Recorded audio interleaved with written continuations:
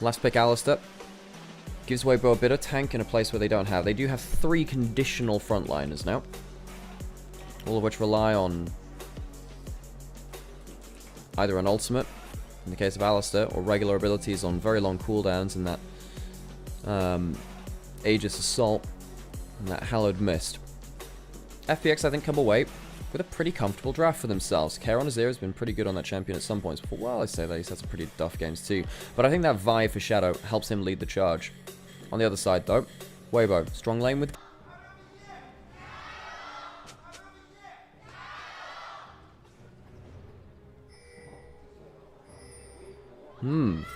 There you go. Ooh, only the one gyro for FPX. Hey, I give him the credit for it. Ooh, 10 starting with a Q, doesn't have W or E. Better for his camp clear, of course. The only thing you can really start for the camp clear. I say that you can definitely go W start into some camps as well. It's the triple auto attack for the extra empowered ability next, but only really good for against champions. Your W start in lane is what you end up doing a lot of the time. Used to see some press the attack Pantheon as well for similar reasons, instantly proccing it. Xiaohu, electrocute trade level 1. However, you need to be very careful about Azir's soldier placements. A lot of the time what you want to do actually is hold your W a little longer against Azir so you can use the W movement speed to get out of the soldier range. So he puts one down in front of you as you approach, you press W, you do tank one auto attack, but then you stop the second, the second soldier wherever it's placed, getting as much value.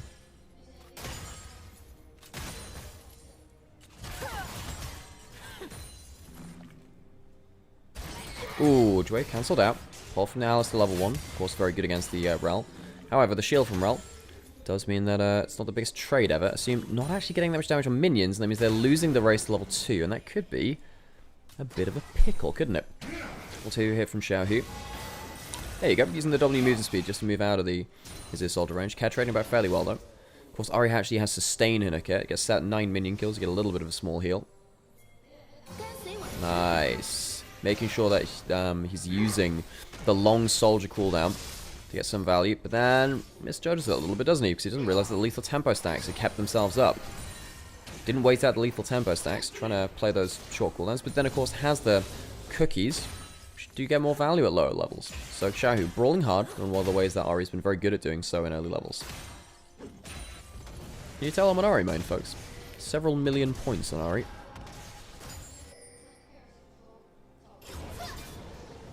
Always been a champion I yap about when the chance arises.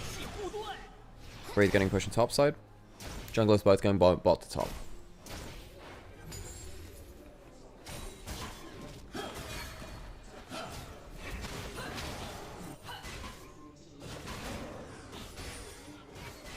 Shadow. Heading towards top side. We'll spot Xiaohu's ward on top side. Ah! I wonder whether he saw that. I don't think he did. Shadow immediately sees the ward goes down. We'll wait for his Q cooldown and look for a Q flash. Xiaohu thinks he's safe, but it's a bad ward that doesn't see inside the brush. The hop over the wall makes a lot of difference. Doesn't lead to anything in mid lane. Now they spot him. Do they get anything else? Qian using the movement speed from the E. It's a W into the charm. It won't lead to a kill, I don't think, but it'll lead to a lot of damage. And it will lead to the flash being blown. Shadow makes it out alive, but what a great angle he had into that mid lane brush.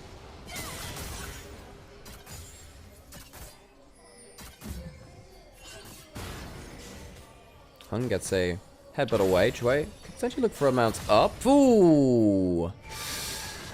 I was wondering, would there be a flash there? Ignite from Hung, I think, dissuades it. Shadow now on the bot side of the map. Spotted out by another ward. Weibo's vision control, very, very good. Look how many wards they have in River. 4 in the top side of the map. And then 1 in the bot side pixel brush.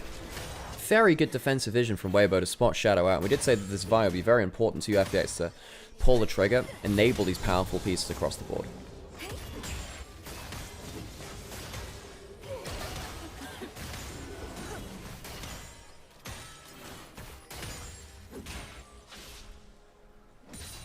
Xiaohu does have the biscuit. He'll be fine if he doesn't get another Q onto him.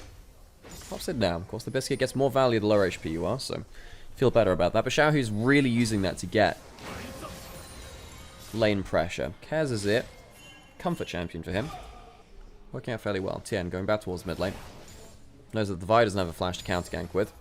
Pantheon has the advantage, especially with flash to no flash in the jungle matchup. Of course, later on, Pantheon's job gets quite hard. A lot of long range damage to deal with. Only one E. Xiaohu gets through this dangerous part of early lane. Look, Azir does do well against Ahri in the early lane. A lot of the time, anyway. It's only the top players in the world, like your Chovy, Faker, Knights, which can get away with that laning phase.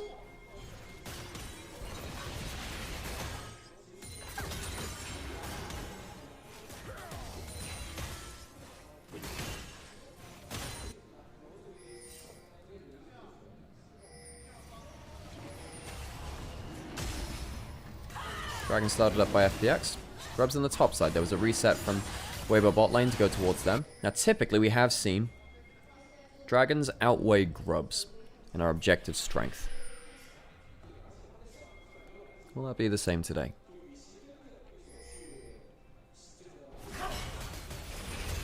Is it going to be a contest on top side? Of course, Sheer doesn't have the ult. Very unlikely for there to be anything. Shadow using a sweeper going through the jungle, seeing if there are any camps up. Won't find anything. Might be able to see them find... he'll find the raptor respawn. Wolves respawn. Take that. Of course, getting towards your first item a little quicker, getting an extra camp away. Very important for something like the Vi. Very good on the one item. Oh, cannon denied. Come on, ranged minions. Hung really wanted to deny that, and he won't be able to. What a battle for the cannon minion. The battle for the cannon minion. 2025, colorize. Shen clearing out a ward. Both mid laners able to roam. They have their first ults available in the game. Both looking towards blasting one first item. First component. As the show is going towards the Rod of Ages build. We'll see whether he justifies the build. My golden rule of thumb is that if you're going to build something different, justify it with your gameplay. Justify it with your playstyle. Hunt going towards the top side. Oh, flash pull, headbutt into the wall, and an ignite comes down. Pantheon's here for a bit of extra support as well. Who do they give the kill to? They give it to Tien? Yeah, why not? Give your first kill to the jungler, keep him ahead in that jungle matchup. Surprised they don't give it over towards the Misfortune, but hey, even cancelling a recall as well. Happy days for the Alistar. Often a maligned player has Hung been. I think here against Assume and Dway, he's not been put under the most pressure, but still, good for the support to have some brighter moments. The career path of Hung has been a tumultuous one. Good word, not tumultuous. It's been very up and down from his time on LNG and about the place. Just wants to find a little bit of form and stability, I think he does. Sam joins us here on the cast. And also, hey Blade Trinity, how you doing? How are we feeling about this game? Who won? It looks like FPX won the 1v1. Huh? I mean, it looks like FPX won the 1v1 yes, they did. because they're on blue sides. Tends to be my assumption with the way those work. The equalizer coming on down into the exhaust, try and keep Breathe alive, but it will be too little avail. Yeah. Turn up as violence occurs. I chose right. You did. Breathe goes down very easily. That has the tier 2 boots now, but didn't really get to use those boots to run away from anything. FPX strike back as Weibo had some decent plays in the early game. They very much did. Well, how would you know? You weren't here. I'm going off your opinion. Who knows? Maybe I was watching the Twitch stream. Yeah, they absolutely did. Oh, right. Okay, so Spotter coming through. Use the W already. I think at this point, Breathe knows he's done. Okay, does he? Oh, did he not spot it at the cross there? Well, you see the pet, but that's sometimes an observer button. No. So what you saw, there was actually the running between the brushes there. Yeah, because I only saw the Ghost Walker moving, not the model. As Assume is in danger there. We'll get to ult away. There's a barrier in trade, though. Assume got flash, got cleanse, maybe forced to burn one or the other, but holds his nerve and managed to stay alive under the bullet time. So, trading across all the map, really. Both teams, in a way which, of course, we love to see here in the LPL, not afraid to pull the trigger. Might be in danger. He's hit with a Bolt Breaker into that Relentless Force combo. He needs to back away at some point, and the double Pulverize might give him a bit of time to run away, but that ult time's out, and Kara's donated another kill. Use the flash that top side. Tien now in a bit of trouble. Really wants to secure this. Can he get it in time? I don't think he can. No. Shadow gets onto him. Tien, I think lucky to get away without his flash there, actually. And of course, the recall comes through on the top side. No, wasn't seen. There was no threat there. There was no threat. As Weibo do lose their support. And FPX, as we were saying before, the other half of that equation, which aren't afraid to pull the trigger. weird team, FPX, at the minute. For all they are 0-4, 3 of those matches, they've managed to claim a game against some very good teams in the LPL. Not being able to convert that into an actual series win, though, which has been really frustrating for this team. Yeah, no, FPX, they've... It is the problem of the Ascend group. If you kind of squeak into group Ascend, you do get battered a bit, really. Yeah, same with WE. They had a decent series versus JDG. You know, I'm not saying that these teams can't prepare for them. However, the reality of the situation is, if you are Weibo, if you're JDG, IG, BLG, Top Esports, anyone's legend, you're likely not preparing as hard for FPX if you've got a game the other side of it, which is more important, against one of these top teams. And we know that, of course, JDG playing later against BLG. We shall see whether BLG can bounce back from that. Will BLG look better than they did the other day? Need to put a lot of work into that. Of course, they had that issue of placing against multiple great teams back-to-back. Shahu landing a good shot on top side. Cat eats a lot of damage for his penance. Is the rower build once more an Ari, which feels pretty much the default these days. For now, we'll see when Rod of Ages gets nerfed. We've also got some Ari changes coming through, less armor per level, more AP scaling, which is something which you get less of from Rod of Ages. Hung has ult, tank up the tower. Sheer is in danger, headbutted into the wall, into the pulverizer, into the shield bolt, and there is absolutely nowhere he can go. He says, alright, wave's gone, you're not getting anything out of my lane at least, but does die for it. This is a bit scary now that the Gwen, of course, gets a bit of free time in the lane, and you lose some XP. On Sheer, of course, returning the favor for earlier. You want to make sure that this top lane matchup doesn't get too spooky for the Rumble. When in the 1v1, very notable, even though the Rumble does win out in team fights most of the time. Splash back over the back of the pit. Shadow will be claiming this dragon. It'll be second dragon for FPX, and that objective feats of strength. Wait, there's now teleport in! With the Grand Starfall, can't find the Steel Shadow, and he needs to try and find his way out of the pit. It's trying to be body blocked, does get over, has a blast cone. Should be able to get out to safety. Oh, really good attempt from Tien. Comes in with the Grand Starfall. Very nearly gets a steal on the dragon and a kill afterwards. Shadow gets out with his flash, though, which I think is quite a high roll for that situation. Shahu now heading back towards topside. She will want to get a bit of poke. Oh, but the charm comes through as well. Shahu mind games there. Yeah, was under the impression there might be someone in that bush. He was in fact indeed right. There was someone in that bush. Yes, the master of bush plays and smoke and mirrors here in the LPL. He's done that over many years. You know, the best parts of Shahu over his history have been his deeper understanding of the game and thinking, oh, someone could be here. Ooh, I could go here. He's very good at playing around fog of war. You know, weirdly enough, this is why I think a lot of the downfall of Shahu coincided with the uptick of Maokai. Because Maokai had so many goddamn bush saplings, it was really hard for Shahu to play. Is that your conspiracy theory? Well, we saw it in MSI 22 and 22 really. We saw a lot of that where Shahu started to struggle a little. Obviously, ended up winning that event. They did, but you could see, well, Shahu was obviously world class at that point. You could see him playing stuff like the Ari at that event. And he was one of the top 2 Aris in the world alongside Faker at that point. Because the Maokai bush saplings give so much extra vision. It was so important to like give you that extra flanking ability to deal with things. Ari coming down to hover the plate. This W's got to be good for Breathe. It's not good enough to deny the crash down. Tries to get saved, but the Empress Divide ensure he falls. Xiaohu, though, with a bit of support, might look for the 2v3. Kai'Sa coming on down, as is Tien, though. So it'll all snuffle out into nothing. Yeah, I think as soon as that charm misses, the play's off. You don't want to commit your ult to that into a 2v3 briefly, especially with no Pantheon. Pantheon is up now, though, and maybe Hun can pull a flash if someone's out of position. No, not the case.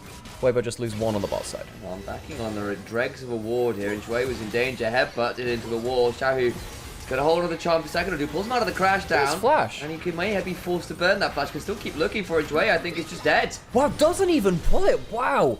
Very surprised that Shui doesn't go for the flash W. Some greed there from the Rel. He should not have been dead in that situation. Very, very weird situation from the support of FPX. A lot of praise for Shui in recent weeks. That probably wasn't one of those bits that deserved some of it. That was unfortunate. But hey, held on to the flash. Could be useful for one of those objectives coming up in a minute and a half or so. And if that's the choice, then so be it. Yeah, of course, a flash right, Magnet Storm into the Rumble. Never something you turn down, but still. Really want to be giving gold over towards the Ari either. 2 Dark Seal stacks. Gets 1 kill back in the individual matchup versus Azir, who's got 2. So it means that the Ari gets more relevance in terms of their gold. Rod of Age is ticking up, going towards the Leandries. See what his full build is. Of course, the big thing about this build is that you want that extra bit of HP to be a bit more of a brazen initiator. I haven't seen that many pro players actually doing that. I think Knight has. I think Faker hasn't even gone for this build, by the way. And what important milestone, folks. I knew this was coming at some point today. Xiaohu, 3,500 kills within the LPL. I believe that puts him at second most all-time in the LPL still. He's still at that margin. The only person who has more than him, I believe, is Rookie, actually. Oh, really? Yeah, Rookie, I believe, is up there. I was surprised it wasn't Scout, actually. But, yeah, Xiaohu, of course, incredible career here in the LPL. We've been glazing the history a little bit. And it's nice to every so often. He is one of our old gods, right? I would argue is even, arguably at this point, greater than Uzi for his time in the LPL and international achievements.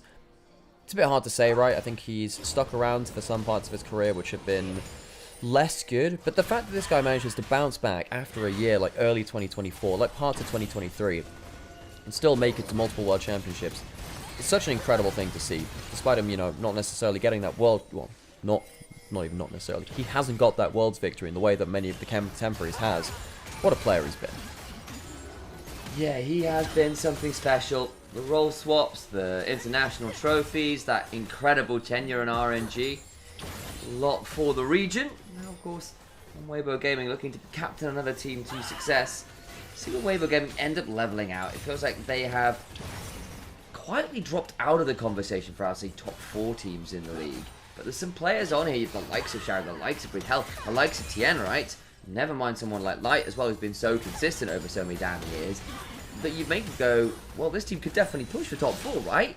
And I want to see exactly where that ceiling is this split in particular. Yeah, and you know, a series against FPX, we're not going to be drawing too many hasty conclusions from this one. We'll see what happens against teams. It seems to be much closer towards the top of the table. How it's going to go down here from FPX, presumably. Hang on, actually, no, we might see a contest, actually. Lots of members around. Does Breathe teleport?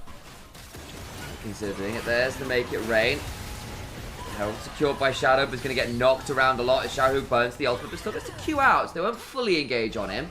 And so, Weibo burn a fair number of ults to not really get anything. Do they get the teleport from Sheer? Does that lead to anything, though? There's a recall going to be stopped. It's not going to be, you know, Charm Flash or anything like that. Drake, his head's about him. And they also leave top lane unattended. So, this is actually quite a big loss for Weibo. They give even more gold over to Care on the Azir, who can be a real menace later on, because Weibo don't have a lot of ability to tank up that Azir. Let's be honest, most champions don't in general, but still not having attack versus Azir, whose DPS can be very, very high. Bit of a problem there. And yeah, Weibo, a little bit off the mark with some of their players coming through into this mid-game. They are tier 2.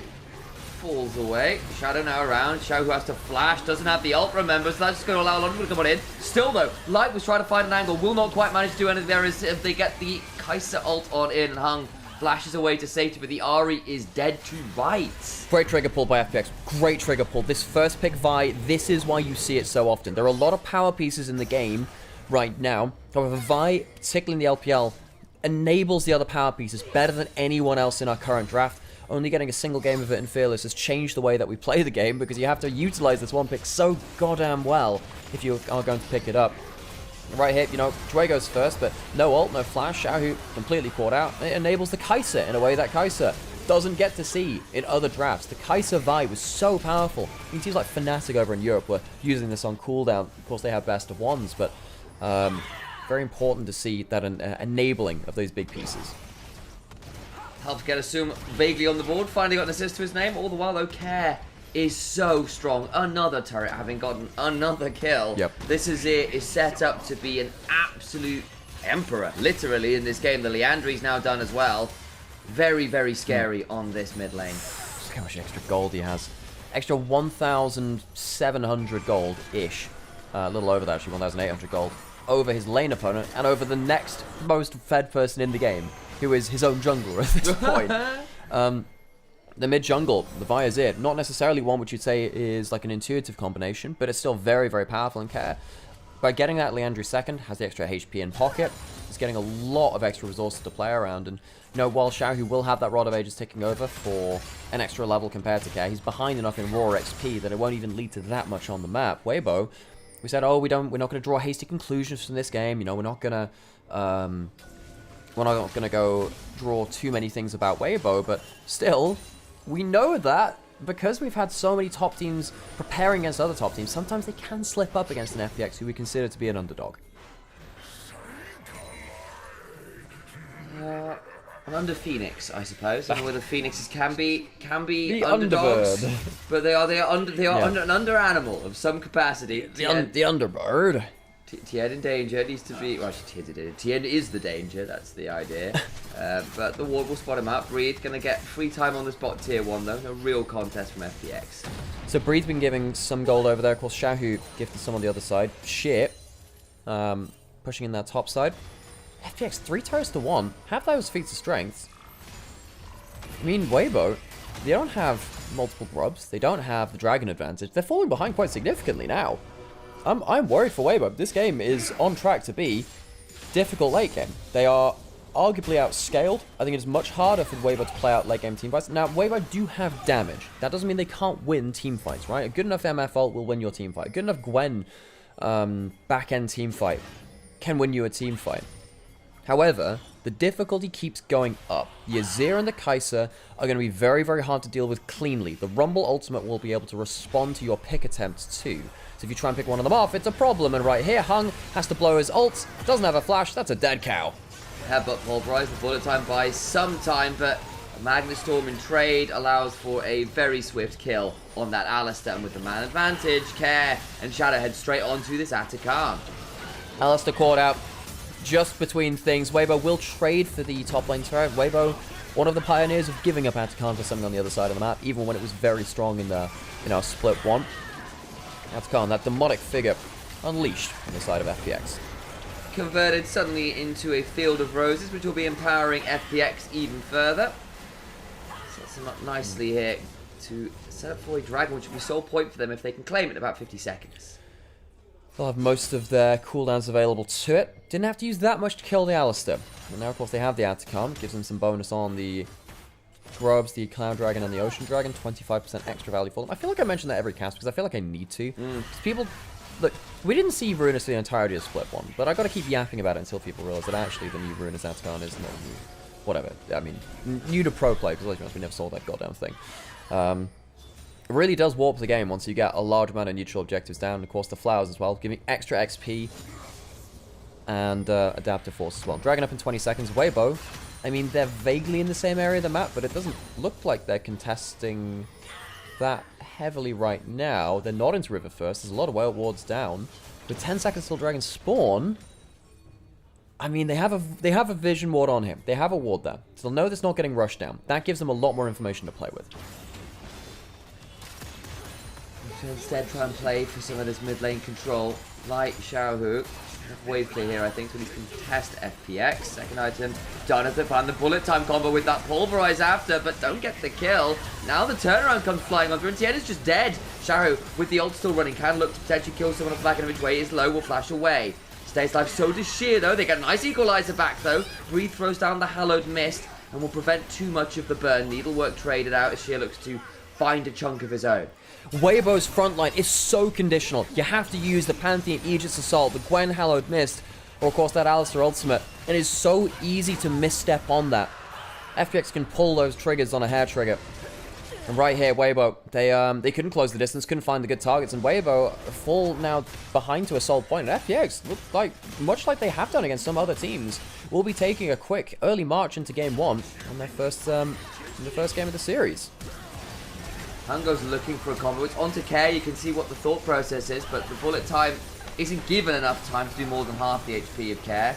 And the rest of the fight gets tricky. Yes, you burn a couple flashes here as Xiaohu threatens with a charm, but they can't turn that into a kill. And the equalizer immune, yes, by the Gwen, but that's about it. As Breathe now in danger, gets crashed down on. And that Hallowed Mist will keep him alive for a second or two, but Weibo giving him quite a lot of force. I think FPX have overplayed this one. Shadow stays alive, but no, Hung dies too. Both supports suddenly falling to their opposite members. I think both teams feeling quite lucky that there was no equalizer and no bullet time in that fight. Yeah. 3 people stood up at a column in a choke point. Yeah, that's some Teutoburg Forest stuff right there.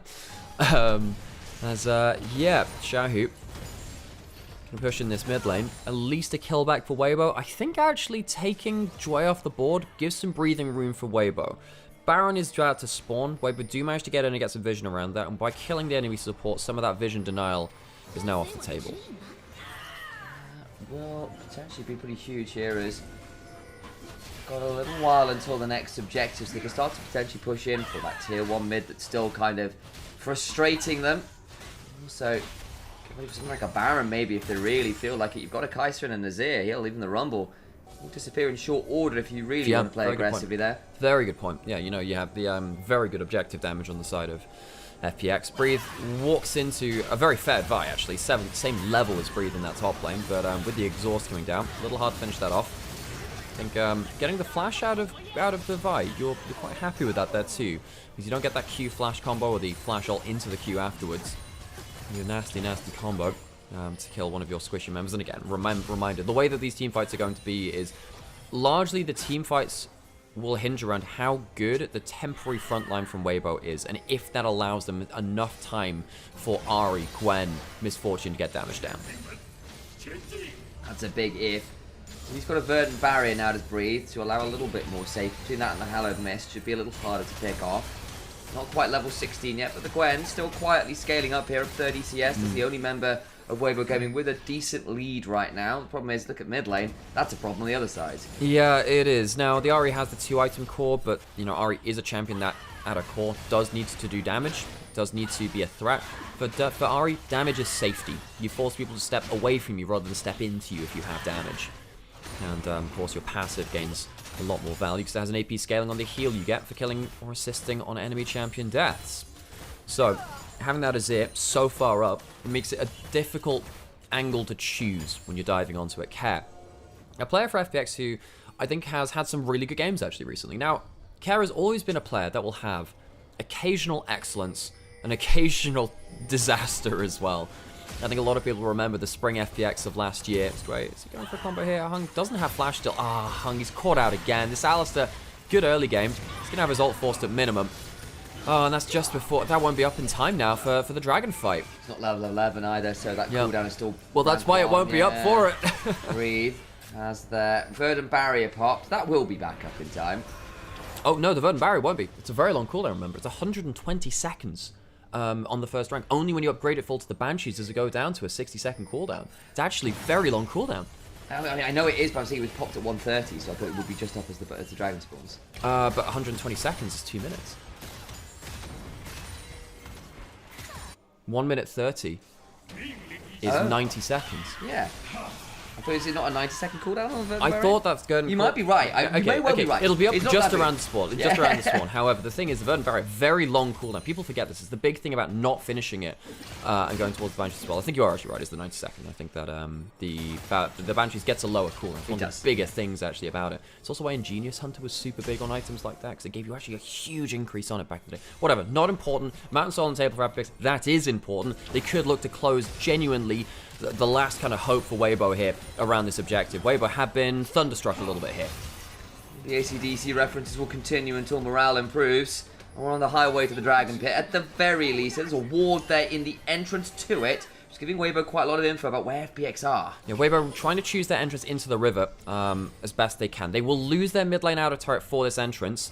But, okay, FPX choose actually... Okay, FPX choose not to contest. Weibo find themselves into bot river, but FPX will go towards the mid lane turret, and now they're the ones retaking the pit. It's very much like a Valorant CSGO. We'll try and get on in there. Can't get in there in time to fight for the dragon, but the fight afterwards might give Asuma a lot of answers. Cleanses off the exhaust, flashes out to safety, another knockup, and Weibo Gaming are left to the wolves, or at least the Sand Soldiers, as Care finds another wonderful ult. Emperor's Divide onto 3 at the end of it. Triple kill to Assume, and Weibo get their dragon but lose their lives. FPX get a mid lane turret, they get 5 kills for just the 1 death onto Sheer, and they're very likely to get the Baron in short order, and afterwards they have such good objective damage. And while all this is happening, FPX, they really put the accelerator down, say we don't need the Azir to kill the Baron, that's fine, we'll send him towards the inner turret and bot side already, get this monstrously fed Azir even more gold. Weibo, that was, for me, their last chance into this game. I think they just misstepped on it. There's a tier 2 up in this bot lane as well. Have a look at the replay, because FPX do go for that retake. Can't quite secure the objective, but they can secure the fight afterwards, and that proves deadly enough. Light never gets his bullet time down. Never gets it down. Soon jumps into the backline. Always the issue with Misfortune. If she is forced to reposition, if she's forced to respect more than one angle, she can really struggle. This has been a big thing for mid-table teams. I've asked for them to achieve because you've had to do this against Talia, against Renata, against Misfortune. So many champions in the meta right now which want to take a single directional team fight. FPX makes sure that Weibo don't get that. Kai'Sa, one of the absolute best at repositioning. The Azir and the Vi, not bad at it either, let's be real. This is some difficult decisions there from Weibo Gaming now in a really unsurmountable deficit.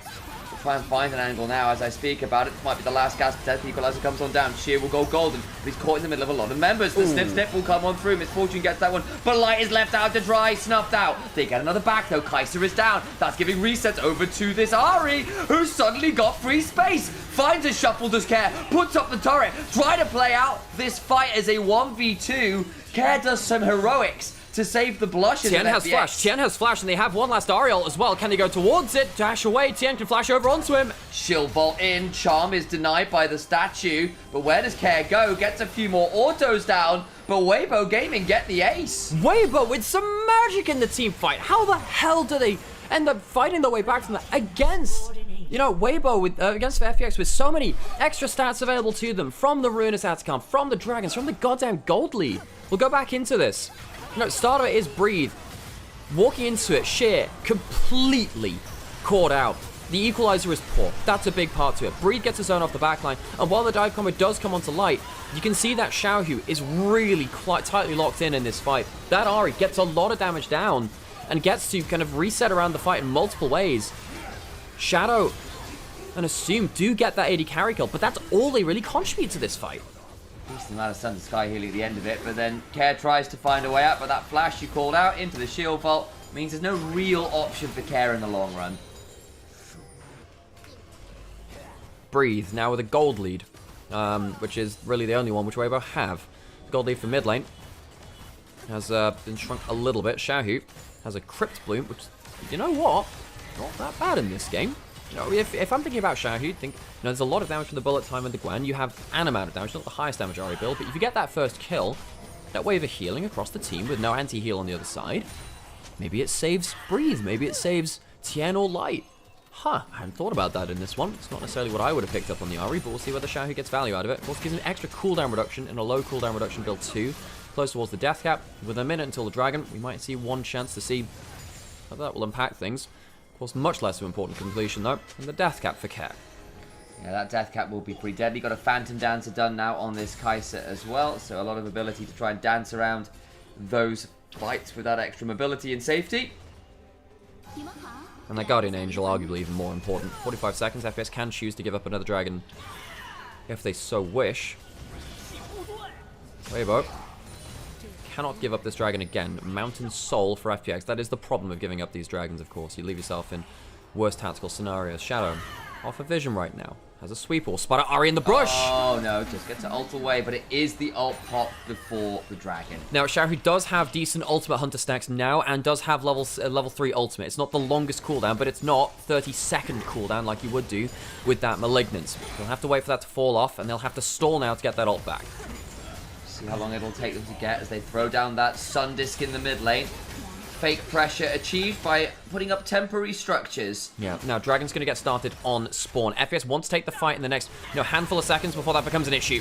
Tien gets chunked, but of course he's got a GA. Should be alright for now. Hung, though, in the middle of everyone in danger. Dwayne to the backside, so is Assume. Cease and desist on the line, they're dead! They're all gone! Weibo Gaming! Gaming no more! The Azir turret in the mid lane cuts off the retreat for Light. Thought about heading back into it, but can't head back into his own half of the map. FPX don't even need the soul, and they'll march towards a Game 1 victory. Turrets gonna swiftly fall here to the maxed damage of FPX. The inhibitor turret was very short order. The Nexus afterwards, and FPX come into this game swinging. Can they convert it finally into a series win, though? They have been caught at the 1 game margin so many times this split. But so far, very good at starting fights. On the other side, Dwayne has to figure out what he wants to do as his support pick. Thresh, okay, locked in aside it. Jinx Thresh helps you survive in later game team fights. Double long range AD carry. It's been a while since we've seen a Thresh, even, honestly. The champion we see loads and loads of in the current meta. We'll give some ability over to that AD carry. Hell, over to the Lilia as well, which can be pretty valuable, but two very different styles of bot lane that has been a little while since we've seen them. But hey, with standard lanes back, you can kind of get away with some of these hyper carry farmers that still play well into each other. And this is why I was surprised by this. Yes, it might be played in Tier 2. For all intents and purposes, I don't care about tier champions. Let's see how much they remember from that time.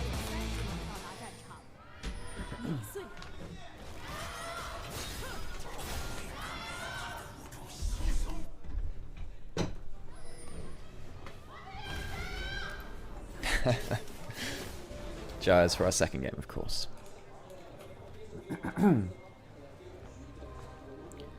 Just finished watching the LCK match. Yeah, I hear it's an interesting one. Of course, I didn't get to catch because I was watching this. I'll catch up on that one later.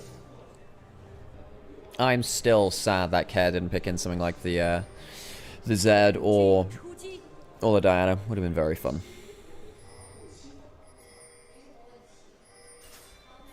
FPX stacking up. Ooh, do we go for a level 1 Lilia invade onto Raptors? That's a typical thing for the... Dear God! It's not actually a dear God, it's a spirit. It doesn't really sound the same when you say it that, though. It feels like you missed the cultural joke. Nautilus can start the fight at level 1. However, Aphelios not really a champion at level 1. Hooks traded for hooks. Typically, that works out in favor of Nautilus. And I think it does here. Actually, no, it doesn't work here at all. Ignite blown by Jway. Well, I say that. Double summon is blown for Jway. Invade failed by FPX. Hung will need to reset, I presume, unless he's popping a pot. He is. You can see his health bar ticking up. Shadow set behind his jungle clear just about. And now, you lose the XP early on. It does look like there was a bit of XP picked up by Jway and Assume. You have to play out the level 1 as the Aphelios at an XP deficit. That's a problem. Jinx has the wave control early on because of her Fishbone's rocket launcher splash damage. Aphelios loses the battle against Jinx up until level 6. That's when you get to the point where you can kill with your ultimate. So we need some help in the early game. Jway flashing forwards, has that hook, no, the Hex Flash. Now this is a problem. He's just Hex Flash, gets hooked into the play, then Ignite gets dropped. A slow comes down, and here comes Shadow. Jway's gonna go down. Can anything more be achieved? Tien has Flash. I don't think there's gonna be anything more from this. First Blood goes over to Weibo, saying, look, the level 1 of Aphelios is not good. Aphelios is not a champion. You need some extra help getting towards that level 2 when you actually unlock your abilities. You only have one ability at level 1, of course, which is the Switch. It's also called Phase, by the way. Did you know that Aphelios W called Phase? Do you know the names of all of his weapons, by the way? I do, and I'll be shouting them at you. And, the thing is, Aphelios, once he gets to level 6, his ultimate means he can actually kill the Jinx. And then at level 9, Jinx gets the push back, because he gets level 9 and outranges the Aphelios, even when he has the Calibrum. Or has that Calibrum Crescendum, the rifle turrets. This is the kind of stuff that we learned in 2022, and I want to see how Light, Assume, and their teams Weibo and FPX have retained that information over years. You know the name of all 5 of his Qs? Even when they change the names, when you have the, the different secondary weapons. So did you know that, for instance, when you have Severum and Calibrum, the Onslaught becomes Precision Onslaught. It actually changes the name of it. So Aphelios' even his basic ability names change with his weapons. Care jumping forward again, jumped onto champion a little before. Good fast bomb accuracy. Control that. Ooh, I might need to resync the audio very slightly. We'll see. I'll see how it comes in here. No, it looks okay for now. It's okay. We're fine. Do I know them in German? No, I don't. It'll be a little bit different. Of course, he's got the Calibrum Severum right now. The thing that you do is you get rid of your red one the first 2 times you see it to change your order a little bit on. Because what you really want to do is go from... Oh, hang on a second. It's going to be fine there. You really want to go from red-white to white-green. That's the biggest combination you use in late game fights. And of course, you kind of have this transitionary period when you have the utility weapons of blue-purple or Infernum Gravitum. I call them by the proper names, by the way. I don't like it when people just use the colors. I know it's more descriptive, but come on, you can learn the names. Shadow going to see the double scuttle go the way of Xin Zhao. I know we're talking about Aphelios. I like talking about Aphelios. First time we've seen it this year. You'll hear a lot of talk about Aphelios this game, folks. Double scuttle, though. Xin Zhao getting some good early value here for Weibo. That first blood, the double scuttle. Those are really good signs for Tien. Light was so good at this champion too going into 2023. He was a hell of a hyper carry player for Weibo. When does Invictus Gaming play? Series after this. They'll play against Thunder Talk. When this series finishes, we'll move on to that one. And of course, our last series of the day is our marquee matchup. That one is Billy versus JDG. JDG haven't really faced our top teams yet. We need to see where they fit into the puzzle. Can they join the circle of suck? Where everyone's somehow beating everyone else in a giant circle. Suma Joy walking up. Gravitum root available. No cleanse available for Assume. If you get that root, there is an instant hook going to come afterwards. Tien goes into bot side jungle. River, rather. Flash available on Joy. I don't think this is a fight that they necessarily want. Remember, you don't have that ultimate Shinzo set in there. The chomp as Joy goes down, but Assume can get a reset. They must disengage now. Jinx starts running at them. Kag has level 6. Hunk doesn't have flash, and that's 2 kills very quickly over to Shadow's Lilia. Weibo, they missed their opportunity to catch out maybe with a flash Gravitum snare onto Assume and force the fight in better terrain.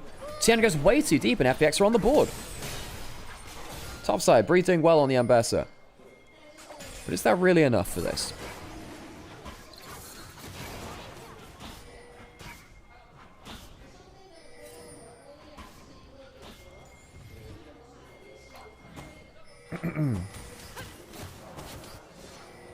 Right here, I wonder whether there was an opportunity to just flash forward instead, but I guess there would have been the flash lantern back from Jway. But you knew you were heading up closer towards Fog of War. Shadow, awesome timing to get down here. The Chompers were sublime from Assume too. I think they even would have won this even without the Lilia there, you know? Because they get the reset for Assume pretty assuredly. He still has both summoners, didn't have to use either of them. Care was roaming down. Even if Shadow wasn't there, Care would have been. Grub's going to go to the side of Weibo. Suddenly, Shadow's ahead of the game, despite Tien getting that first blood and getting the double scuttle. That one's going to stick in the craw a little bit. Light going to cycle through away from his utility weapons. By the way, one of the tips for Aphelios, you want to keep your Infernum and your Gravitum both on low ammo. You want to make sure that they're both down at the same time. Sometimes you want to cycle through a specific weapon, like we were saying when you have Severum, Crescendum, your red-white. You want to get rid of your red ammo first, so you have full white ammo, the full Sentinel turret available for the Calibrum. You do sometimes use a lot of Crescendum ammo on red-white if you actually get into big team fights, but realistically you want to keep your white ammo for the rifle turrets. Very, very powerful, those turrets. Whereas when you hit, as you see Light doing here, you keep low ammo on both, so you can use both of them for what is known as a quad weapon switch. You use your last ability on both of them, runs out of ammo, and you get 2 new weapons. The thing about Aphelios is that if you can run down to low ammo, you cast an ability, and you go cycle through into another weapon, it's like you have another basic ability. So one of the biggest things when you have your first couple of weapon rotations, if you use your Infernum on the wave to go from blue-white into red-white, that can be absolutely absurd. And of course your last Gravitum route as well, to get through into a red weapon, into a green weapon, into your white weapon, it changes the game completely. So watch out for those mini mechanics. We'll recap on that, of course, as we go through the game. This will be on your test. Dragon goes over to the side of FPX. 3 grubs for Dragon Trade.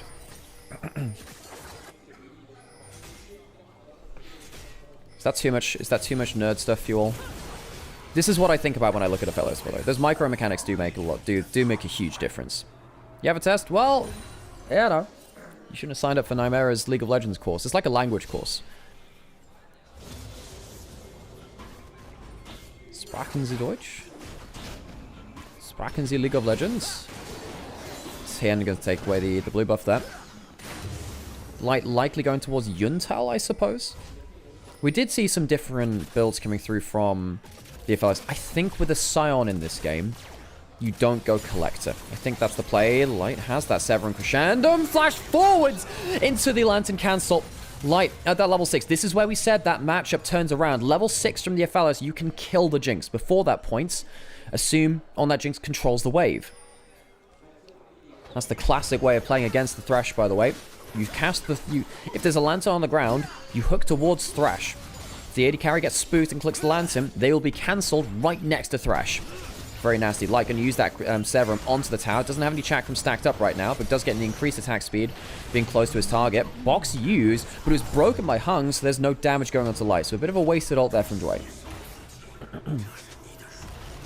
Sheer good damage onto Breathe. Don't think he particularly wants to use his ultimate, though. Don't think he can really get the kill there with the flash available from Breathe.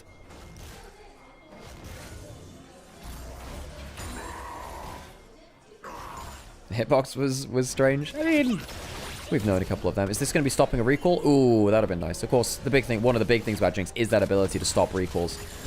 One of the largest things we learned back in 2022 was the power of double hyperscaling AD carries messing with each other's recalls. That Jinx is so powerful because of that, if that is a relevant part to the current meta. Yuntal almost built up from Light. Same for Assume. The big thing about both these champions is that they used to be able to build a very powerful collector first item, Kraken Slayer first item, particularly with the Fellows as well. For those of you that are less familiar with the champion, you haven't seen him in pro play, he's a very fun champion to watch, honestly. And honestly, I don't think he's that confusing. He's just different, which is not... You don't practice your ability to see what a Fellows does. That's why he's confusing. It's not because he's particularly complex. He doesn't level up abilities. He levels up stats. And he has a choice of three stats per level. On his Q, W, and E. That's his attack damage, attack speed, and then lethality. Lethality has become very popular after a while, going towards that collector. He doesn't have that maxed out right now. Goes towards the AD, of course. Xiaohu starts to cut things off in the pass, but now he's left in a 1v3. Oh, he misjudged that angle. Xiaohu, no flash, assume will get a very quick reset, but on the other side, Weibo want to force something of their own. Breathe gets himself into the backline. Tien is not tanky enough, and it's a 2-for-1, with the Grubs likely going to FPX. Assume has the last of that excited and lands a slow. That might lead to a couple of issues. Like, does he have his ultimate? No, he used it earlier in the fight. Breathe wants to take one back. They're still going into a Jinx who has the last of the lethal tempo. And can get another reset. Breathe. Oh, he's gone too deep and can't kill Care. Double kill over to the Corki. Weibo lose their heads and lose their minds around the Grubs.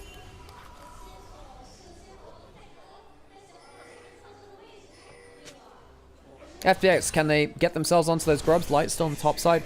He can't really do that much against the Siren right now. Worth noting, he has gone for the lethal tempo. He hasn't gone towards the Conqueror, which we used to see quite a lot on the Aphelios. The lethal tempo, good against tanks, though. Of course, gives you the extra attack speed.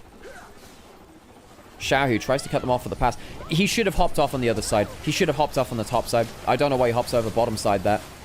That's a mistake from Xiaohu. Hops off on the wrong side of the wall.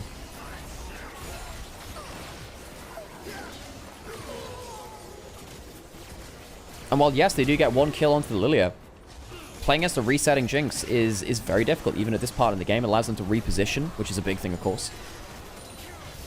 And then Breathe tries to get onto Cat to trend something back, and it's just, hang on a second, what's happening on this top lane turret? 3-man dive on the picture-in-picture. That's a pretty fair, well, pretty tanky Scion. Be able to clear out the wave. Notice he's not making it out alive, but on the other part of it, at least he clears out the wave. Breathe doesn't have his ult. Lanson, used by Cap, takes aggro briefly. Can't get the kill, though. And Breathe can intercept the wave potentially. They'll just be able to walk around the other side of the turret, though. Can Breathe get himself enough wave clip? It's half of the wave. Can he get more of it? Have to chase him a little bit further to get that hard-earned cash. Assume could gas his ult down here. Big one hits. Assume will clean up with the fish bones. Another kill to the Jinx.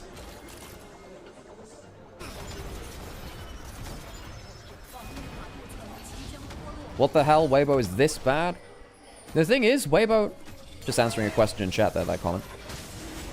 Weibo have been a team with inconsistencies in the past. I think that's... I think it's changed a little bit with Crisp out of the roster, with the Shy out of the roster to an extent, but it doesn't mean that they don't have aspects of that still. They are consistently inconsistent, is the moniker we gave to them. I think the big thing about facing a team like FPX is that a lot of our Group Ascend teams have assumed that they don't have to prepare that much for them. They'd rather prepare for BLG, for JDG, for anyone's Legend Toppies or Side G. And instead, FPX are kind of left disrespected a little bit in that way. Time spent better elsewhere, some teams potentially feel. FPX have now taken a game 1 off of a bunch of our different teams here in this Group Ascend. Haven't won a series, of course 0 at 4, but they took a game off of IG, off of anyone's Legend. They've done a lot more than I think a lot of people regular bystanders? Whatever. Would have expected of them. Shadow from Mad Lions. Yep, this is the very same. The Italian stallion himself. You say that, that's also Dizuke, isn't it? But yeah, no, Shadow. Of course, a former EU player in LEC. Been over in China for a while, though. And, yeah, used to play in NIP for a bit. Now here on FPX. And I think he has been good for the team. Good leadership. Now, I think that FPX can still get outplayed mechanically at points. I don't think they have the mechanical firepower that other teams have here, particularly in Group Ascend, but that leadership from Shadow has helped players like Care, like Sheer at points, like Assume at points to be a big carry. Seems having a good day today. This Kaiser in game 1 was very strong. 205 now on the Jinx. That's a hook into the box. The ultimate goes on to Care, though. Is he going to be in range? No, he hooks him out of the fucking Ambassador. Oh, Hug, what have you done? What have you done? The Infernum's not going to make a big deal of difference. The Q over the wall put Aphelios into danger. Hook over the wall. The Thresh Express goes towards the Krugs. And they'll have to flash away. Didn't want to be in there. Sheer, very tanky. Full HP complement from the Scion. Hook missing over the wall. Assume it's still free firing. Can they get another reset? That'll be the big difference. Yes, they do. Assume gets the move speed, gets the attack speed, and that's a flash forward to go onto the flashless Aphelios. Lilia goes forwards too, and Assume is resetting once again, but he's gone into melee range. Is that going to be enough? That lethal tempo, that Jinx. Oh, it's magical. Some might even say arcane. Triple kill to Jinx.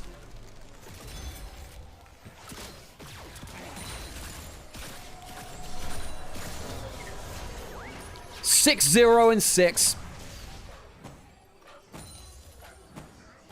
This firearm's got a lot of powder in the chamber, wouldn't you say? Well on their way towards 2 items. What the heck happened here?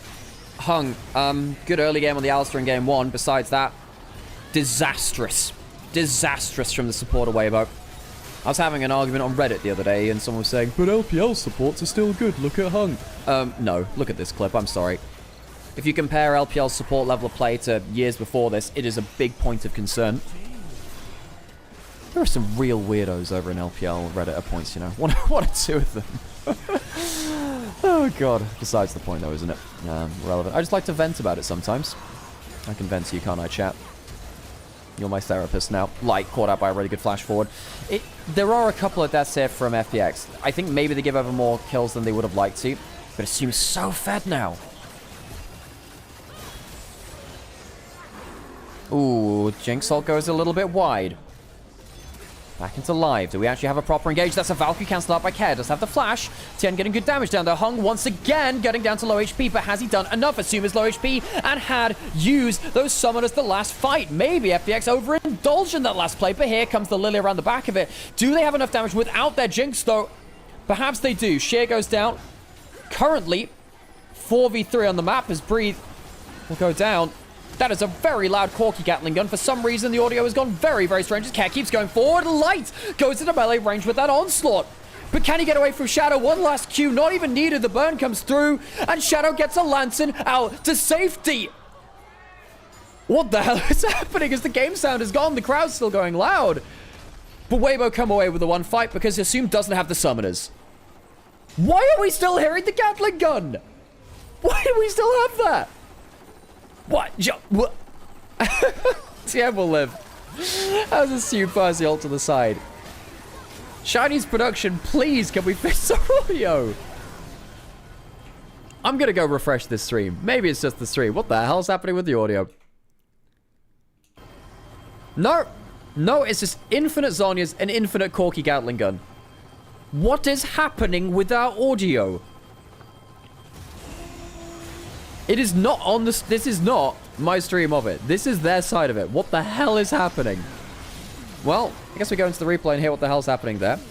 Jinx has backfired so much, it has exploded on the goddamn stream. I know it's a known bug. Didn't expect the permanent Zhonya's and the permanent Gatling gun to happen at the same time. Oh god, it's so loud. Back into live. And we have fixed audio. Hung going over the wall. Actually not. Assume no flash. This Jinx without flash in a much more precarious spot. Hook misses. Flick back onto the Scion. He's in front of the Aphelios now. Gets the rifle turret. That Calibrum Crescendum. Very, very nasty. And it's Hung that goes down first. What the hell was he doing there? Shit, doesn't even have to worry. That's a good precision ult. And Tien gets himself the Dragon. That's an important steal. Stops FPS getting towards that one. Assume is taken down. However, the 3-man sleep comes through. Tien trying to buy time. The Swell Seed pops it. It looks like the damage going the side of FPX. Assume is dead, though, so no resets to come through. Shadows Lilia. Huge value. Saves the back end of the play, even if they don't get the Dragon.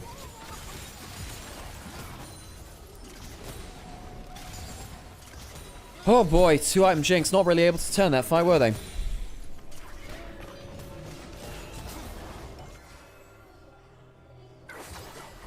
That ult was absolutely huge from Shadow. Right, let's break this down a little bit. Thought the initial flick back onto Sheer was good. Light doing this great 3-up and switch, stacking up some chakrams on that ward, puts down a rifle turret, gets the extended range. Rifle turrets for Aphelios, the most powerful thing in teamfights, but Hung just gets completely blown up. Trying to lock that, I suppose, silence the fight a little longer. Tian gets the steal, that is so important to him. Breathe. Tried to play over the minefield, does okay there. Assume gets absolutely blasted, but Shadow saves this fight. Absolutely saves this fight. Shinzao finding it hard to play against double long-range carries. And of course the Sleep and the Thresh as well. I will say, not that impressed with Assume and Jue managing to keep the Jinx safe with Lanterns. Getting that flay onto the first person into the fight. One of the big problems with Thresh, and why he's not been in meta, is that he does get picked off as that first target so quickly. Atacon now available. FPX, only 1,000 gold ahead of the curve now, but Assume it does have Flash. No cleanse, of course. Not as useful, I suppose, in this game. Actually, not very useful at all, thinking about it. Doesn't matter against the... It only matters against the Aphelios. Infinity Edge for the Aphelios, as we talk about that. Yes, 1,000 gold up for the Jinx.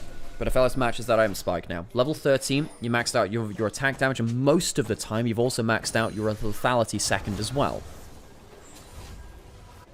You, of course, it's a little bit different for the Aphelios. Yeah, you can see he actually split it between his attack speed and his lethality. There's some weird maths that goes on in terms of different metas, depending on what patch state Aphelios is in.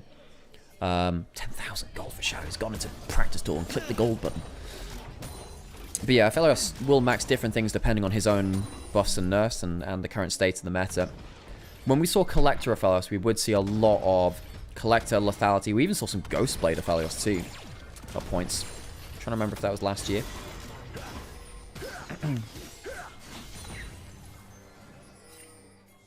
Ah, man, there was some Aphelios last split, wasn't there? I said it was the first Aphelios of this year. It's not this year, it's of this split. We haven't seen it anywhere else this split in Tier 1. I know that we did see some in NLC, but again, I don't view Tier 2 as a good analog for whether a champion should be played. You see some weird shit in Tier 2 because some people are specialists at those champions. Seeing it in Tier 1 is a very different thing. You know, we're seeing the Aphelios trying to take these front-to-back team fights, play around the rifle turrets, trying to play around the Blender, Severum Crescendum. By the way, do you know I have several funny ultimate names for Aphelios to help me remember them? You have Blue, which is, of course, your Mega Infernum Bomb. Purple is Moonlight Varus. Ace in the Calibrum. And my favorite one, the red one, the Emo Plague. Ha ha ha. What a good joke you say in chat. Because I'm very clever and witty. See whether Light chooses to pull out the Moonlight Varus or the Mega Infernum Bomb here.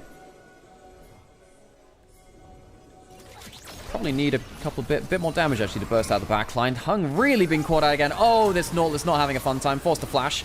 Ult onto him. Gets some damage through from that big one. Light gets some damage onto close on the hooked weight. Forcing Weibo to dance back and forth. Breathe. Doesn't have to be afraid of the Lilia ults anymore. Xiaohu caught with an Swell Seed. This is a strong Lilia. Doubly missing over the wall. We did see some Jinx, of course, a little bit earlier in the year as well. It's been around. Not hugely so, but it's still been around in bits and pieces. We saw, actually, some Collector W-focused Jinx. That build escaped containment. There was some lethality. There's a lot of lethality Jinx in ARAM, where you go towards W-poke and you just sit there, spamming that very long range, low cooldown, high scaling damage pick ability into late game. A bit harder when you have to self-CC yourself. Breathe, walking towards Cap. Valkyrie comes out. Nothing made of it. But yeah, when it comes to the, you know, the Jinx W, you self-CC yourself. If you press W in front of a Nautilus, Flash Ult comes through, and you die a lot of the time. You need to be very careful about that. Hung just cannot do it. Yeah, he's been struggling in this game, hasn't he? 1 on 5. And the problem is, when Nautilus is in a game, Jinx is happy either way. Either it's your Nautilus, and he'll start off for the play. Atacon's going to go down. FPX give up the contest. Ruinous Atacon taken. The flowers will be taken by Weibo as well. They'll trade that for what? They don't have pressure in bot lane. Mid lane turret's already down. For vision control, I suppose. But then the other side of the Nautilus is that if he's on the other side, Nautilus often dies first, so you're giving you a reset. Oh, ult in from Sheer into melee range. Some of that dust going on to Tien. Does Shadow pull himself the ult? No, he doesn't. Sheer trying to pull the front line again. That's a flash forward for the lilting Lullaby, but it doesn't lead to that much. It's just a bit of disengage. Xiaohu, though, caught out, and maybe FPX can use that instead. Light has the caliber crescendo. He has those rifle turrets. How much damage can he do? Stacking up that lethal tempo. Assume getting a reset. Cat has that flash, has the Valkyrie, and he'll get himself a kill. In and out. The Corki daring Bombardier gets himself the team fight participation he wants, and Jinx cleans up Weibo. Oh, Weibo. Falling behind several thousand gold now behind FPX, despite the Atacon take. Baron will go over, and FPX might be eyeing a 2-0 if they keep this up.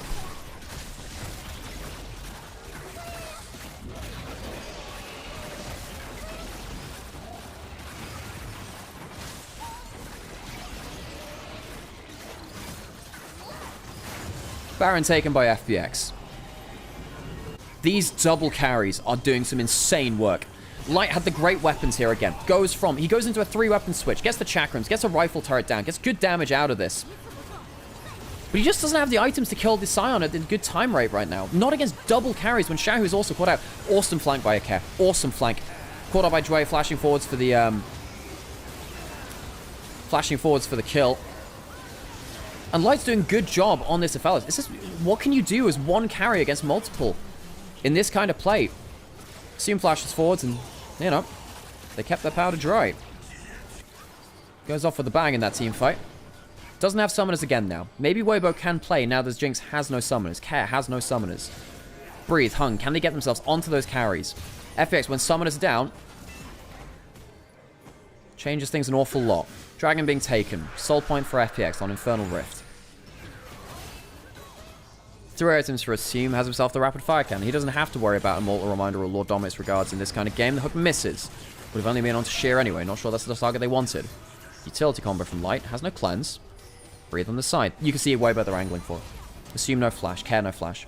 That has to be the go button. You have to make a play now. That's E, not W. I can't even remember what I said in regards to that, so, you know. I think the only thing I was talking about was the Jinx W. It's the only thing I can remember. And if I talked about Swell Seed, I'm not sure I referred to it as that. Anyway, I can't remember. Either way, Drank's the tower's going to go down. Care caught out on the side lane. And that was a go button for them. One of the carries down. Traded it, of course, for some pressure in mid lane. FPX keeping his unit, keeping together. Not wanting to get jumped on again. Though I suppose with no teleport and Xiaohu or Breathe, unlikely for that to happen.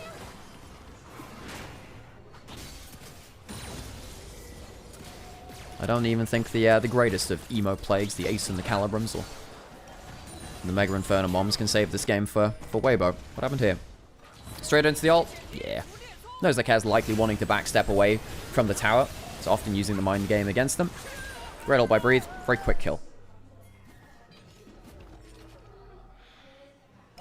Nothing much to get on the map to get from Kaz's mistake, but what it does is it stops a lot of the Baron push. It's only 1,000 gold lead right now. Can they walk away and get... They do have 5 grubs. Tien around the side, remember. No flash on Assume still. And Kaz not in the fight. Oh, that is not a good contest from FPX. Oh, that's a bit of a problem. Call an ambulance.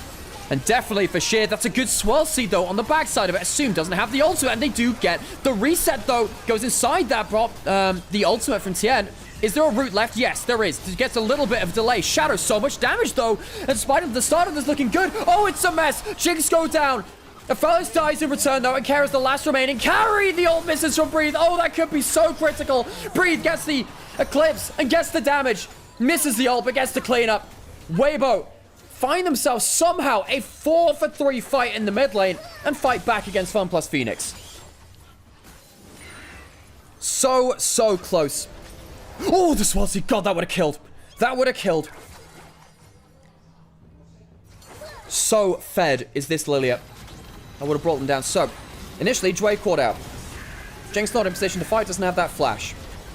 Not a good ult from Nasum either. If he'd saved that ult for on top of that Swell Seed into the Lilting Lullaby, that would have been so clutch. Do you still get the reset anyway? Chen tries to just buy a little bit of time. Chinta was very big in the Aphelios Jinx meta of 2022 because you can pop that ult to stop that Jinx from firing at you from forever away. Oh, Light. Great kill combo forwards. But he goes straight into the melee range of the Lilia. The W Zhonya's as well coming through. Nice to kind of guarantee that W damage. Oof. Shadow so nearly cleaning up a kill here again. But now the Aphelios has no flash. Assume getting flash for the next fight. Much more even in gold than we could have been.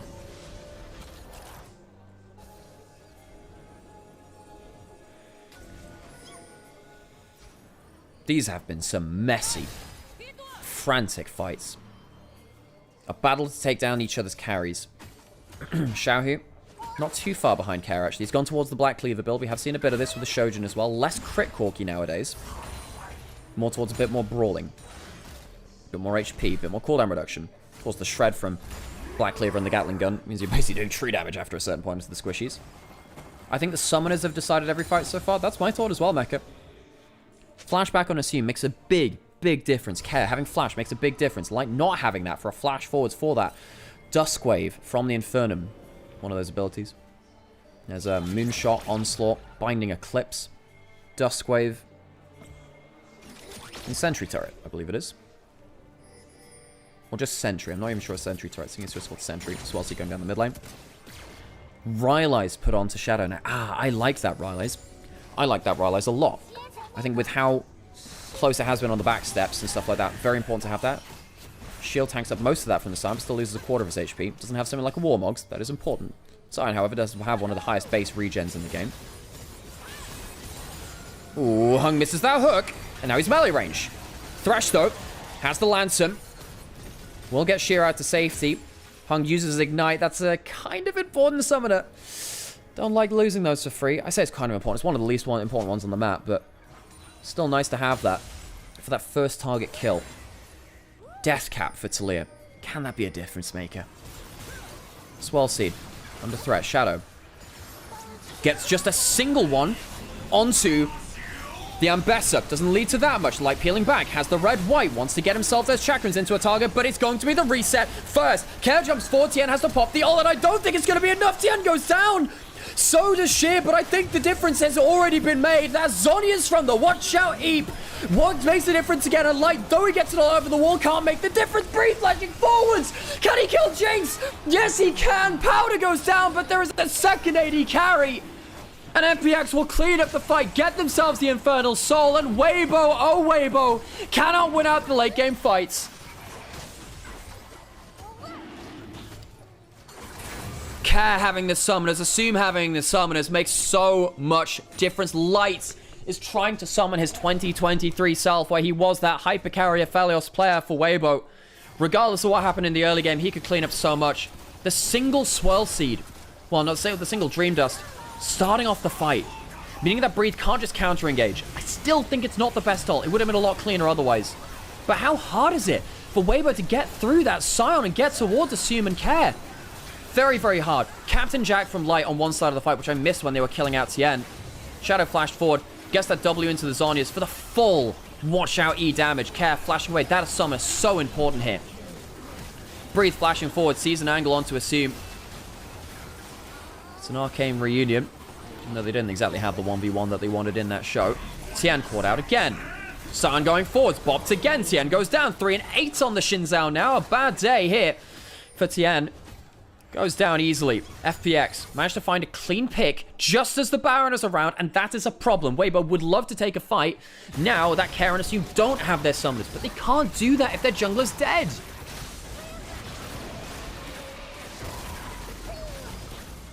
Baron for free onto FPX. Almost full build on Jinx. Shadow. What an awesome game this Lilia has had. Shadow. A lot of people criticizing him, and I think he has had his duff moments. This is still what was meant to be a mid to lower table team here in the LPL. Shadow coming in and bringing a sense of leadership, a sense of a go button. Yes, he misses every so often, but Shadow's been so important for this team and their ability to carry. He starts the fight in important ways. Swell Seed over the wall, misses out onto the carries, but makes them back off from the turret. Get excited from Jinx.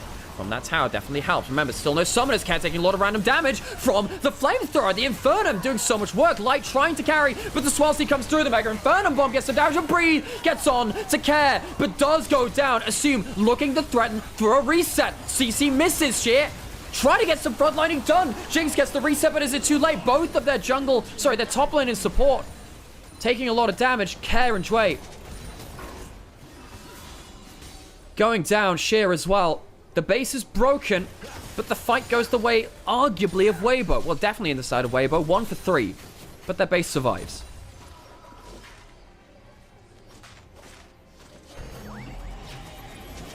Oh, you gotta feel for Xiaohu and Light trying to carry from so far behind. 6,000 gold lead in the jungle as well.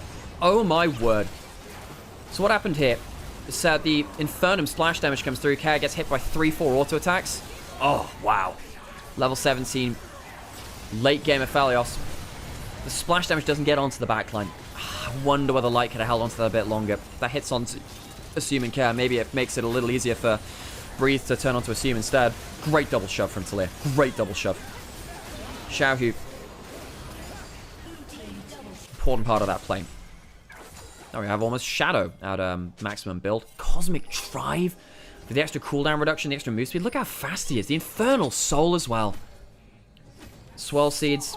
Random W's from Jinx. The Rockets from Corki. Also important. Now look at that Infernal damage there. So far ahead of Tian.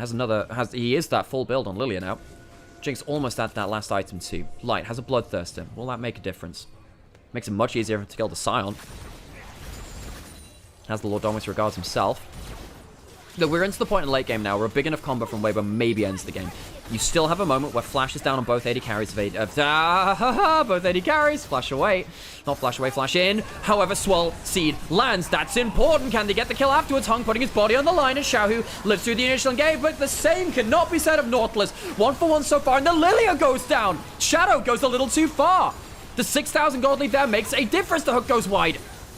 And this is what we're saying. It's late game enough that FPX cannot stroll into these plays. Shadow goes down. Such an important play, part of these team fights. However, Weibo still losing bits and pieces of the map. Still an inhibitor down on that top side. Elder in a minute 30. Oh, Weibo. Can they take the late game fight around the dragon? This may well be decided at the Elder now. Flash forward so close. Pixels off of that Shin Zhao. Because remember, FPX can just look for at first play. What happens here? Hooked into death. Goes to the early Zhonya's. Had no flash himself. Too brazen from Shadow that. He said he has been that brazen initiator for this team. A bit of an overcharge from Shader as well. Didn't get the Q onto Shin and even for the slow. Gets nothing onto him instead. Oh yes, Gathering Storm for him for the Aphelios. Now past that 30 minutes. Gets 32, 28 AD. What about Assume on the other side? He also has it. Once we hit that 40-minute mark, that'll be, what, 42 AD? 46 AD, I think it is? 42. It's like having, you know, extra half an item worth of stats there. Of course, you don't get stuff like the other stats you get with an item. Assume gets himself full build mount Jinx. The front line of Weibo are going to evaporate. The tankiest person in the game is Sheer. He has that, Randuin's Omen has a bit of magic resist from the Negatron Cloak. That means he is the tankiest person on the map. Is it enough? I don't know. Really not so sure about that. Elder spawning at 10. Summoners up. For Care and for Assume. So important. Shin needs to be a little careful. He doesn't have that flash right now. If he gets hooked, there's a chance he gets pinned into the plate. Breathe on the flank. Level 18 has flash. God, this ambassador is going to do a lot of work. Shadow. One Swirl Seed could win them their first series here in Group Ascend. The hook lands. We were away from it. Hung goes down. That's the excitement. Assume, what's the play now? Frontline separated away. Some damage going on to Sheer. The flash forward from Shadow. Light has the cleanse, but there's a Scion sat right in melee range of him. Sheer can't finish up the kill, but I don't think Light can do that much more. Shadow body blocks the flamethrower, and I think the job is done. Ambessa, the wolf, kept out of the gates. And the Shadow consumes all. Weibo fall to darkness. Light falls to Shadow. And FPX will find themselves their first series win here in Group Ascend.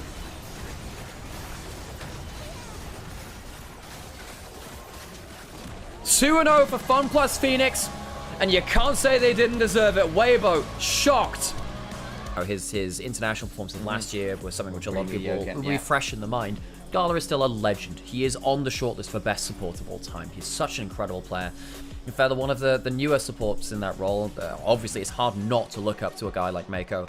Other side of the rift, Gala and Mako, international title winners in the past, 1xN and Feather, new blood here in the LPL, players who I have a lot of love for. I think 1xN can be truly great one day, and I think that Feather potentially on that track too. We'll see how they develop.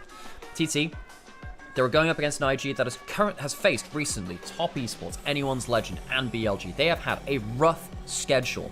I don't know whether IG have prepped as hard as they have for the other teams. There is a likelihood, actually, that they haven't. This is something which is known within LPL. It's a long little of themselves. Beat BLG last split. Have struggled to be giant slayers since. See what they have today.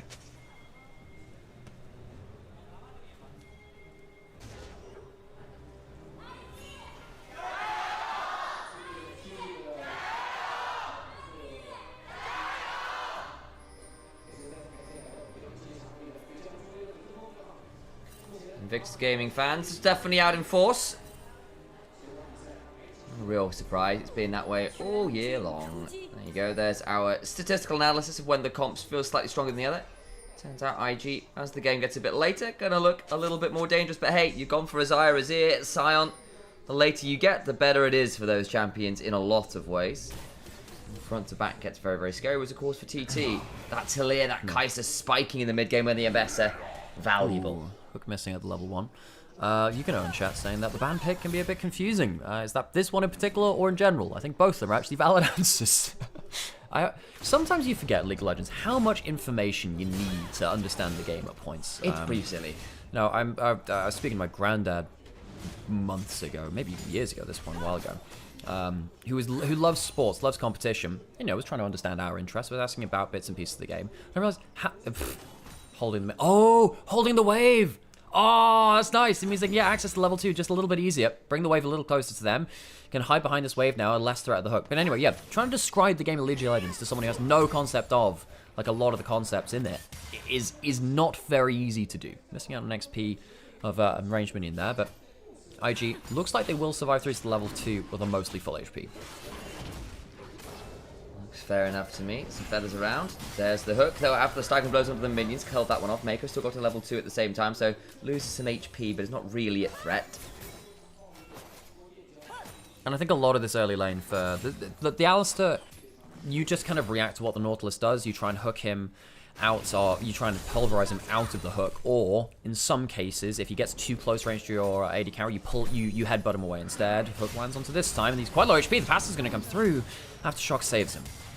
Ignite down, but Mako forced a long way back. Has got a pot in inventory. It may just feel like I'm going to have to reset here. Yeah, I think, well, he has the Triumphant Roar. If there's a couple more kills near him, that can help a little bit in terms of the sustain. Maybe Garlic saying, look, you can get through with your passive, that's fine. Did channel that recall, though, so the thought was on the mind. Thinking about it. For the hook, Feather doesn't quite manage to lollipop that one around the minions, and so down that cooldown briefly. All the while, though, this Kai'Sa and Nautilus having a pretty good early start to the lane here. We highlighted this earlier in Champs Select as well, but one of the greatest supports of all time on the shortlist, Mako, playing his 1000th LPL game on his most played champion here in the Region 2 of Alistar. He is the most veteran player within the LPL, ahead of even Xiaohu, who is up there too. So many of it's incredible to think that every single player on the top 10 list besides Yagao is still playing. Yagao, of course, retired going into this. I wonder whether he might come back, I wonder whether there's an opening for him with some of these. We'll see. We can hope. We can dream. Yagao, a player which feels like we're missing something with his gone. The Yagoat. But Mako, up at the top with 1,000 games. First player to crest that here in the LPL. Feather now in danger, though. There is an incoming Skarner, though, so it's all been a bit of a ruse. The Feather's behind Feather. Should be a little bit scary. Flash away from Gala. Stays alive. Has to blow both summoners. That got close. Maybe could have gotten away with just blowing the flash. I think he thought he can get away with just the barrier, but then it has to blow both. So, Gala, one of our other legendary players in this game, surviving down here in that bot side. Worth noting, of course, by the way, in terms of regional players, the amount of games they have in regions. I believe Mako is only the second player ever, anywhere, in any region, to hit 1,000 games in a region. Because the first one was the other day with Faker. Faker, of course, the LCK Cup games don't count, as far as I'm aware, towards Faker's LCK career. But Faker hitting 1,000 games in the LCK proper, I suppose, including the OGN, like the top tier region of the LCK of Korea. And Mako, second player to ever achieve that anywhere. I believe that's true. That's pretty damn wild, actually, isn't it? It's insane. Also, by the way, Sayed as well, thank you so much for the subscription. I did see that pop up in notifications as well. helps to support what we're doing and bring these stories to you. Like, obviously, so many legendary players here. In TT, I'm sure there are a lot less familiar names here for people. However, you know, maybe you tune into a game like this and then months or years later, you see 1xN make it to a first international, which I think he has the caliber of. One day, he should be able to make it to that if he continues on the trajectory that he's on. Maybe something like Feather as well. TT, as a team, they've got some upstarts here. And watching games like this, maybe you'll remember back to it. This is kind of wild to see that you basically got probably combined this bot lane for TT probably as a 10th of the games of Gala and Mako. That's insane. Absolutely insane. Dragon gonna go down. Now you do have a look in here. Mako on one side of the fight, JJ on the other.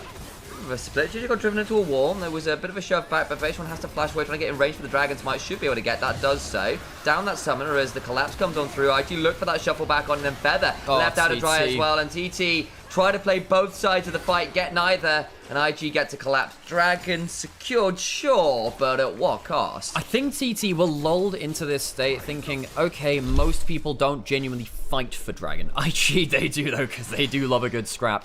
And now they're able to go towards the top side of the map, and JJ will be able to get one grub, I suppose. He didn't use the smite on the Dragon, he still has that. I don't know whether that means he has a second smite charge available. He'll get one at least, and we'll see whether TT can get back onto the map to contest beyond that. You do see Beidron and Feather walking over. They won't get there for all of the objectives. Fight! I'm just saying, Scorpion's in the game. We can yell "get over here" at very appropriate moments. Nautilus is actually better in terms of the get over here. I agree. I just feel like on Impale, it's a good time to yell it. 100%. Also, I think, hang on a second, Rookie doesn't walks into Feather. Nautilus base damages early. Do you actually have to respect them? He's now under half HP, popping apart. Has the biscuits. He does have Leandro. Oh, that's a good seal away from Beidron. Needs to drive onto the wall. Flash forwards for JD to keep Beidron in the pit. Oh. That's mean. Scorpion say, I didn't want to be over here. I wanted to be over there. Brutality. Shy picks up the kill. 3-0 to IG as they get themselves the feat of strength. That was certainly something. Actually, very heads up from JJ there. Loses the grub fight, loses the Dragon's Might, but still manages to kill this Scorpion a couple times early on. That flash was very cute. So we're going back to the Dragon fight here. I just don't think TT thought they were going to get fought. They split the fight. The wall stun comes onto JJ. Setup uses his combo. This Celia combo is now not up for the rest of the fight. And Rookie hasn't had any damage to him. Gala hasn't had any damage to him. So you've split your damage too much. Often in early game fights, you need to focus on one target. You don't have a damage surplus. You can't damage everyone enough to kill them. And IG just balance their health bars better. The accounting of team fighting, that is. Hoya pushing this top side will get himself a play. Of course, TT did walk away with 2 of the grubs. TT are winning on the objective level still. 1,000 gold behind. Giving good gold over to Rookie is going towards the Leandris earlier, so he does have a bit more HP to play around the shuffle, a bit more, you know, melee range Azir. A lot of people have criticized Rookie's Azir over his career, and I think that's fair. He's not the level of Xiaohu, Faker, Shovi. I say, why is Xiaohu in that list? Look, Xiaohu was actually very good at different points. Scout as well, obviously incredible up there. Basically, you make a list of the good Azir players, and Rookie is not on that near the top list. However, his game the other day versus Topius was absolutely insane. He's been on good form with that. Mako does have Flash and Ignite, might have to use them though. Will pulverize Feather at the end of that. Flashing forward for the staggering blows, though. Beidron now coming on down, has the Impale available, looking to drive someone into a wall. Flash away, and an ult from JJ keeps the Skarner providing an angle, but they'll still look for another Dredge line. Now JJ's in danger, doesn't have a Crescent Guard, will surely die, trying to hold on to the ultimates and won't burn them. Just get the kill. Nice punish from TT there. Mako, just way too far from his team. There is no reason to be there. I wonder whether he should have just walked into Dragon Pit and flashed out, actually. It would have been safer than walking towards the rest of the team. Mistake there. 1xN and Feather, I guess, could have flashed over the wall, wanted to head towards a teammate. But that's the kind of moment you go back and think, yes, you've actually just baited your team in Nuo Jungler to die. As any good support does.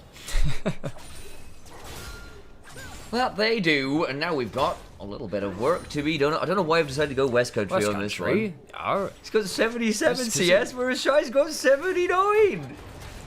I'm so sorry for people who are less familiar with English accents. See, people think that there are only, like, 2 English accents. That's a lie. You've got your blimey, crikey, governor. You've got your Cockney. Apples and pears means, stuff like that. Or you've got your Queen's English, which is very clip. Those are your British accents. You have those choices.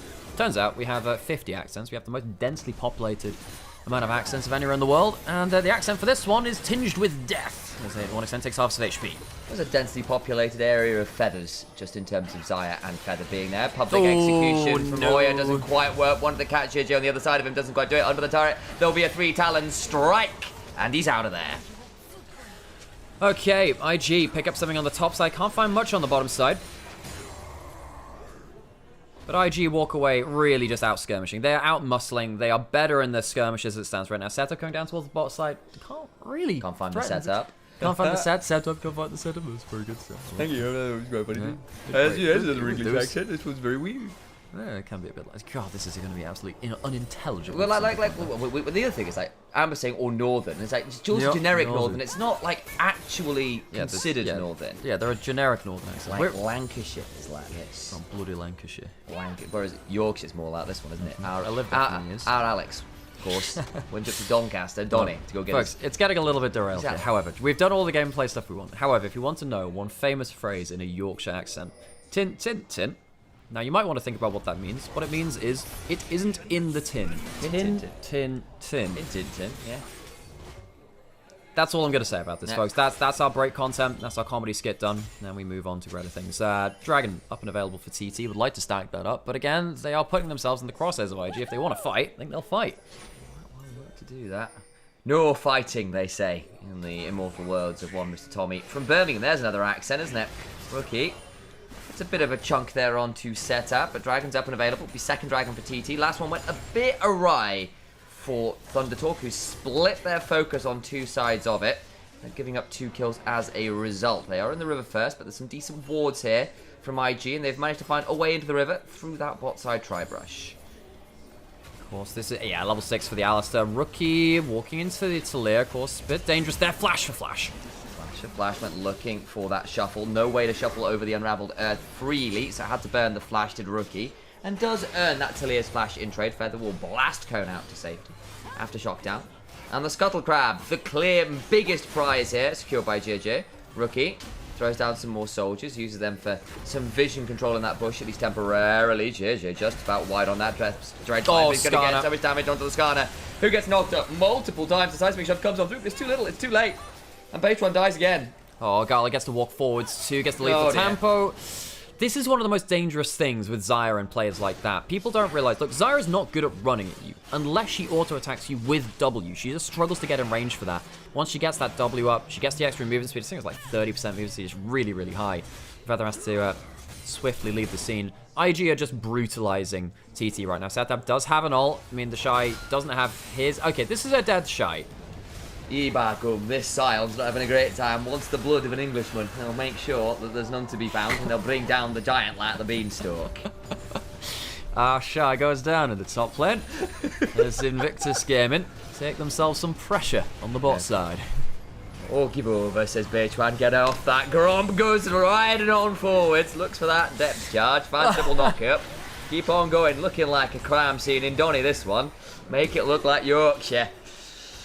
And the War of the Roses continues, looking for the enemies in Lancaster. Get over here, won't find it. And they'll back away. Public execution, very accurate from Hoya. Sadly, the Impale from Beitran, not quite as much. Did you get some summoners away? Maker uses his flash. Beitran going over the wall. Gull needs to be careful. That's a bad recall. Well, that'll do pretty well. Up into the air they go. Right back down they go after. Why did he recall there? You know there's a Skarner. Heads through the wall. Gala punished for a lazy back.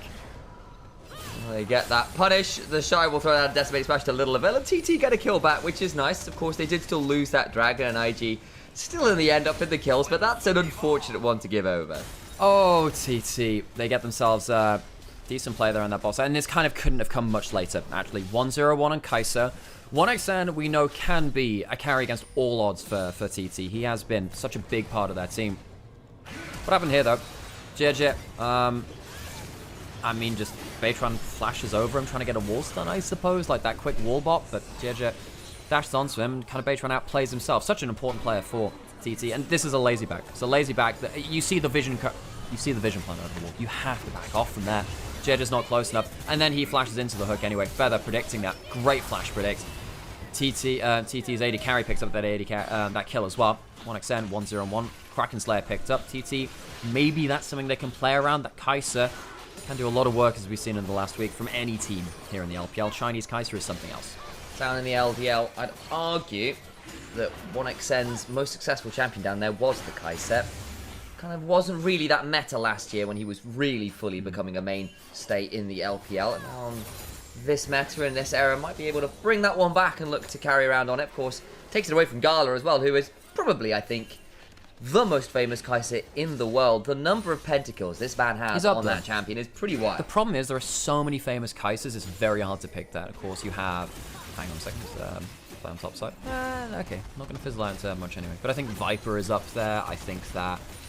I mean, Uzi for his MSI win. I think Gala's probably overtaken him on that level, but... Ruler as well, also on the list. Jackie getting the world skin on it. But yes, I think for me, Gala is the guy who I have the most highlight memories of. He's so good at judging a fight and being patient with it. Stacking up a lethal tempo on Rage Blade and then going into the backline, cleaning up, not just starting to play with it. 1xN has, you know, got to show off his own stuff for him on the champion. I didn't actually see if he was using the IG skin. Most people do use the Invictus Gaming skin. But, yeah, I personally like the Lagoon Dragon. I think it's a fun one. I like the teal on it. Gala misses, dodges out. Doesn't miss out. Gala wasn't casting this contract. He didn't miss out on that. I'm pretty sure he's not missing out on it could have been a great journey on a roller coaster. Harold getting started up. TT looking to contest. I'll find that one. The dredge line comes on in. Knock into the wall. Mako in danger. Will get brought over there by the Scorpion. Public execution after Mako's ult, not enough to keep him alive any longer. Blast going to him, JJ's joined, but is now split up from his team. The Shy finds a decimating smash into Setup. Flash away from the Shy, who needs to now think about running away. Doesn't have the ult to do so. Flash on forward to Beitwan. JJ now trying to dodge away, gets outside of the seismic shot. Finds the Emperor's Divide he needed. Sets up Gala for many, many more. Wonder from the mid lane. Divide by 0. Infinite value from Rookie in the team fight. Hits 4 with it as Beitwan left to try and get to a blast cone. He might survive, but honestly, it feels like it is just a messenger to try and carry the news of their defeat away. Hoya goes to the Shy. Maybe things aren't over just yet.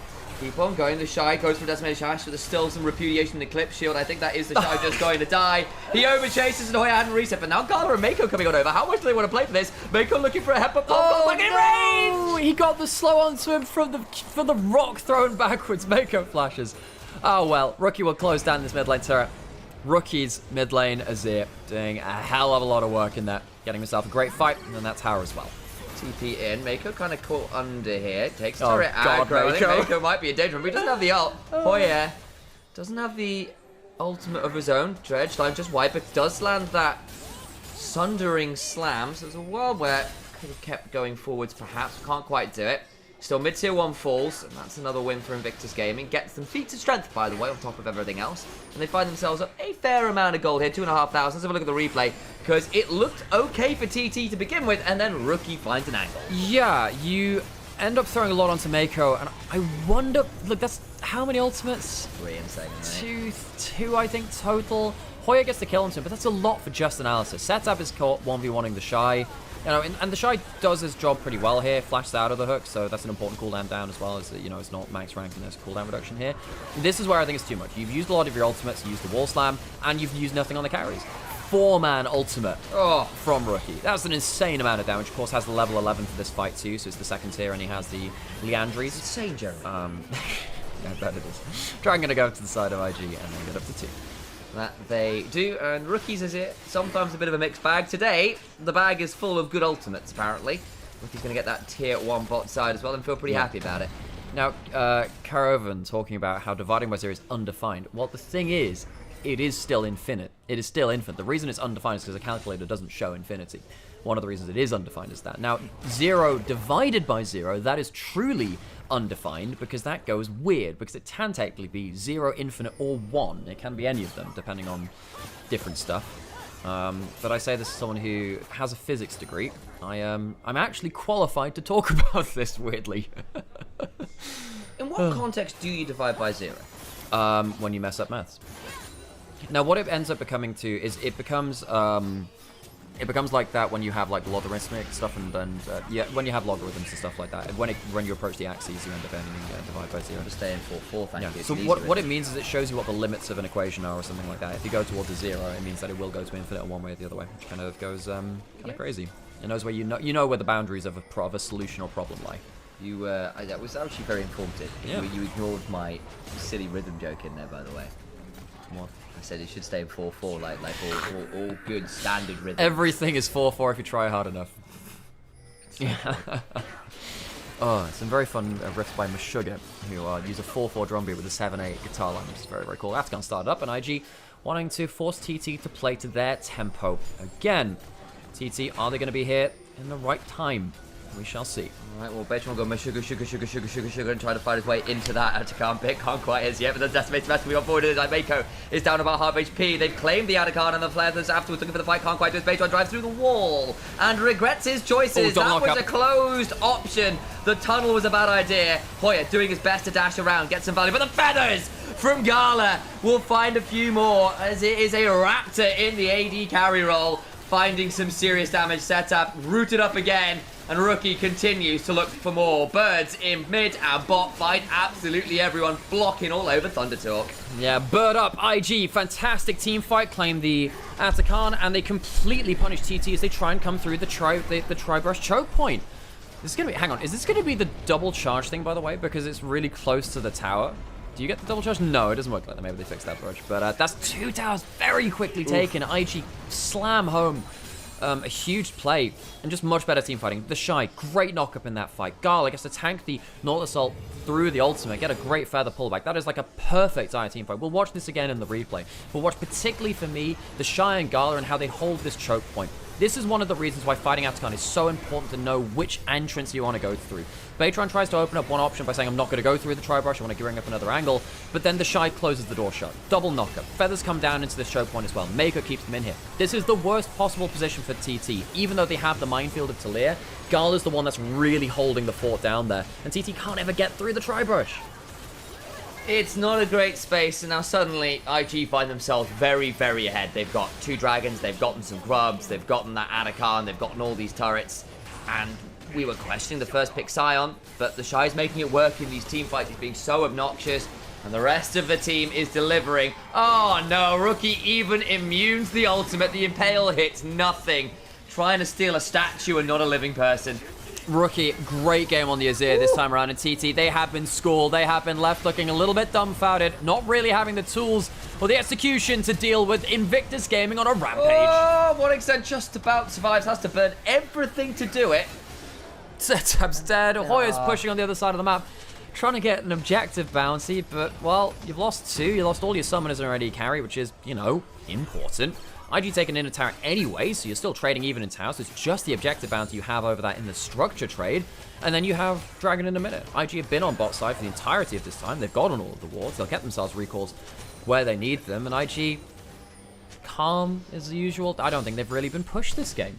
I mean, there was some closer fights early on, where TT were at least being proactive, burned some summoners bot lane, but that was the first 10 minutes of the game. Basically, ever since Rookies found that insane shuffle, it's just not looked close, unfortunately, for Thunder Talk. And a poor Atakan contest afterwards has started to bleed this out even further. At least Hoya looking pretty strong on this end. Let's have a look at Beitron here, who just gets caught out by Rookie saying, I'll have that. Shuffles Beitron over the wall. He tries to flash on out, and Rookie just presses the Zhonya's button. I mean, that actually might be a bit too far. Hey, enjoying it to see you. I wonder... Oh, no, he has the full Zhonya, so he cares. And, Feathers died. Not flying away that. Yeah, but what's a feather to 2 birds? They're like, well, I have quite a lot of those. It's add to the collection. It's called preening, isn't it? I guess so. Yeah, it's called preening is what it is. Yeah, that's what we'll call it. IG, quick take of the dragon onto 3 now. Gives them, of course... The Chemtech dragons are legitimately very strong in this kind of composition, by the way. It gives you 6% tenacity per dragon, and then 6% heal and shield power as well, which also applies to, you know, Sion's shield, which is kind of disgusting there. His shield is going to go absolutely overload. They have 2 of them. It's buffed up by 25% by the Ruinous Atakan, so between 2 of them. Yeah, it's really hard. Look how large this next shield's going to be. Pretty big, that. Shy, pretty tanky. Tried to go for the Excel impact at their base. Did not get that much value. The Shy just about surviving. Hoya went in and regretted the choice immediately, all the while their base went going to the backside as they try to find value, but one extent just doesn't have the damage, and the rest of TT don't either. They've got thunder but no lightning, sound but no substance. Look, the game is ending. However, I just want to say, the Shy does not live here unless he has the 2 Chemtech dragons buffed up for the heal and shield power on his soul furnace. That is one of the few times you will see the base stats of the dragon genuinely determine life or death there. IG, out team fight, out muscle, TT, lose the arm wrestle. Do you even lift, bro? IG come in with game 1 victory. After those mid-game fights, TT just had nothing left to say about it. unless you lock the Karma. Karma can win lane. They go for the Leona and say, we want to play for the team fight later. The Equalizer Solar Flare combo, absolutely disgusting. But then the Renata comes through, and Renata Callista is a bad thing for the Leona in lane. I'm a bit worried about this mid-bot side early shove because you've got the Corki into the Yone, should get shove into that, tends to at least early on. Callista Renata pushing in, Ezreal Leona, when you could then end up with a lot of damage coming on down, and that's giving JJ a lot of license just to set up a load of saplings, prevent any real ingress from Beitran down there until he's got a few levels to Dave, say a level 6 or something even, and by that point I wonder whether the damage might be done. I think this early mid-bot side pressure could be really difficult for...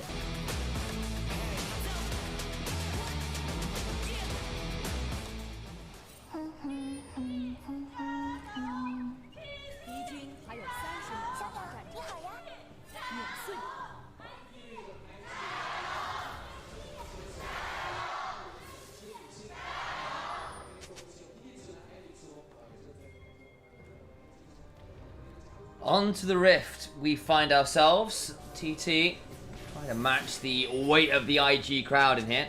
Easy task. See when TT are supposed to be spiking, statistically at the very least. But in that mid-game spike, which makes some sense what they've gotten later on. Interestingly, IG getting a bit more favor, but hey, they've got a Corki, Maokai, and Gwen, which might help the bridge option of that Callista and Renata, which normally are a bit more of that early mid spike, to still get over the line. Trying to think where I think the scaling goes. I mean, early game you have winning mid, winning bot. Corki wins mid lane pretty handily versus Yone for the first few levels of the game. Takes a while for Yone to get online there. Bot lane, Callista Renata kind of explains itself. Yes, you can lose the push in the first wave, but you are always at a threat of dying. Like that guy gets the Rend set, kills a minion, but also gets the Spear out of feather. That's kind of important. A little bit of HP off that means there's much less likely to be able to fight off a little later. Yeah, I think when it comes into mid game, if TT aren't too far behind, fantastic 1-2 item spikes. They have very good ability to force fights from anywhere. The Rumble Equalizer can follow up from a long distance. Leona sets up Lilia very well. And on the other side, your cooldowns are much longer if you want to force fights. Rookie not actually killing the wave too quickly.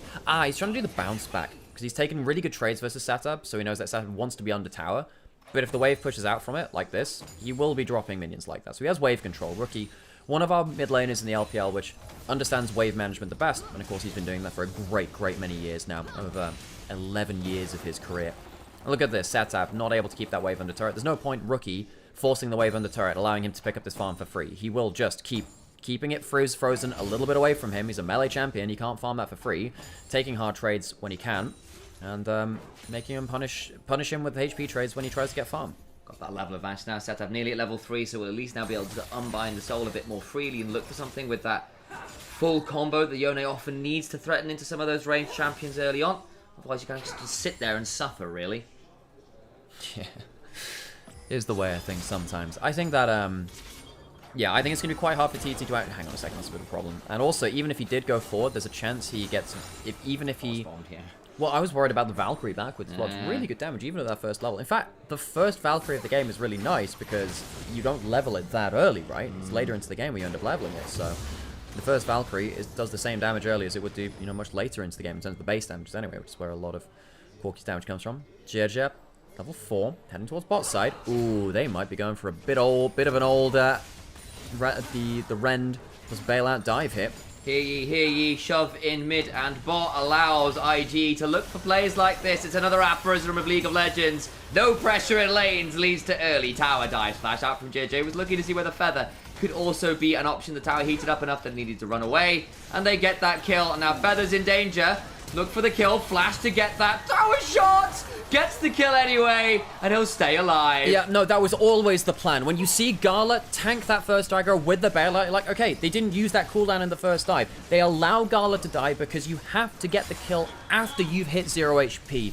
Very calmly played. It looks like it's a bit frantic. That was all planned. Great tower dive. 2 kills over to the Callista. And this is what we were saying. Sometimes you can lose wave control as the Callista Renata. This time they get it though, and you are always at threat of being killed by this duo. IG playing this bot lane to the book. Beitran will come along and nab a Raptor camp, but that's it. That's the trade. A single camp for that dive. As the Maokai, you take that every damn day of the week. to maybe lose his Krugs as well, so he'll lose the quadrant. That gives Beitwan individually a little bit of something to roll with, but maybe a dive here on the Shy might now be on the docket. Feather here as well. Hoya, level 5, not level 6. The Shy's going to try and clear out this wave, but overcomes the rest of TD. Try and plays one out. There goes the Ghost, trying to buy some time as he runs away from his own turret. Continuing to snip and skip as best he can. So he's going to try to execute to this turret. He won't execute because he was hit by an electric harpoon. He just wanted to waste time. And it also means that no one is killing the wave there. Solo kill, technically, for Hoya. Wasted time, sadly, at Beitwan and Feather. And he'll be able to teleport towards that top side while it's happening. IG go towards the dragon. The Shy, no stranger to dying on one side of the map while his team achieves something elsewhere. Have a look at this bot side play again, because it was so calmly executed. This is the first dive, and they have the Maokai to reset aggro. So you see that's going to trade it about there. Mako ends up taking it. Walks out of turret safely. JJ, because of the red buff, does take aggro again. I don't think he expected that, so he has to blow the flash. And they thought, well, still have the bailout. And you make sure the Kalista hits 0 first, so he can kill with the rend. Gets himself the reset. Uses the W on the Maokai as well to make sure that the last tower shot doesn't connect either. IG, very good dive. 2 kills then on the Kalista as well. Gala now in a fantastic spot this game, this Kalista, with that early set of Berserk Greaves alongside an extra dagger and those longswords. That mobility, that chase down, so extended in these lanes as well. Very scary for Thundertalk to manage to at least come over and grab some of these grubs, and that's good news for them to trade out for that dragon. But we saw this kind of happen last game as well. TT fumbling a little early gave IG the edges in they needed to really take over in the mid game. So, grubs over to page 1. I'm not sure they're going to be able to use grubs. Normally, I consider, champions like Yone to be some of the best grub users in the game, but I look at Yone into the Corki, which is a good matchup into him, especially now he's got that early lane advantage, and the mass of the map being so far ahead means I don't think TT with 3 grubs, even if they get 6 grub, I just don't think they get to use them. See whether they can, but I hear the warning, and it worries me too. Big CS lead to mid and bot. Going to stick around, unfortunately for now. We said the pressure could hurt. Rookie though gets run up by Hoya, but then he turns it around. The equalizer comes on down, but Beitwan's kind of caught out in effectively a 2v1. In comes Yone, unbinding the soul. Glilting Lullaby comes on down to prevent Beitwan from falling, but they haven't killed the Shy. Bait Seal goes into nowhere, flashes over the wall, but to what end? You're in the enemy jungle. He's gonna die one way or another. He has no teleport, and TT, like the last game, really just have been outplayed by IG. They've been out-muscled, out-brawned. JJ will throw a sapling over the wall, maybe trying to find out if he's recalling. Tries to find it. Is it in range to aggro? No, not quite. No way does he get to reset off that. He will live. Uses his ult, uses his flash. Sadly for him, will be delayed in getting back to the lane though, which means that Corki will still deny him a wave in mid lane. So IG, much like the last game, out-muscling, and TT, they're kind of punching bags in this series. You are a bit. I mean, great escape from setup. That's good news. But it starts with Beitwan heading into the river, having been spotted out by a sapling that steals the Raptor. Oh, that's kind of sad. God, the things that we laugh at here. The Shy, of course, walking into play effectively. Beitwan does make it out alive. That's an important thing. So it is only the 1 kill? Does Hoya die? I didn't actually see. Yeah, they do kill off Hoya. Oh, they kill. Yes, they kill Hoya. So it's the 1 kill. Yeah, it's the 1 kill. Because Beitwan makes it out alive. So, I mean, the biggest thing is TT losing cooldowns there, actually. And IG, obviously, they lose nothing, really. The Shy, he would have liked to kill X. He is behind in the individual match. Gwen is, of course, a very gold-hungry character. Needs a couple of items under her belt, really. The Rift Maker and Nash's Tooth, Cosmic Drive, stuff like that. Very, very core to her, regardless of which one of the Nashes and the Cosmic Drive she wants to pick up in any given game. While all this is happening, of course, that play didn't involve the Kalista Renata, which continuing to eke out more and more leads. See that 1xm starting to lose a lot here. And this was my worry when they saw the Kalista, lock the Ezreal, and not the Karma. If you lock in Ezreal Leona, I trust some bot lanes to survive with it. I don't trust many to thrive with it. And I think when you already had that losing mid lane matchup with the Yone versus the Corki, I think they had to go for the Karma. Despite it not fitting with the team fight, you must survive the early game well enough to actually combat here, and I don't think they have now. The Shy still doing just fine up here. Down a little bit of gold, but the rest of his map's just happy. He's been weak side this game, and that's kind of okay in some ways. Has died that one time, but picked up enough of the farm to be in a good position, and it's given Rookie, it's given Gala so much space to get online in a very scary way. This lead bot side not getting any smaller anytime soon. Gala going to try and claim the plate here into Hoya, who doesn't have the equalize to clear that one up. His setup unbinds this, or rebinds the souls. He's going to have to ult away, but not so much avail. The needles keep flying. The setup loses half of the HP and will have to leave. Does have teleports, so could rejoin the lane. Yeah, I think if he got out with that ult free, I don't think he has to recall immediately. He can just collect things under turret. As for that, though, yeah, it probably will cost him either a few minions or a teleport. He will commit that teleport. It means that no one's coming towards bot side to help, which is important. GT need all the help they can get right now. Boy's going to have to... Well, he doesn't have the equalizer, so he can't equalize the wave. Tries to walk up and... He doesn't know where IG are. He was maybe thinking about heading up under tower there, thinking he can pick up a bit of XP, but even that's not being allowed to him. I think he got spooked as well by seeing that wall get dropped over the wall and stuff as well. It's like, okay, they know everything in this lane. I've got to be so careful walking up. I can't see anything. And it's not the wrong choice from Hoya, considering what he knows. It's just rough because he's having to drop another wave. Beitron at least will get the other set of grubs over here, which is nominally good for things like this. Yone, if you can find some time on turrets, it's just as we said, going to be an interesting question about whether you can use grubs or not. We saw some of those stats coming out from the likes of TPM Law. I know the LCK cast was chatting about it a little bit earlier on as well, but grubs can often be a little bit of a bait if teams in particular are happy to trade it out for things like dragons. Diving potentially the Shy as they will teleport in for this. The Gwen doing their best to trade out a fair amount of work, but the Lulting Lullaby comes on down and the Gwen is dead meat. One Extendo hit with the Fate's Call and Gala picks up a third. But again, the Shy is dying a lot on side lanes. This is something that we know that can happen to him. But I think this is still an over-investment from TT. They call 4 people up towards top side. Corki's still farming bot side too. He can teleport up to the play if he wants to. And there were a lot of ultimates. Well, there was particularly the Leona ultimate used. Got worried there for a second. Was a Lulting Lullaby available? Will not be needed there, and they will claim first turret at least. They will, but they still lose farm in mid lane. They're going to lose farm in bot lane as well, so that's good towards the feats of strength. That can help. Of course, IG close towards getting another objective and sealing out themselves. TT the same, so the next objective will give us the feats of strength. I still wonder whether that was an overcommittal from TT, though. That being said, there wasn't actually tower taken in bot side, and mid lane maybe they lost more than that, so maybe I retract quite how much it means to them. But, well, what's happened, of course, one extent still dies, so he goes down. This Ezreal going to struggle to be relevant. 1.5k down. Yeah, he's already struggling to do anything here. Why didn't they pick the Ezreal Karma? Been struggling so far from behind this game. Or at least the lane with a bit of pressure mid. It's been really problematic, and Beitron not able to defend. That early tower dive has really messed up this bot lane. It's not even necessarily an individual play thing. It's a team setup thing.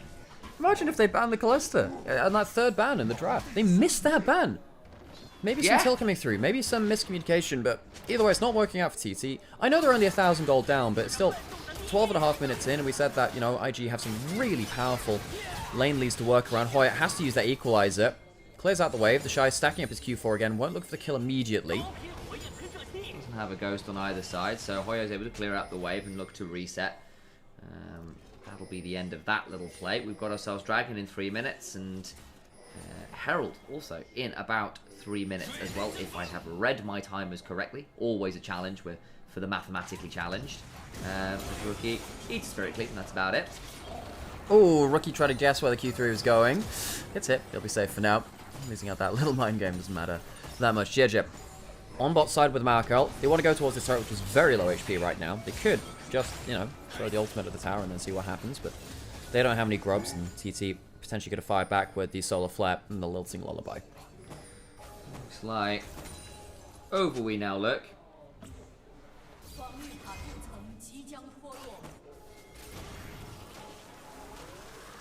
A lot, really. I was about to say something and then went. It's like over we now look. So and nothing. where? I was like, what's on screen? And the answer was not a lot. Like, I'm just, you know, somebody... I got baited. The Shy is actually in danger here, trying to run away. He has W. You can try and use the W, just dead. Into solo kill over to Hoya, and the TP'd in for that as well. They teleported in. The Shy had W, and just doesn't do anything. You know, at some point during this cast time, I'm just going to say, perchance. That's going to be it. Okay. At some point. Well, you'll just have to wait for it. Cast a chance to dream. No, it'll just be perchance. Perchance. Yeah. What am I going to yell? I need words. You don't actually, Sam. You've already done your random mic drop for no observable reason. Aphorism! Oh, God. Well, TT at least getting something back now. The top lane match with 1,000 gold ahead. And I don't really get what the Shy was doing in that last play. Had the W up. I mean, we could see it on his hotbar, on his cooldowns. Looking TP'd as well, so clearly they were wanting to play that as a Solar Flare was used. Well, I mean, Sam, Feather's on your screen, and it's Yeah. clearly not in the same place where the replay was, so No, it and was also, used. but I just watched it in the replay, that's why. I thought it was like, it was used past tense? I thought you were questioning the past tense of it. Mako's flash was blown. It's the big thing. Ah. Yeah. I was wondering why the solar flare was used. I thought he'd used it after. Because he used to try and catch a Mako who flashed. Yeah. Which makes sense. Yeah, it does. Very nice, that one. Shine out against setup. I mean, setup's kind of scary with the blade, and there's no first item for the Shy yet. Really needs that Rift Maker. Handshake away. TT, I mean, they will just keep going back towards the Shy, it would seem, who... Has been punished pretty A lot. significantly now. What felt like an okay trade of pressure is now becoming slightly problematic. This Lilia in a decent spot. This Rumble in a decent spot. Yes, your Yone and your Ezreal not having as much fun. But the Ezreal's now at least at one item. Has got the tier stacking. You know, you can be okay with that point. There's the Zenith Blade on him, but a Bramble Smash away. Hostile Takeover goes nowhere, but the Fate Seal is pretty good. Mako in danger. Will bail themselves out, but to no avail. They'll die. Nice pickup for Baitron. He's got some stacks running to potentially keep chasing. And so while Seaton misses, Baitron could flash for a Q. Fair. And the biggest thing there, as far as it goes between the 7-10 split of JJ and Gala, there was no cholesterol. No cholesterol to save the carry, and it feels like IG, they're getting lazy now. They're getting very lazy, and this is a problem. You can't afford to let TT get too much stuff for free. This is their power spike, the one item. The two items where it really lasts to as well. IG, they're not at their strongest just yet. They might look for a fight anyway, but JJ's way too far from his team. He's split off, and the rest of the team's not coming to defend him with flash away, but it's onto the equalizer! Nice read from Hoya, and the True Shot Barrage catch that rookie and Gala too. They will now claim themselves a dragon, and TT are right back in this game properly now. Awesome. TT get themselves a fight on their power spike, and you're absolutely right. Great read by that equalizer. Would have caught, you know, tagged the two members anyway if IG stood in the river, and then JJ, who wanted to flash towards his teammates, find himself on a red carpet. Hoya behind them now, can go in towards an Egos overheat. Gala's in so much danger. There's a bailout, but I don't think he'll get anywhere near enough spears, and that's a shutdown onto this Rumble. They got a lilting lullaby, and Hoya is on fire. I think you'll find us Invictus Gamer on fire. Burn to a crisp. Baitron steals some Raptors away. He's over 1,000 gold ahead in the jungle matchup. And his top laner is almost 2,000. They have feats of strength. They are playing in their power spike. IG, this is the point of the game where you did need to show respect, and they have showed pitifully little of it. IG, despite out-muscling TT in the first game, have fallen asleep here in game 2. Throw a swell seed at the Herald, pick this one up, and move on over to continue snowballing. Oh wait, IG snowball melted. TT right back at it with an avalanche of their own. This top side now looking very scary indeed. No equalizer quite up yet for Hoya, but he has now got an NLR in inventory alongside that Leandris. He hurts. That is such a strong rumble. See Mako, says I'm not actually sure he wants to be there, but he'll be safe for now. Has to ult, stays alive, swell seed over, will tag on to Mako, who will burn away, but the Herald is taken, and so Zed's job of body blocking, successful. Yeah, and now say Herald with 6 grubs, and that makes it even more powerful. It's one thing saying, oh, you can't hit turrets. Herald means you can hit a turret, folks, and when you get to use those 6 grubs, even better for the Grubageddon power spike. So IG, now they need to be reactive on the map to where Herald can get dropped. You know, earlier in the game you had said, Corki, Kalista, they can push enough lanes to not care about it. I don't know whether that's the case now. Boy, he has had some bad Rumble games in memory, but he's had, you know, this has been one of his more comfortable champions. It's important that Hoya's showing up. I think that when TT are at their worst, it's when Hoya is a black hole of pressure. The fact that he's actually getting involved in kills, getting double kill here, gets to play from ahead, that's huge for TT. Having a player which is normally on a bit of a budget ahead.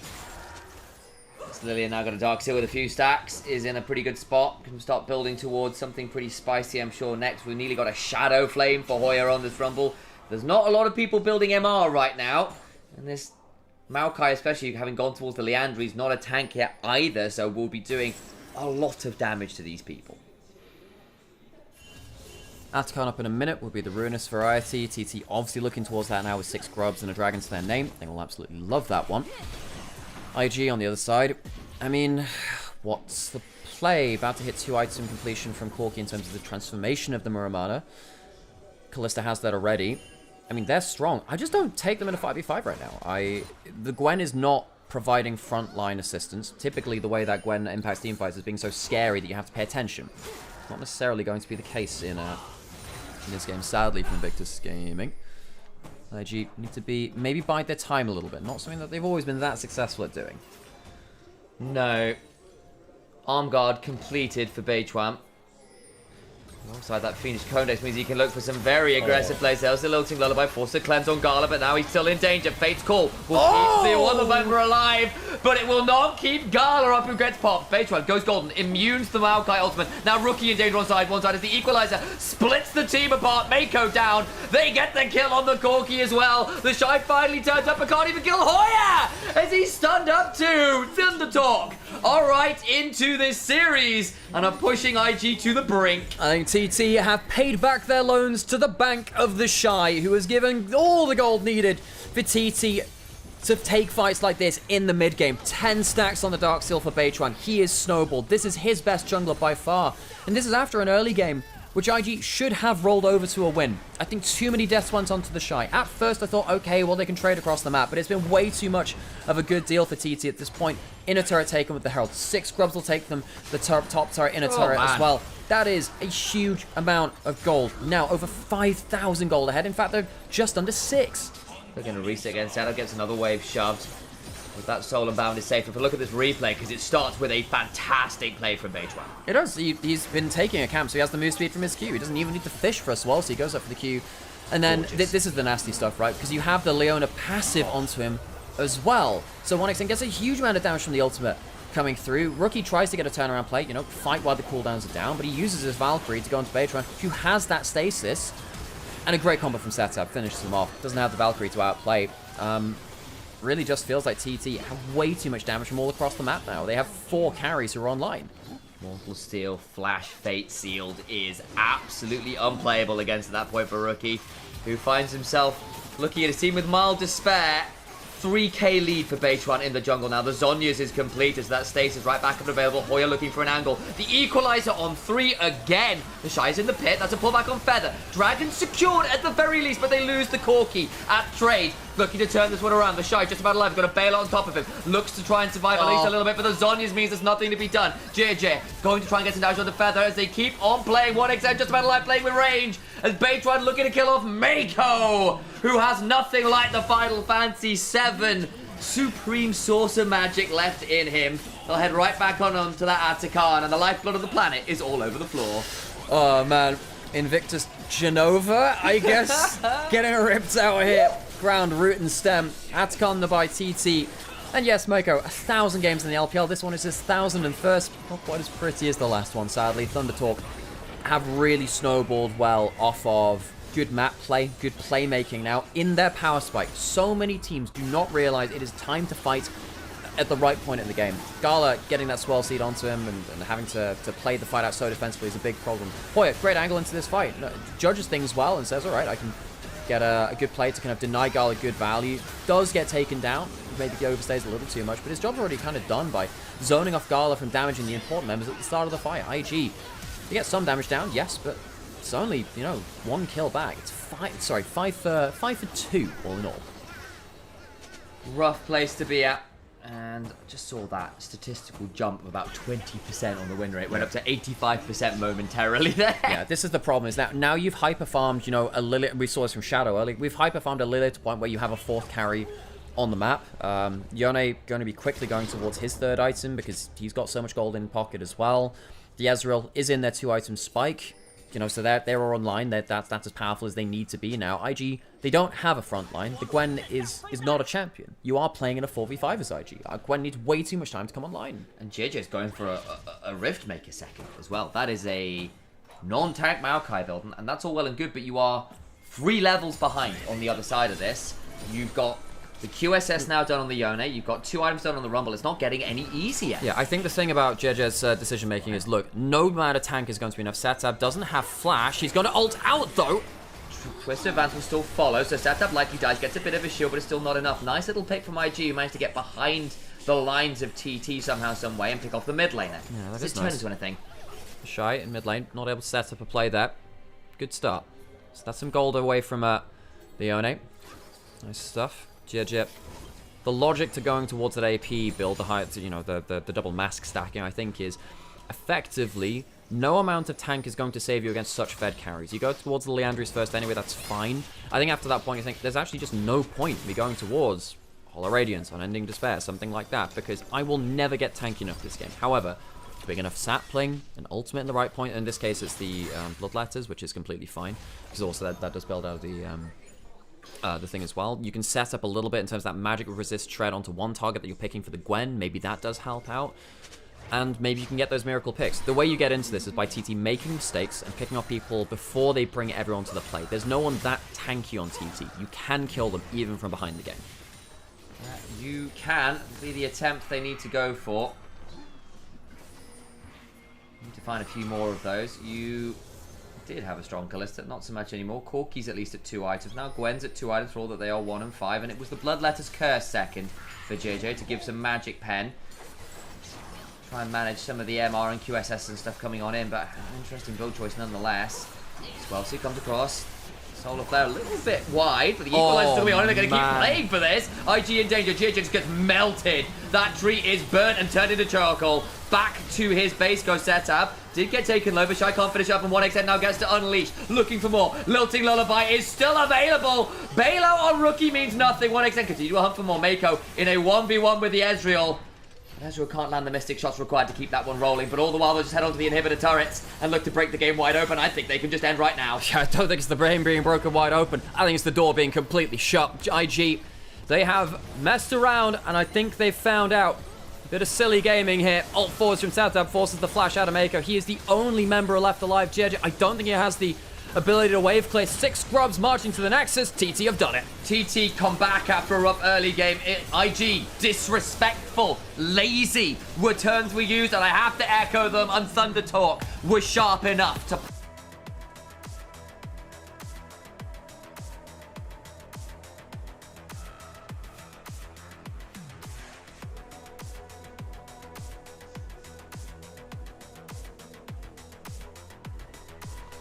Alright, I return.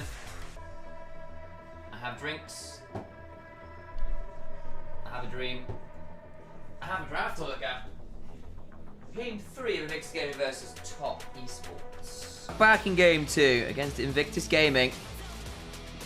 IG now load onto the Rift, looking at right the wrongs with a much more interesting draft. Let's let the crowd yell for a second or two, shall we?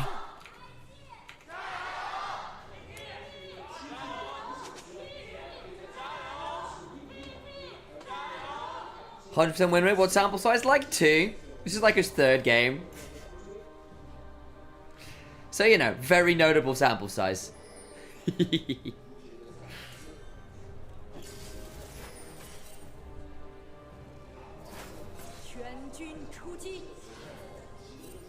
So, Hoya locks in the Yorick.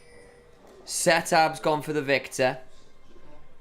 Gone for Grasp as well, interestingly, into the Silas.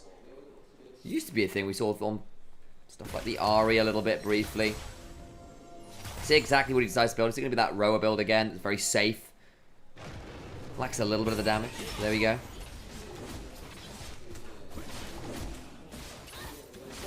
A little bit of nice versus 1 game. No, he's played it a couple times this split even. This is his 3rd game this split on the Nidalee. So it's been a known counter pick for him.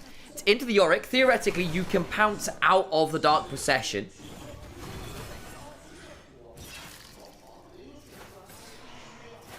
See where that turns into anything.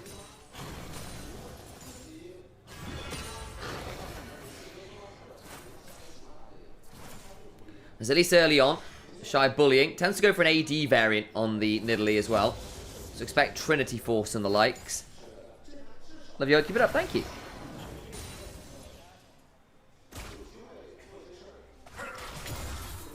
Rookie on this side as well, alongside the Jarvan. And we saw a game of Jarvan early today from Owner as well.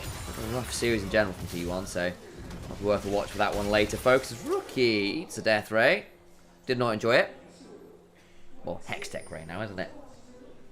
Wrap around this bot side though, means 1xN and Feather are really shoved up. Burn the cleanse already. 1xN holding onto the 4th shot, but Feather has got flash, now uses it, and just out of range.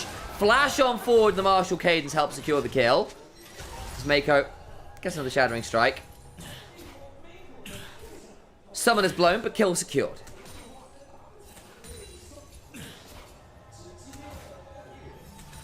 Alas, poor Yorick, he knows top lane well. Having a bit of a rough time in the early stages, though. Melee versus ranged. I have to confess, I have no idea what this matchup is supposed to look like in terms of having never really seen it before between the Nidalee and the Yorick. That said, I can see how the Nidalee, with the range, with the ability to hop out of that cage, could have some frustration points for the Yorick. Of course, the Yorick as well, with the ghouls being sent at opposition. Some of those last rites and morning mist combos can be a bit annoying for the Nidalee, who will have little minions running at her and no real AoE to manage them.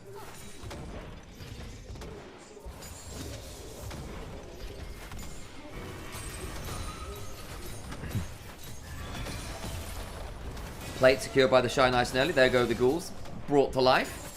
Not really doing all that much yet. Need a little bit of AD behind them before they really start threatening.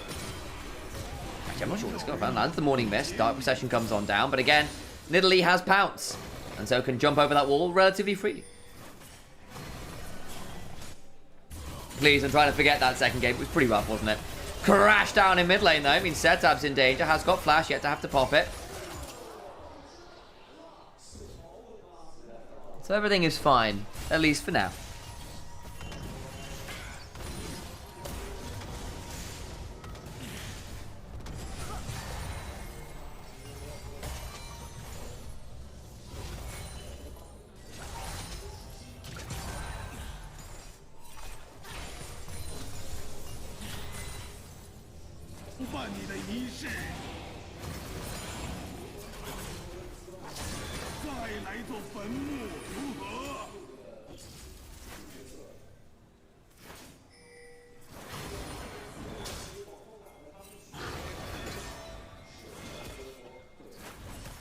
Hoya smacks a few of those minions. Is down a bit of CS, but hey, he's managed to get a reset in at least. Not the best ever, unfortunately. Just a Ruby Crystal versus the Sheen.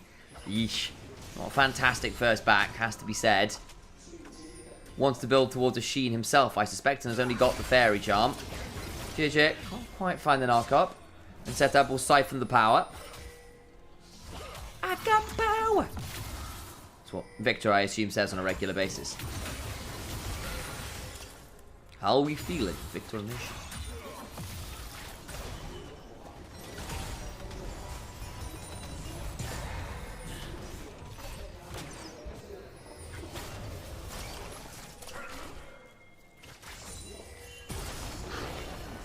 Picking up a few more of those turret plate moments.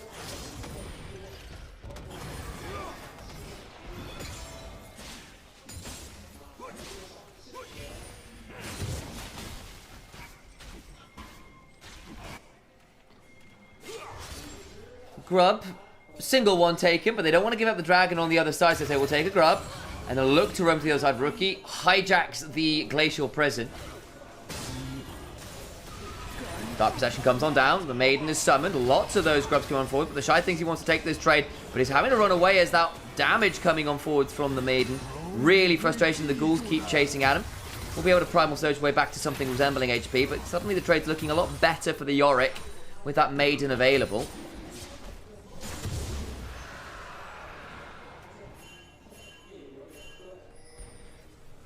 Early leads, just about in for IG. Picked up that dragon, that first grub. Reset coming forwards for Hoya. It's on a ward. Does the Shy want to interrupt this? Doesn't. Wants to clear out the wave instead, which is fair enough. Finally resets.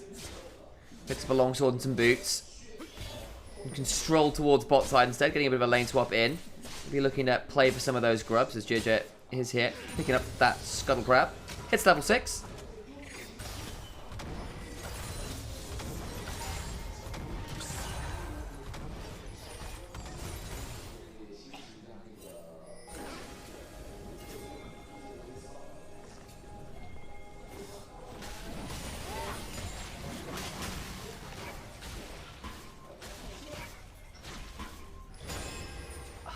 Right. I'll take a sip of my coffee.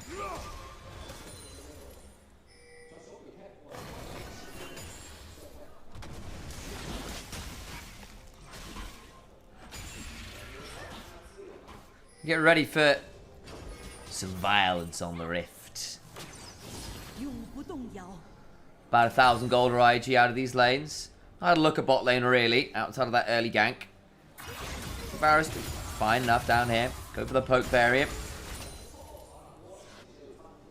Rookie laning well into this Victor early on. And the Shy being obnoxious, as you would expect with this kind of matchup. Tanking up some of that main, just throwing some autos out at it. Coffee today instead of had tea. How adventurous of you. I know. I tend to switch between. I start with coffee and move to tea generally. But before this, I've been doing long Americanos. And now I've got a proper latte. Shy has a load of ghouls pop at him. Doesn't really have all that much ability to deal with them right now. Instead of taking a load of turret damage from them. Or like basic damage. But drags them towards the turret and they all time out. The Maiden. Going to start regenning at least a little bit. Shy trying to bring it down. As top side. Clearly was a bit of a play. Chains of Corruption landed. Deadly Flourish also went wide. So didn't really turn into all that much. Mid lane. JJ caught under a Arcane Storm. Has to flash on out as the Glacial Prison came on through. 1xN is low up here.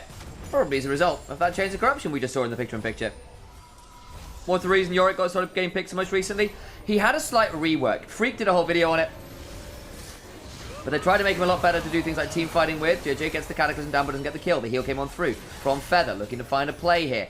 As they start throwing some shots back, but the wave now crashing. Do they want to kind of look at this? The Hail of Arrows landing. Into that comp, they can't quite secure the kill and they'd rather turn for grubs. Arrow. Arrow. Can't find it. Deadly Flourish used. 1xN gets to back away, alive and well. But yeah, basically Yorick got a slight rework. He is slightly better at team fighting now, slightly less good at split pushing, but still solid. The list of changes were relatively extensive, but they wanted to give him a little bit better team fighting, so he felt a little bit less one-dimensional and miserable at certain heroes. But it's been enough of a change to make him feel pretty potent right now.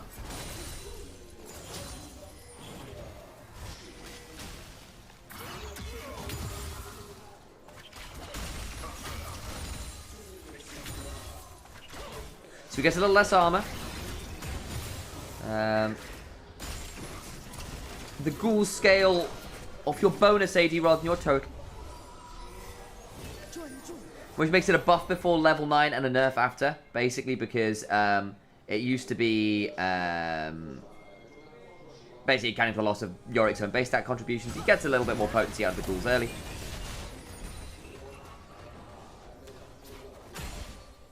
Gets less HP.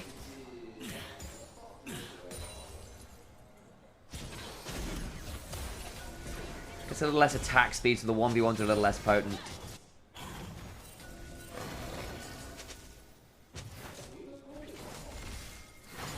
This is the ghouls. And the ghouls are a little bit tankier, so they stick around a bit longer. So they do a little less damage, but they stick around a bit longer, which makes them quite annoying.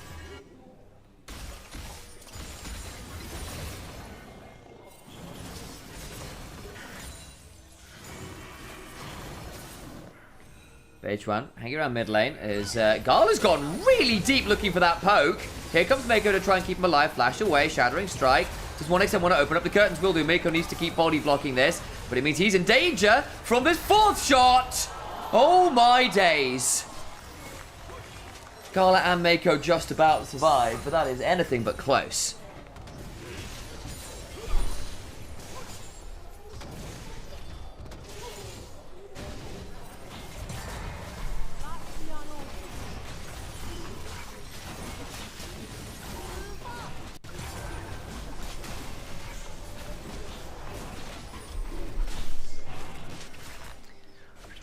Well, well, well. What an interesting position we find ourselves in.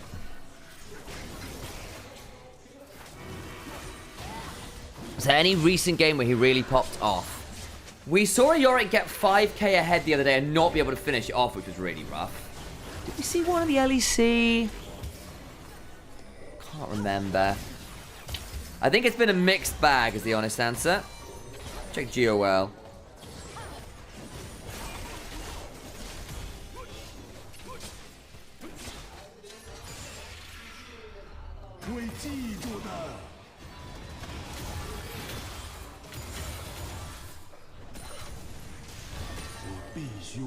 He's only 1 and 5, so not done very well. Whippo got a win on it. There you go. LTA win. Look at this play here, because basically Mako tanks 2 shots, has to flash the 4th, and Gala just out of range. So he doesn't get tagged either. That's basically all the summoners blend bot lane. So I only commentate LPL. I also commentate NLC. I've done some Super Vive. We'll be doing some more of that for the Abyssal Cup coming up later this month. I do some Honor of Kings. I've also been known to do some Marvel Rivals here and there. Or trying to do a bit more of that if I can. I also do some LEC on occasion. I've been doing some EMEA Masters as well. So quite a lot really is the answer. So not just LPL. Alex, my brother, is currently on the LEC right now. In fact, that's why he's left. It's just me casting today. But there you go. TT down about 1,500 gold as the Shy continues to be really, really annoying in the side lane. Got that 24s completed.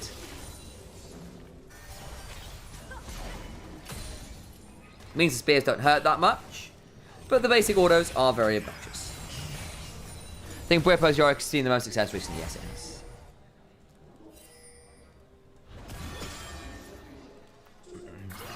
Where's the fighting? Not my LPL. A little bit. It's been the quietest game we've had so far, by far. Well, in fairness, we see some fights, just not that many kills. As Flandre is 0 and 2 on the Yorick. He's tried a couple times and failed to make it work. Shortly after a podcast where he and Whippo talked together, courtesy of Iris and Troublink.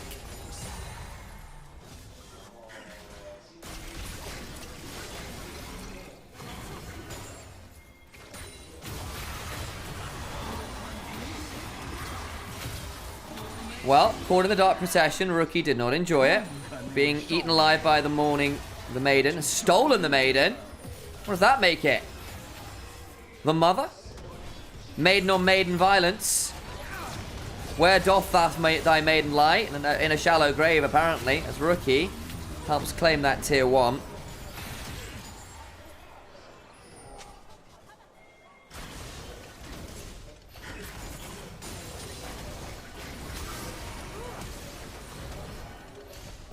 Shy survives on the other side, and that's going to be a big old maiden shove. Gala in danger, gets rooted by the tether. Focus Resolve doing his work. Gala just about survives the 4th shot, even with the collector. Deadly Flourish just wide, and enough honey fruit to keep people up and running.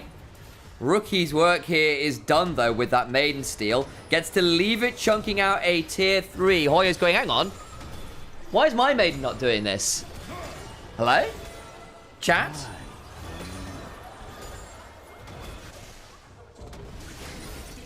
Setup will claim a turret on the other side at least, but IG's work here is somewhat done. Get first turret of the game. JJ onto the Herald. Well, this will be the objective marker for feat of strength and the overall feat of strength as a result.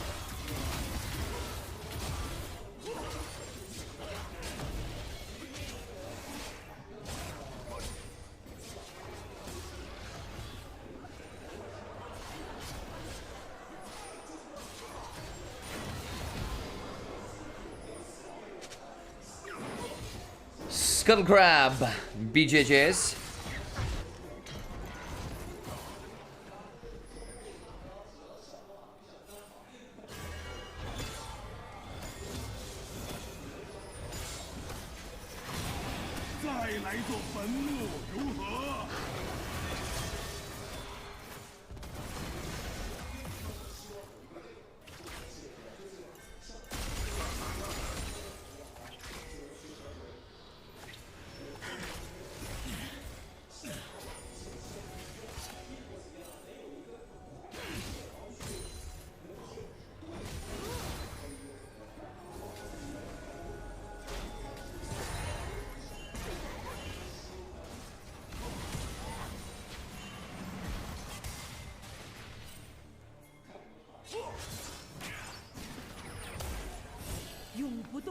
So, Dragon's up. 1x10 in danger. Gets jumped at. Deadly Flourish lands. JJ now actually in danger. Has a Permafrost stacking on him. He's got to be a bit wary here. But body blocked by Mako. Prevents any true follow-up. Rookie. Focused Resolve puts him in danger. Deadly Flourish flashed away from. Couple big flashes there. Well, Rookie's flash. That's a big one.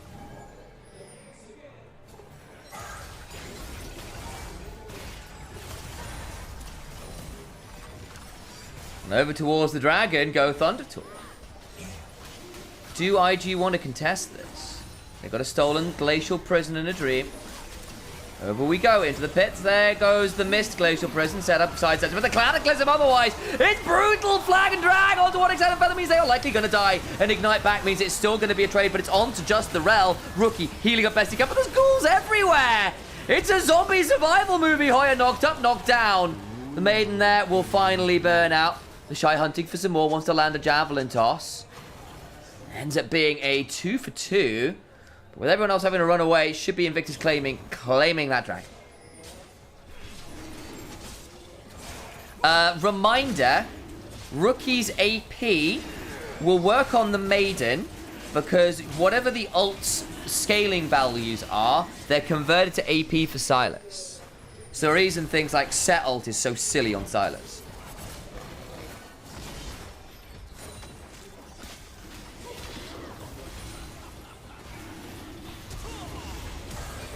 There goes the Cataclysm, Magnet Storm, Flag and Drag combo. Monix Head and Feather have a bad time.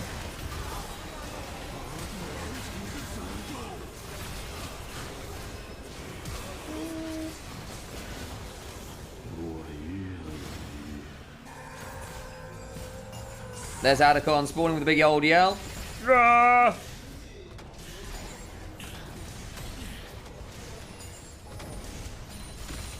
Let's get him.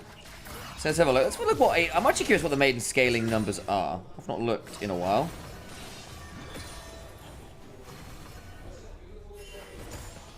So magic damage plus 50% AD. So we feel plus 50% AP. And as you can see, Sylas has quite a lot of AP right now, relatively speaking, with a nearly fully stacked rower and mask as well. The HP is based on Sylas's max HP, and he's building Haunty guys on a rower. So he's got a fair amount of HP.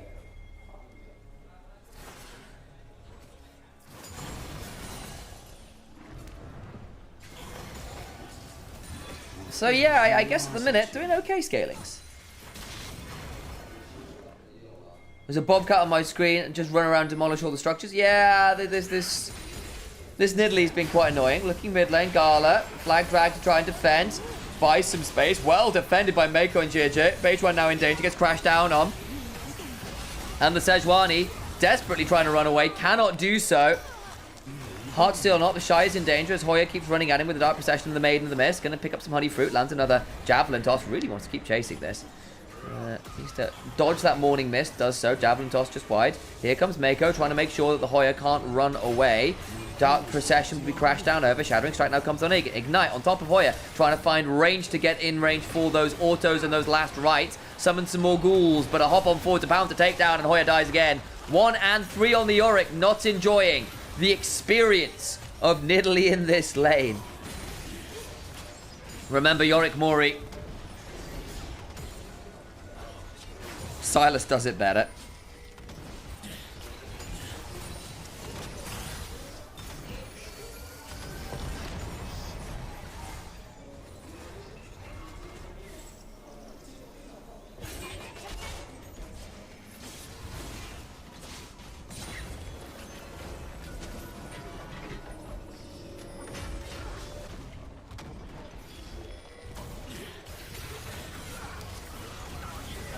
Nice chunk and nice dive. Feather didn't really have anywhere to go there, while the Shy and Mako were dealing with Hoya.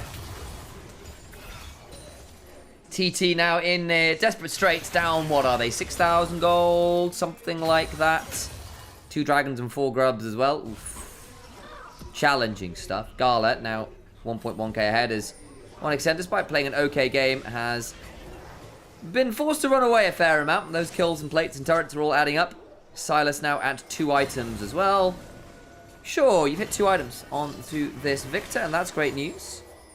Problem is, you're looking at this Jarvan, who's really scary with the Black Cleaver. And this Nidalee, who's got a Sundered Sky as well, and they're going to be really, really annoying in extended team fights. Very mobile, very hard to kill off. And Atakan now on the table. Mako going to try and body block H1 out. He does have a flash and an Arctic Assault to try and go down on here. Going to try and turn instead onto the Sejuani. Deadly Flourish goes wide. Still trying to play this one out, and they will surely secure this base. I'm going to try and get in range. Can't quite do so. There are the withdrawals available now, as it was a voracious Atakan. Mako throws down the lock. It's set up. Eats an empowered Q from the Varus. The piercing arrow does its work. Feather falls afterwards. Flash for the Cataclysm, and 1xN survives the end of days, but I don't know for how long. It is a disaster indeed, and Thunder Talk are eating a disaster. It looks like Pompeii out here.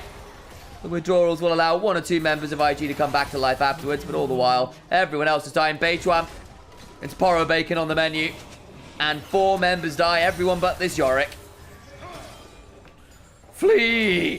Flee for your lives, Thunder Talk.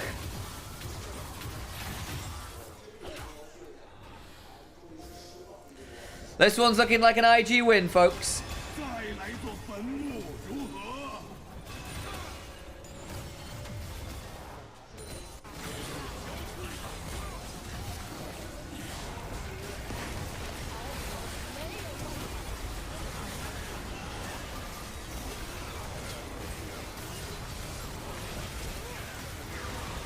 They got the Atakan, they'd run at people. JJ goes, cool, flag drag flash. And 1xN just can't get far enough away. This Jarvan and this Nidalee with these kind of builds are so sticky.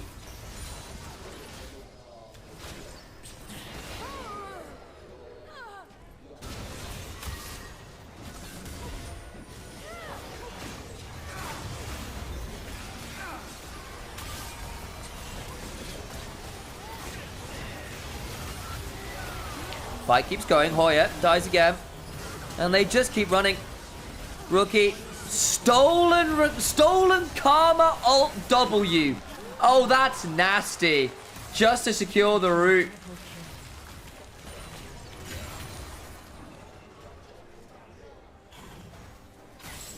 Renewal. Exactly that for that Silas. Clever, clever stuff from Rookie there. Very heads up hijack. Head over to the Baron. And that is likely all she wrote for this game. Invictus Gaming came out of that second game angry. The Nidalee comes out. The Shy ain't messing around. Neither is JJ. What an insane Jarvan performance. Beichuan has been humbled. 3 levels down. What's on that Maokai? Was the last game. Bit of vengeance for the jungler of Invictus Gaming. Mako, caught the Dark Possession, but just doesn't care. They're desperate for a fight, any fight, and JJ's just not having it. Flag drag one way. Cataclysm on the other, and Feather goes down in short order. Stolen Karma ult. And the renewal ensures a route. And no way out for the against that Victor.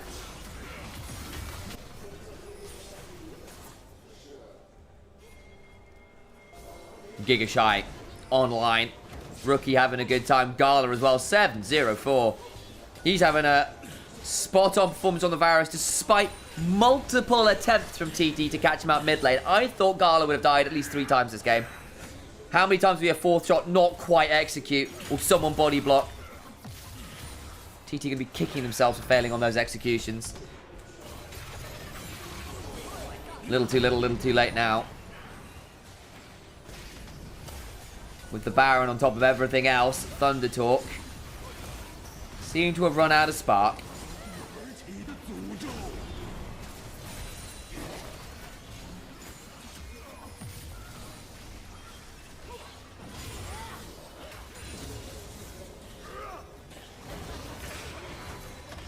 Shy on the other side of the Dark Possession throws a spear at 1xN. Doesn't mean all that much right now, considering it's the AD variant, but it's just a consistent poke.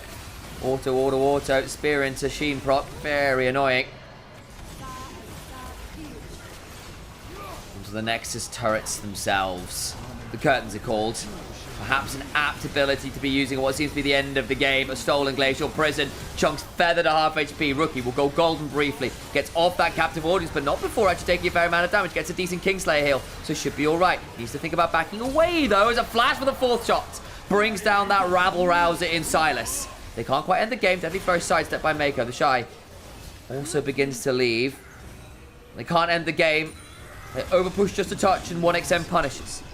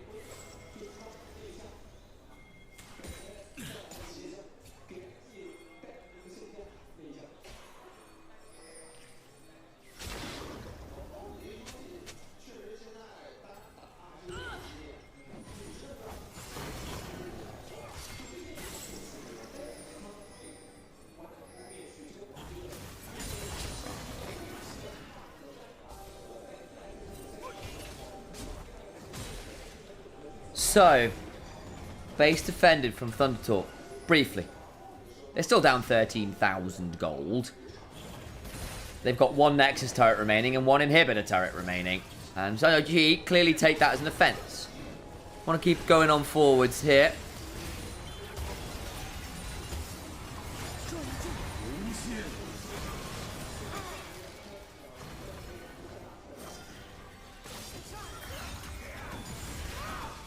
Third item just done for one extent. Gone towards the Mortal Reminder to deal with some of the healing between Sundered Skies and Nidalee and Silas. Get it. It's just... does the items even mean anything at this point? It's a desperate defense. The curtain's called again. We got an additional act just about the last time. I'm not sure whether the Encore will be favouring Thunder Talk here. Swan Song. Get a deadly flourish. The Shy takes a lot of damage but flashes out, stays alive. The Ghouls keep flying though. Also down to 10% HP. It has got a teleport to come rejoin and a primal surge where he has to flash away. The Dark Perception gets thrown on down. Inhibitor turret. Sorry, Nexus turret about to fall. Does so. Cataclysm in the backside means the feather falls again. This Karma has apparently knocked up a lot of the bad variety. Racking up a bad juju will surely lead to a lot of stuff back though. Wait. Hoya with a double kill. JJ into the backside trying to get onto the Nexus turret. Trying to end it. Invictus Gaming, what is going on? The Nexus is bare. Just end the game. They just lost 3 members and TT are holding. Oh my days. Again too far. Again they don't end. Oops. Well, Nexus turret back up. Every inhibitor down. Chem Soul on the table. Hoya with a critical double there.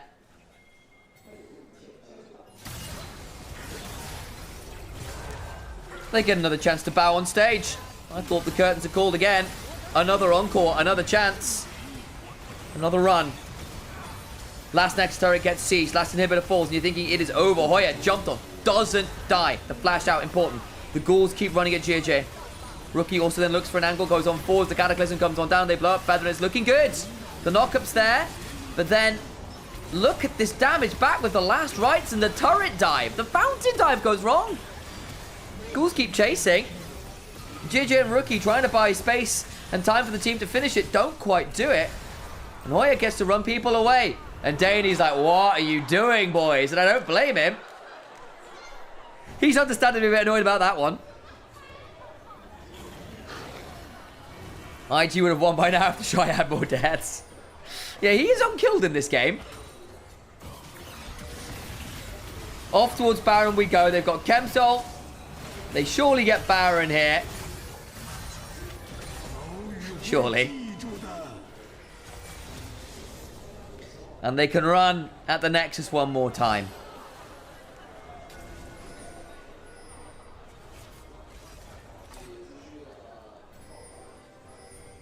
Daney Light just like, what was that fraud doing? Yeah, kind of.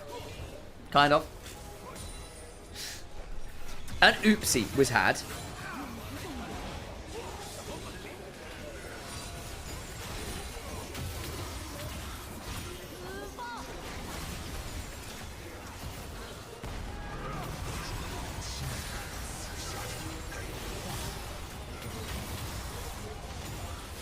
Nexus turret, inhibitor turrets all fall. The Shy chunked. Victor throws down that Chaos Storm. Doesn't get that much value into the back. Let me go again. The kill of Hoya this time. 1x10 flash away. Glacier President just goes wide. JJ getting turned around with 1x10 tries to get something here, but he's jumped off by Rookie, who will surely get another kill. Gala gets a triple. And Invictus Gaming on the 3rd attempt to finalize the game. Do so. It was the charm. Game 3 win. IG come out on top. Not the clean.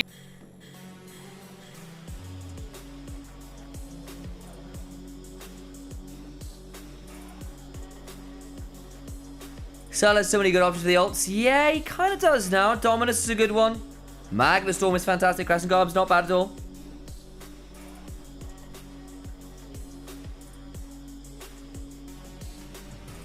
Nah, Rumble would have been good ones. Yeah, they're lock in the Ornn as well. Okay, so Ornn, additionally, great good follow up on the Vi. Wherever she goes, you can follow up with the Crescent, with the Call of the Forge Guard. You've got the Misfortune Bullet Time. Your damage, though, is very reliant on Pays being strong, on Scout being... 22 and 23, when BLG began to take over in 23 and 24. This year, we'll see who it'll be. The Gyos begin.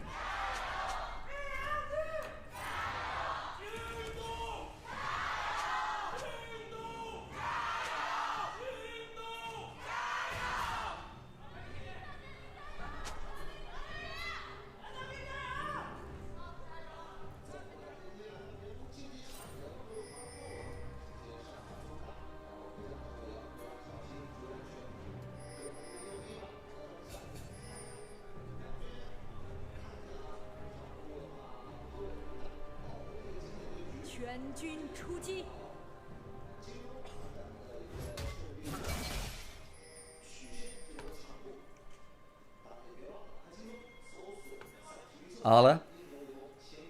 Bit of a chunk there with Bin, just looking at each other. The Vi, going to start topside, gets the Ornn to come cover just in case someone comes and mess with them. We saw one or two Vi's in recent weeks have a bad time when people come to attack them in the enemy jungle.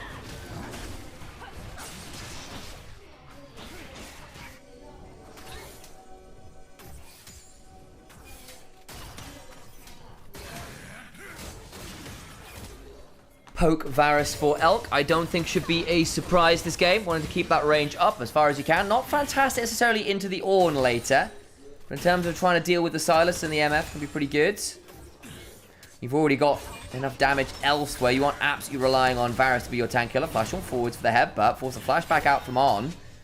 So someone has traded there for the supports. Importantly though, On keeps his Ignite. Missing does not.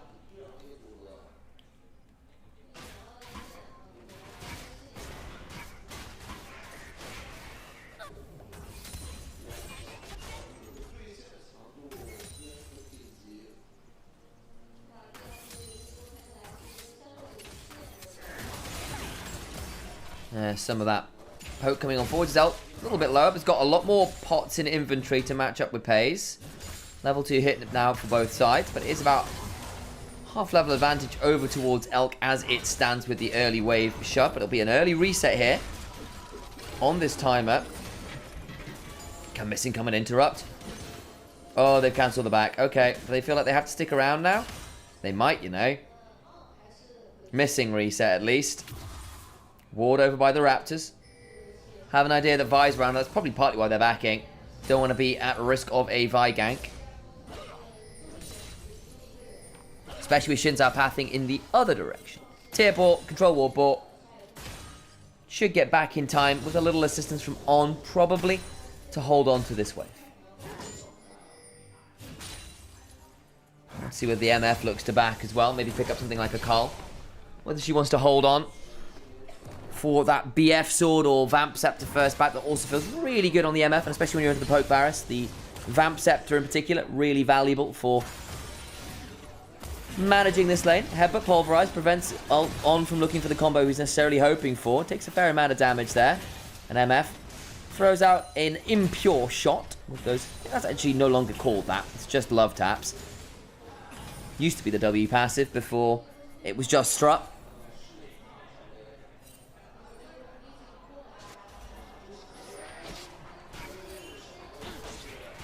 Oh, wait, you need to be very wary here. JDG want to play for this one. Everyone's roaming over with that shove from bot side.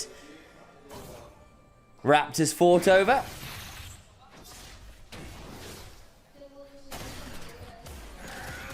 Pays left in the 1v1, trying to use that Make It Rain to clear out the minion wave. Has to drop one there as On crashes down on a single minion to bring it low enough to use those World Atlas stacks. Those who played this game more than 10 years remember no time zone camps? Oh yeah, I remember timing enemy jungle camps. It was a whole thing.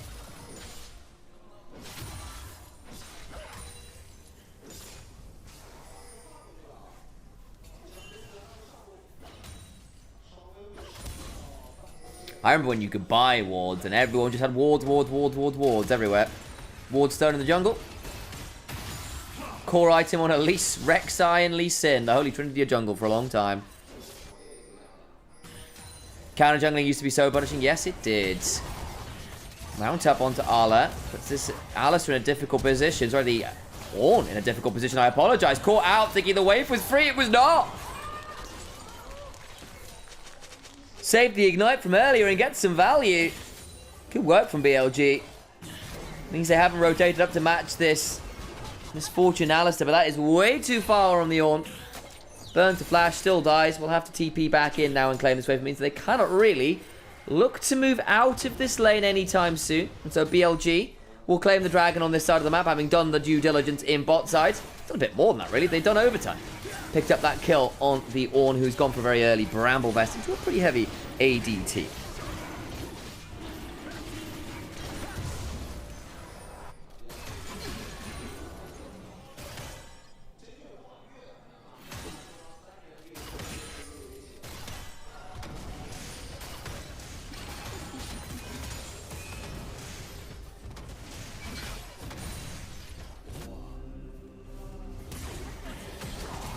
And they get the knockback. Arla goes a little deep there. Flash from Elk to get in range. Can't quite get the last auto. On's the one who nabs it. But hey, job done. Kill secured. Did burn the flash on Elk though. Obviously as a Varus, you can be a little vulnerable to not having that summoner spell up. But with this kind of build, you tend to stay miles away anyway, using your skill shots to control and corral the wave.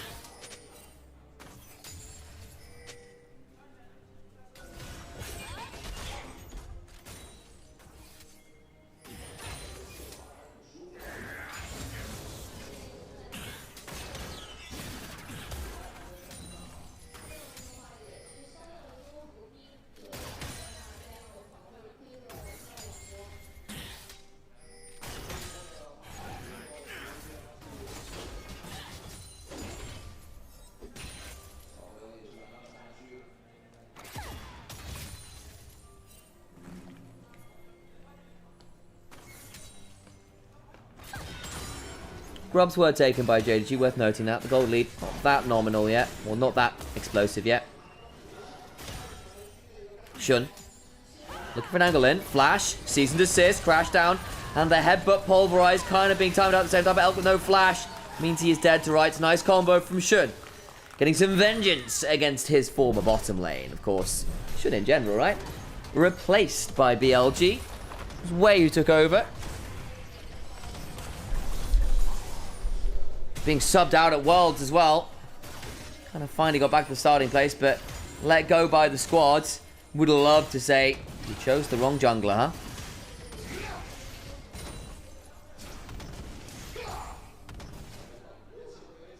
Scout on the roam. Looking to see whether he can catch someone up top side. Bin will be in danger now. Dominus, the threat of being stolen. Flash away means the call of the Forge God doesn't land. Gonna pop the Dominus, try to buy some time. Don't want to go any further. Decide they've got enough here. Dominus and Flash can trade for just a brief roam. Pretty okay. Arla, I suspect, will be asked to go towards the other side. Scout trades out well with Bin. And the Misfortune Alistair. Clean that wave up. The wave bot side going to be dropped. But hey, so be it. Well, it is a fair way behind in this 1v1. That's a big wave to lose. The Observer's showing it. Silas not asked to be the one dropping waves. Now bot lane's move mid.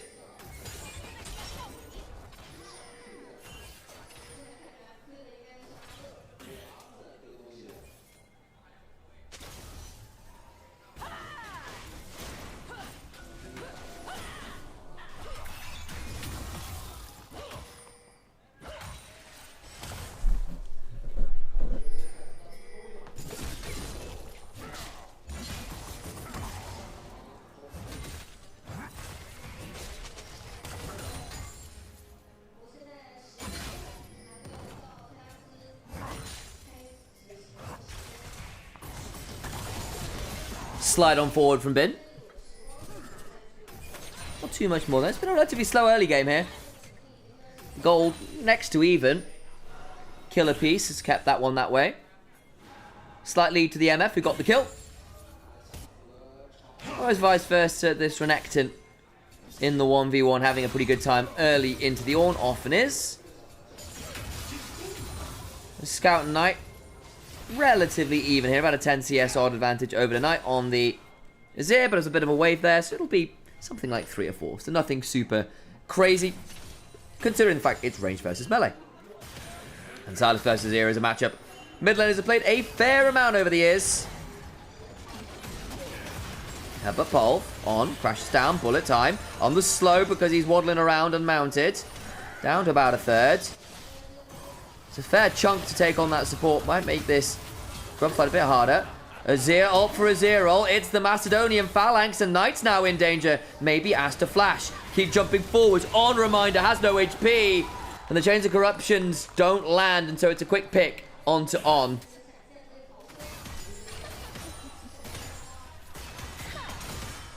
Question, which team comp is better later?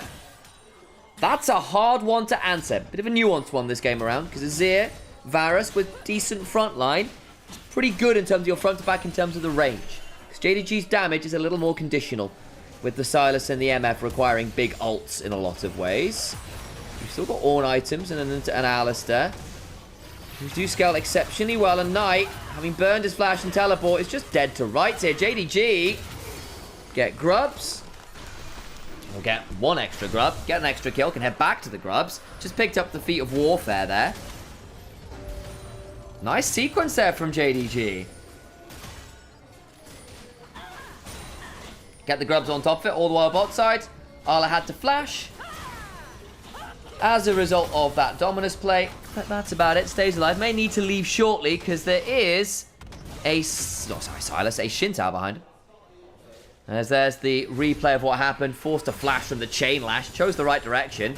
Arla, searing charge away, has the Bellows Breath, but a nice knockback with the Crescent Guard after the flash. Puts Arla in a dangerous position. The stun comes on through. Flash for the headbutt pole. Knocks way into the wall. Call of the Forge God coming on forwards. Will knock him up. Surely does so. Damage back is good. Can't quite get the kill though. But it denies the kill onto Arla, with Bin and Wei now forced to retreat in turn. And Arla able to stick around with his Alistair. Ornn items versus Azir. Only 2 real damage threats versus maybe 3.5. The Vi's in a weird position. She might count as half.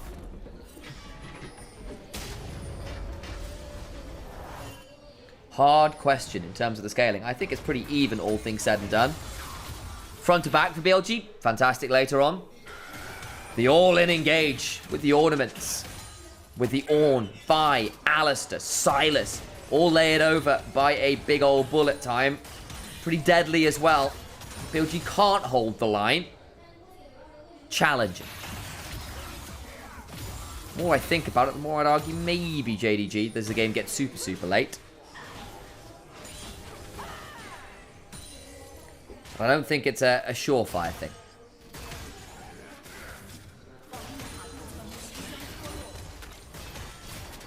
See whether my thoughts evolve as we go on. Good play for missing there on the Alistair, by the way, just in general. Missing the Saviour. Yeah, I agree with that one. Played well. Important.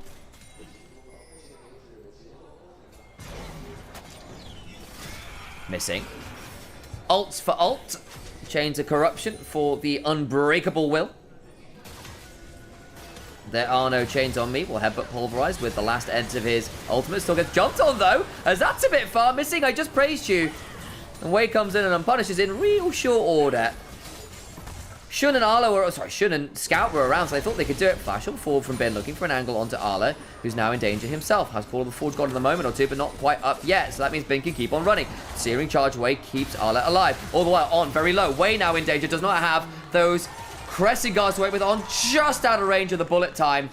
But they get punishment for missing, dying. Burned a fair amount to kill him off. JDG was still in the area. Bin, though, should claim this first turret, I would imagine. Well, actually, with Arla turning back up again. Still on no HP. Shun forced off the Gromp. Overcomes missing. Bin really wants this turret. For the Forge God. Bin now in danger. Does have a Dominus. Headbutt, Pulverize. Where's the rest of the team? They're TPing in for this. Arla knock up onto that Renekton. Now Bin, about to get flanked on as Scout finally arrives. Needs to find an angle on in here. Still got the Abscond, the Abduct, Headbutt, Pulverize, Chain Lash. And an abduction indeed occurs of Bin's health bar. He disappears there. And they get the kill. Scout TPing to side lanes. Name a more appropriate duo. This is the punish after missing died. Trying to jump onto On. On has to back away because he's got no HP. And Wade with no ultimate. No way out. Pays just about, gets enough mana back. I think he got a... might have been a biscuit, but I was thinking probably the... presence of mind, I suspect, actually, with this build. To get some sustain back. Some mana back after getting that kill involvement. Raptor steal. JDG up about 2,000 gold. Got 6 scrubs versus the 2 dragons. 45 seconds on next dragon spawning. And BLG would love to claim soul point. Cloud soul this game on Rel, on a Renekton. On the Shinzao feels really good. Not bad on people like Silas, Vi, and Alistair for that matter. JDG though, saying, look, we've got time. Head over towards that Herald. And with 6 scrubs, a 6 scrub Herald is very potent indeed. Being killed in pretty short order here. So no contest from BLG. JDG have already claimed the feats of strength, worth noting. Got the objectives and the martial mastery, even if the first turret went the way of BLG in the side lanes. BLG do have 2 turrets versus just the 1, despite being down the 6 scrubs, so good on them for that one. Dragon started by Bin and Wei. Do JDG want to come and contest? I think they're just giving this up. It's sole point for BLG, kind of for free. Looking potentially mid, Shun is there. Scout, Skond Abduct, steals the Chains of Corruption. Arla also here, puts a ward down. You see the Dragon down to 2,000 HP. They want to try and steal this. Call the Forge God into the back of the pit. Miss Arla? Just called the Forge God and hung up on him.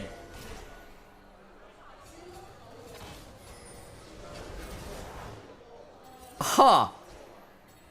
Not Arla's greatest moment there. Trying to find a good angle on the ult. Doesn't quite get it. The kind way of putting it. Oops. Yeah, there's some question marks in chats. Yeah, no, I agree, BA. I agree, Broder and Amber. That was a bit of a weird one.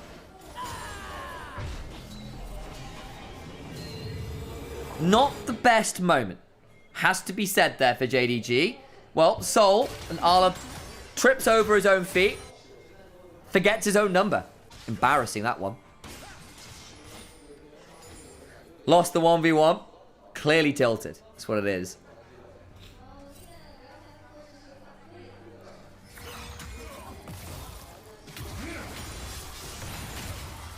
Emperor's Divide doesn't work on Scout. Can look to steal his own division of the Emperor. The Emperor's Multiplication, perhaps?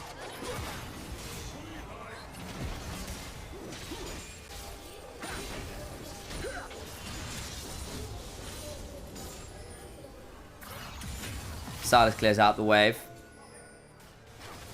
What happened, chat? Arla fumbled the reactivation on Call of the Forge God and just sort of missed hitting a load of people with his ult as a result. It was slightly embarrassing. We might get a replay. Because the observers do occasionally like to troll our players. Here we go.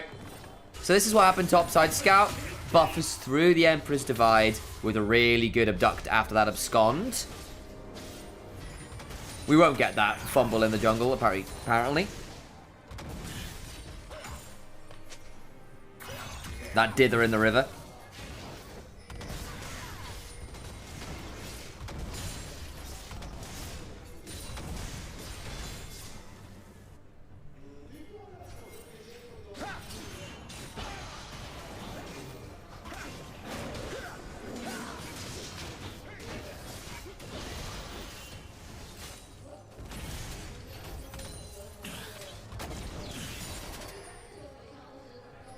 Two and a half minutes on the Dragon. No one really in full command of this game. BLG, win condition of the soul. Matters, I think. Second items largely getting done for JDG. Got a bit of a gold lead, of course, with the 6 grubs. Any free time on towers, especially having chunked out that mid lane with the Herald. Deadly.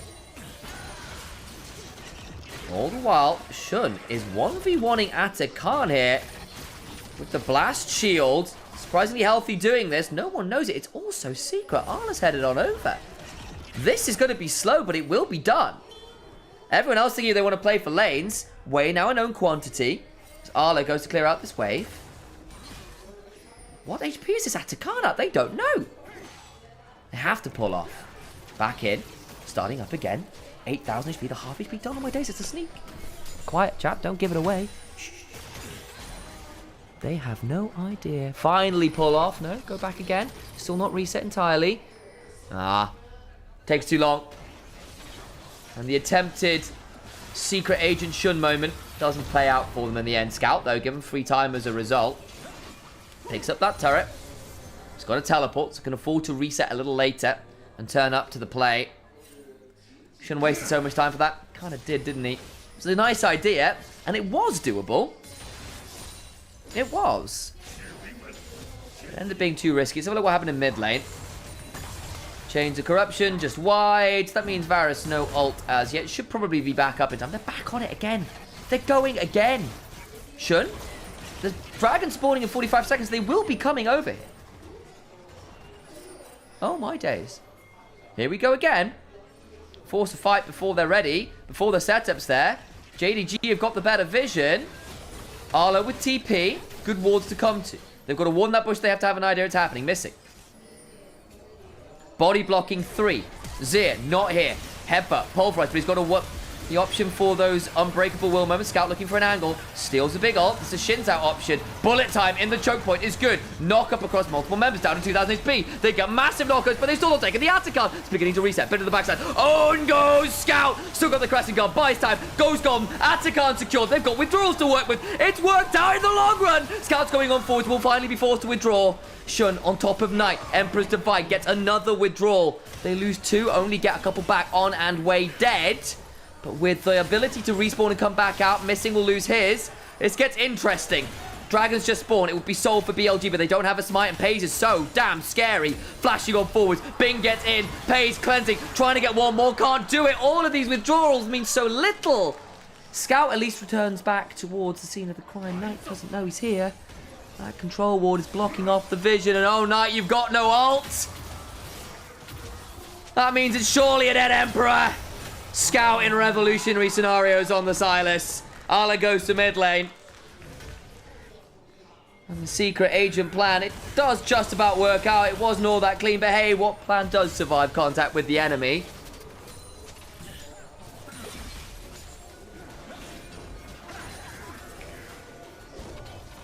Dragon up. Waves back up. Got a few more turrets to be sold for BLG. You don't want to give that one up if you can. JDG with the kill lead, with the gold lead, but not with the dragon lead. They've got any withdrawals left? None. They've used them all. Huh. Wind becomes lightning, does land the marks available for the audacious charge. Way looking for that angle on in, down to 2000 HP. They need to keep way out of the pit. Trying to finish it off is taken. Kill onto the Shins out as well. Bin in danger, but a knock up onto Scout as Arlo goes looking for a call. Can't find that much as Knight knocked up, trying to find the Emperor Divide. Why not do it? Knocked up himself as the searing charge to the wall brings him low. Bin now in danger, slowed by the Make It Rain. And when it rains, you know what they say, it pours. Flash on forwards. Flash again from Missing to try and get an angle. Bin does kill off the Misfortune, but dies for the price of it. And the rest of JDG will punish the death of their AD carry with an ace of the squad. JDG, Jing Dong Gaming. We asked what strength they'd come in on, 2-0. Where would BLG be at? Potentially 2-2, depending on how this game goes, how this series goes. Scout is now 5-0-5. 10 stacks on the Dark Seal. And BLG panic, play the Atakan fight. And it is scrappy. They want this soul. It's the win condition available to them. But Wei enters the bounce house of doom. Up he goes. And straight back down to hell. Chains of Corruption, traded for Chains of Corruption. But it doesn't do enough onto Scout. It gets pulled back. But the Call of the Forge Gods knocks Elka. He has to back away, and Knight goes looking for a big Emperor's Divide, but is absconded and abducted. And then bounced around by that searing charge. Bin, slowed by the Make It Rain, and Pace says, cool, I just need to hold you here. The rest of my team will be around. Flash on forward from Bin. Will allow the kill onto Pace, and that's great news. Bullet, no time. But Shun still has a cease and desist. And the rest of the play gets bounced around. There is no damage available. Azir did no damage in that team fight. Wei did no damage in that team fight. That's not a good start. Still, 5,000 gold the lead for JDG.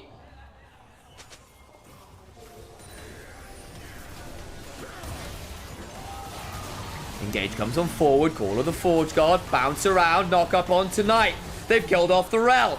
LA still looking forward. Flash and the abduct. The double Emperor's Divide. Knight's brought right back with them. No kicking the peasantry down today, is it? They'll drag you into the mess. Viva la Revolution. Back to Baron we go. Jungle, mid, support down. And JDG, all of their members still strong and healthy. An upgraded Rift Maker. The ornaments coming on in. And BLG can't play the front to backs they're equipped for. Knight is 0-4 on the Azir. Really struggled to find footing in this mid game. Far cry from what we saw from Rookie earlier. How did this happen? Missing. Hex flash over the wall. JDG were waiting. The call of the Forge Guard comes on through. Flash from Scout, having absconded beforehand to point blank abduct. Turns out Emperor's come for a pretty hefty ransom. This time in the form of a Baron. The book is bought. Scout. Wonder what kind of book Silas writes. Something about seizing the means of Baron production.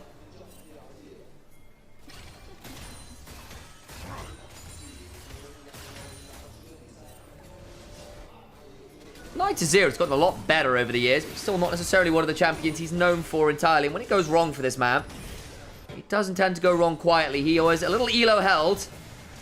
Some of those prior series today, having a bad time. The teleports are flying on every hand. Pays around, slow onto bid, throws down the dominance, but Arla is here. Call of Force God's beginning to come up through, is missing, finds the double pulverize, and the bullet time is timed indeed for Bin, who's put in timeout. And that Sin Bin, rugby style, might well lead to the end of the game. Trying to defend the try line with 2 men is just not doable. The full force of what feels like 15, and a New Zealand pack here to kick the asses of BLG, Knight and Elk. The carries nominally have to do the impossible, and I don't think it is possible. Jing Dong Gaming come into this series, lose the 1v1, absolutely crush the mid-game fights. They are victorious here. Set ourselves up for a very tasty game too. BLG, their struggles, the fractures in the Elise from Elkanon. They did run this duo before. How are we going to match a Kalista lane? Well, lock in Caitlyn and Trias. That's the plan. It's aggressive. I'll say that. It's very aggressive.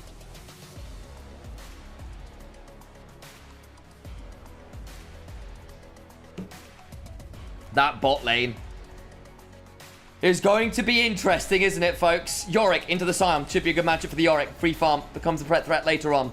You've got the Hui for Scout. Decent follow-up on the Neferi weapon. Billy game versus JDG onto the Rift. Both teams already facing off bot side. Crowd, take it away.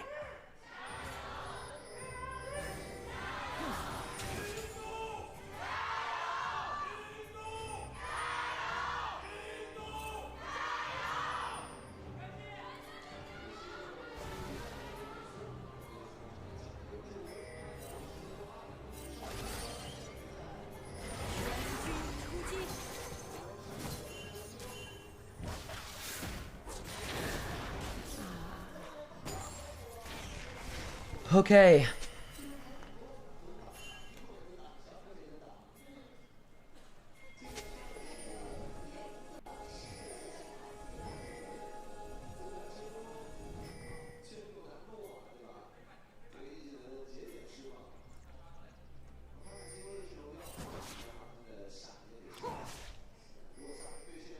This is going to be interesting, isn't it? Jungler's starting topside. I think that makes some sense.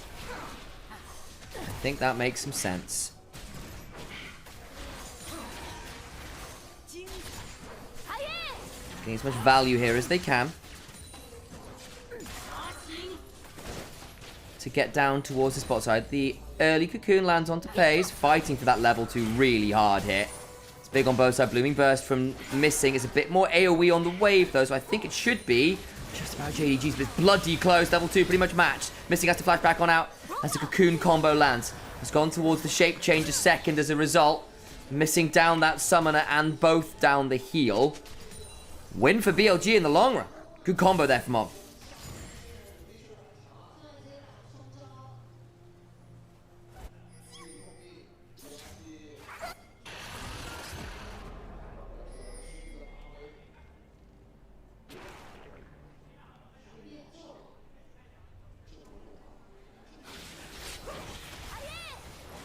Away they go. Damage onto Missing again. On goes up into the air. Now Elk's in danger. Should flash over the trap. Trying to get in range. Misses the Darkin Daggers. We still do a lot of damage. Flash away from On. Everyone's Summoner's getting popped down here. Paige holds on to his, but that's about it. Way's now here. Oh my god, he can look for the invade. Probably. Oh, Missing just had his back interrupted. Oh no. That could just be a very dead Nico. Elk slow. Paige needs to be wary. They know the Lily is around. Shun finishes up his Gromp. Back towards that red buff.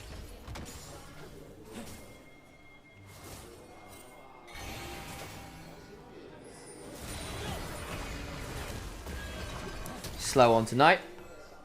Gets hit by that Grim Visage into Devastating Fire combo. Was it the Severing Bolt? Didn't see which one it was. I'm assuming Severing Bolt, actually.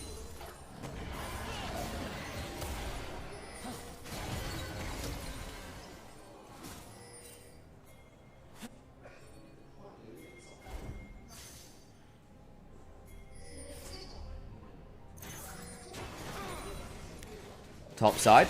On with the roams, post the lane swap metrics. Arla, fine, throws out the Morning Mist, but there's still the trap on the ground that forces Arla to flash. He's going to have to reset down that Summoner.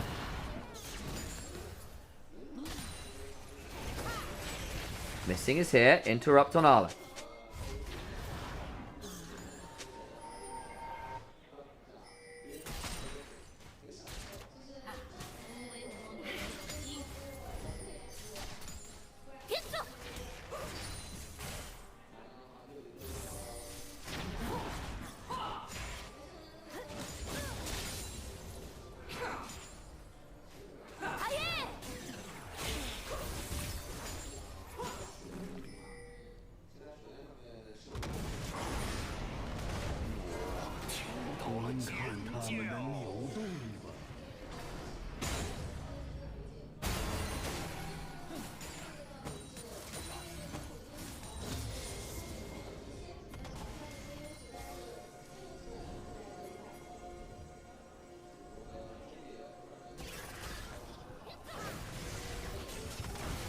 So, JDG now looking topside. Severing Bolt interrupts the Elise back. No one's died yet, though a lot of summoners, as we've seen, have been blown. Over comes Shun, has eviscerated forwards, lands the Darkin Daggers onto both there. Nice combo, gets a lot of dogs up as a result. Can look to head over towards the Grubs, and Callista given some time. This Yorick dropped a wave or so, partly because of that delayed reset topside and the early switch from BLG. But JDG now topside can look for these Grubs. And again, you've got a Yorick. Grubs for Yorick will always feel fantastic. For all the changes that made him slightly less good for split pushing, he's still very good at it. BLG just outscales. They do topside for sure. Though Neferi will always be a threat to a lot of these champions. The Lily, I think, probably one of the few that can manage a Neferi. A lot of your damage is AoE and can't be blocked. The Lilting Lullaby. Not something I believe you can immune. Or can you? That's a question. Just call the pack if you send out the particle. Is that immunable? Uh-oh. Arla in danger. Jumped on by On. Has got the Maiden of the Mist here, trying to buy him some time. Can put a Dark Procession up around himself, trying to buy some space. Doesn't have the flash, but a lot of damage onto Wave, taking a lot of damage. Damage back from the Swell Seed. Should surely fall if the Rocket claims his life. BLG on the board. Nice play bot side.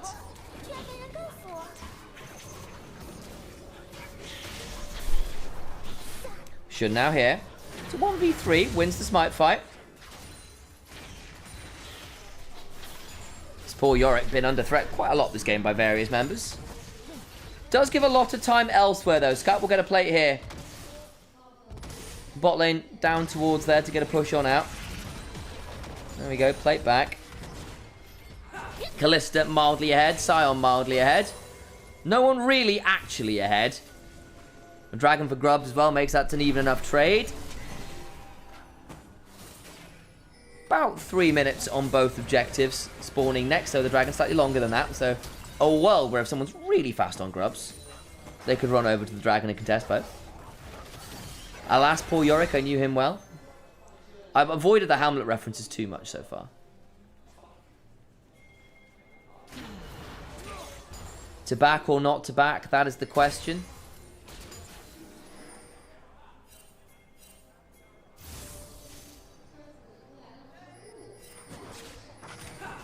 To be an R, perchance TP. Knight now in danger hit with those tangle barbs. Forced to flash on out.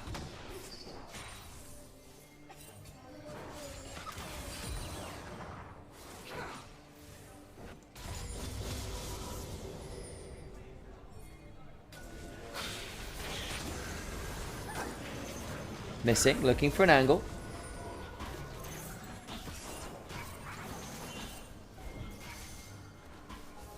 Looking to be really obnoxious. Throws over a Blooming Burst. We've got Blooming Blows and Blooming Burst in the same game. I apologise if I confuse the two of them. Can only block the Lily Rod if you go untargetable when little stuff is flying towards you. So you can go untargetable with the particle. Same with Vlad W, otherwise you sleep. Really hard to react to. So, okay, so it is. Because I knew, obviously, you can do it with the Yasuo Wind Wall and with the Braum W. So there is that angle there on the Neferi. Keep our eyes on that one. Thank you for the heads up, correctly. It's Chiliard. I'm not actually sure how what the pronunciation is on that one. Czech or Polish, something like that would be my guess. And I do not know the pronunciation. I swear I've seen this before. Deja vu? You've been in this game before? Higher on the stream. And I know it's your time to shine. Did you get your roast? No, he didn't. I gave him a partial roast, and then we had the game thing happening. Grumpy.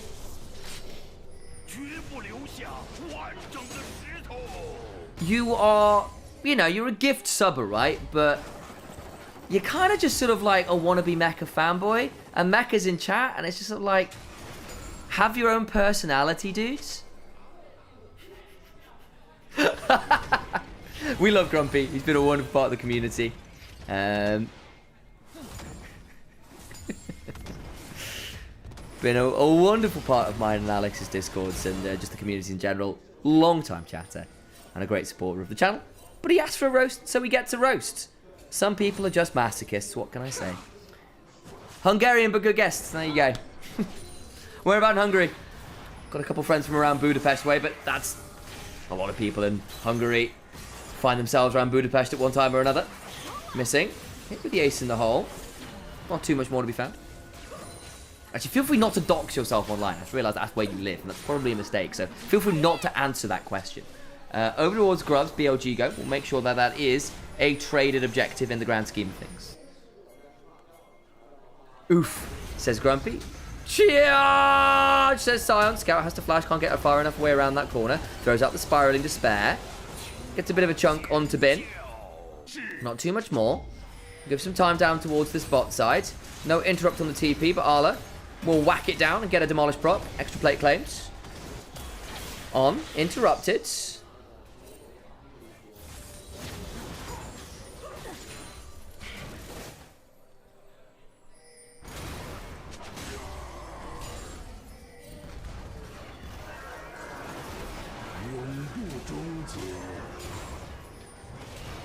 Bin, caught briefly in the Dark Procession, is not enjoying the continual damage from the Maiden.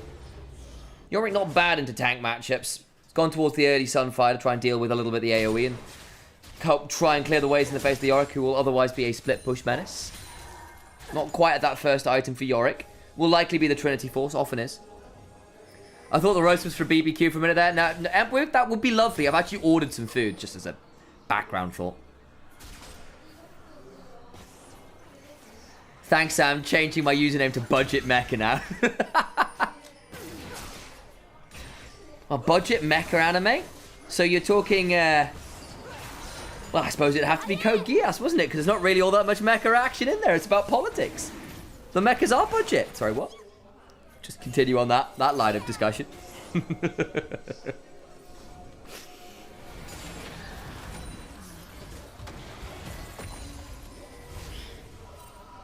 Oh, Scout jumped on with the cocoon into the swirl seed. Scout does turn that around. Tower shot comes on through. We'll have to go back on down. And with the pool, that tranquil pool, the Elise the spider finds herself drowning. Venomous bite, nowhere near enough. There's a bit of clean water, enough to clean out those wounds. Sam, what is it? What is BLG doing? Trying to dive with Elise. Was there no swell seed? There was? Hang on. Did the Lilting Lullaby just not turn into anything? I guess not. Well, that's a bit unfortunate.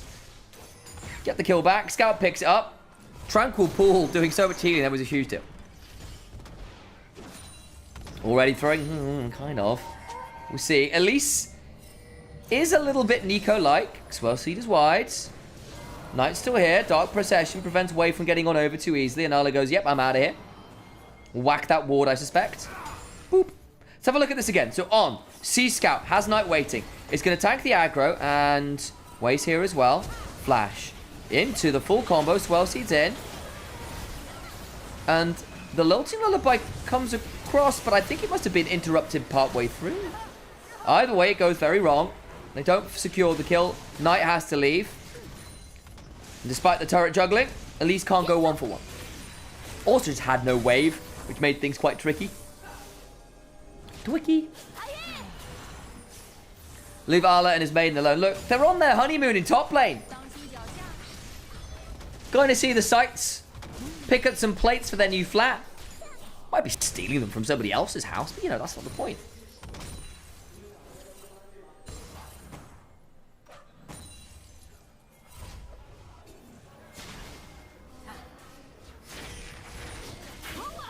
So, another 3 minutes until the next dragon, 1.5 until Herald. Our objectives have been traded very evenly so far.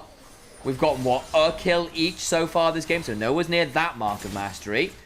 2 more kills required on either side, or first turret. Scout side laning, he often does. Got a Yorick on the other side, and if there was going to be a team that was able, in some way or capacity, to find a way to get value out of a split push Yorick, a Scout team would be one of them, for my money.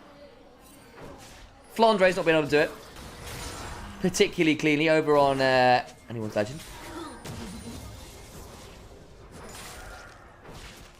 But he's been trying.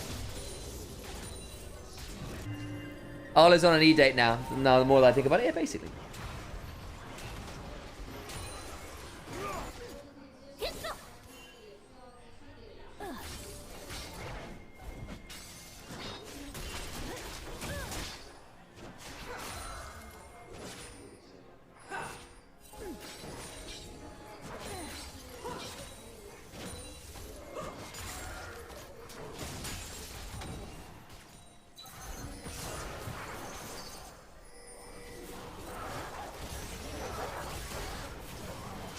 Scuttle grab secured.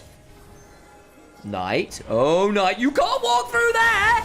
Valkyrie's away. Darkin Daggers land. Will we see any follow-up? No, we will not. Oh. I would have Hound's pursued that, but then again, there's a flash on Knight. Loses half his HP bar, though. And so will not be able to come contest his Herald. Mid lane, though. Looking for some damage onto these bot lanes. Neither of these bot lanes have really popped off. Worth noting, by the way, Pei's gone towards the Ghost Blade. This is going to be the lethality Callista that Pei sometimes goes for.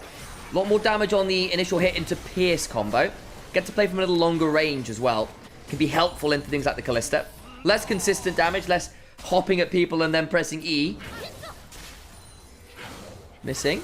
Gonna heal. Was worried there about a big headshot combo. But those kind of poke moments from Pei's can be really, really nasty. Allows you to go towards things like Edge of Night as well, which is good. So, appreciate the adaptation, considering the matchup. Halo Blade still gives you some attack speed for a few initial hops. Picks up the Berserk Greaves, so has the attack speed now as well. Doesn't mean he'll kind of suck into the sun, but everyone else will have a bad time. Herald will be likely secured here by BLG, no real contest, so that will be the objective mark of mastery for BLG.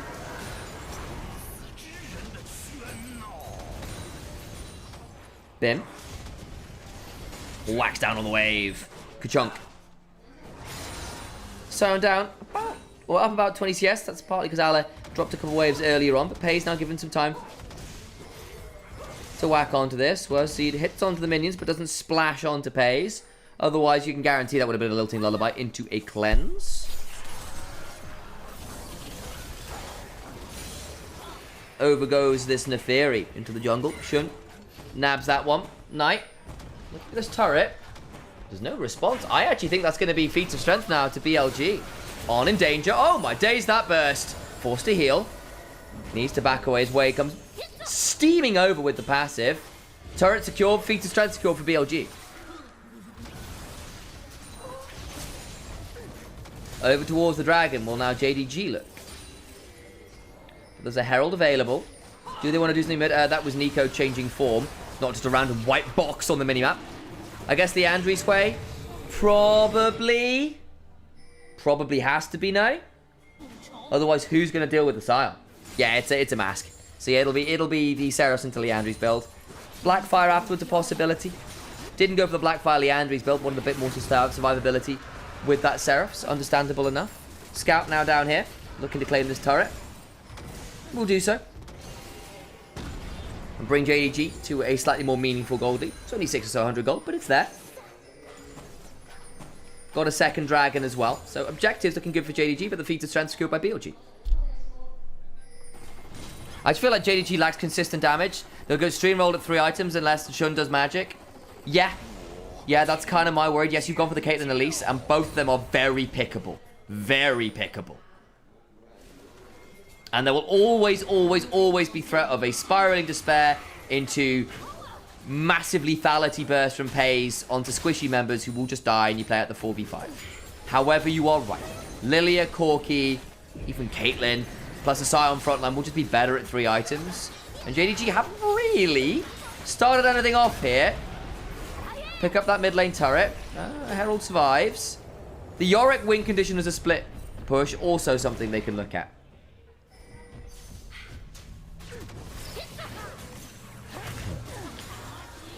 Kalista going towards this lethality build as well, however, actually means she's a little bit more of a poke bot than you'd think, because she can basically stack spears and look to pierce combo like that, which is really annoying.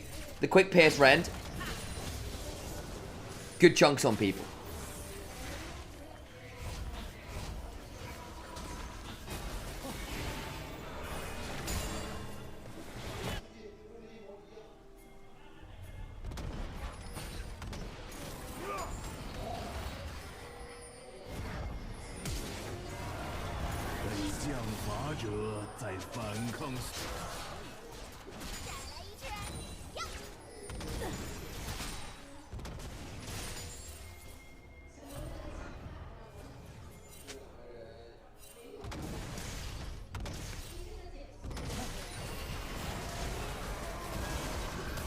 Grim Visage Fear.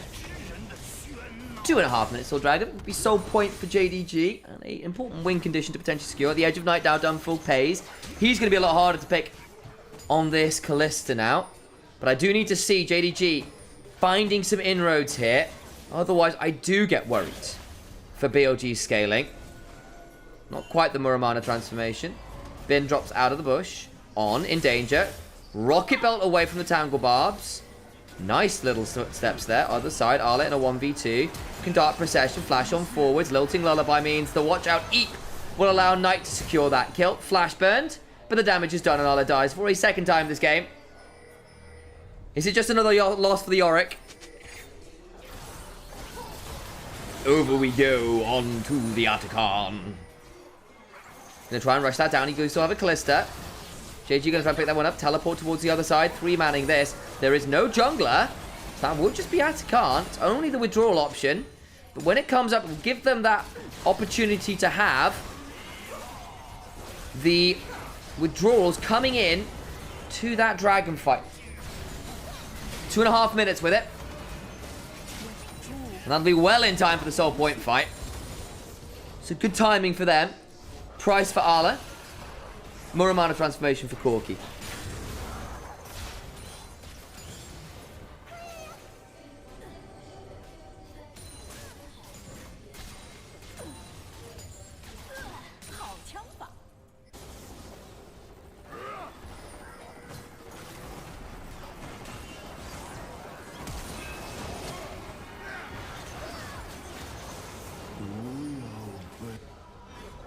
No one really pulled the trigger too much this game, have they?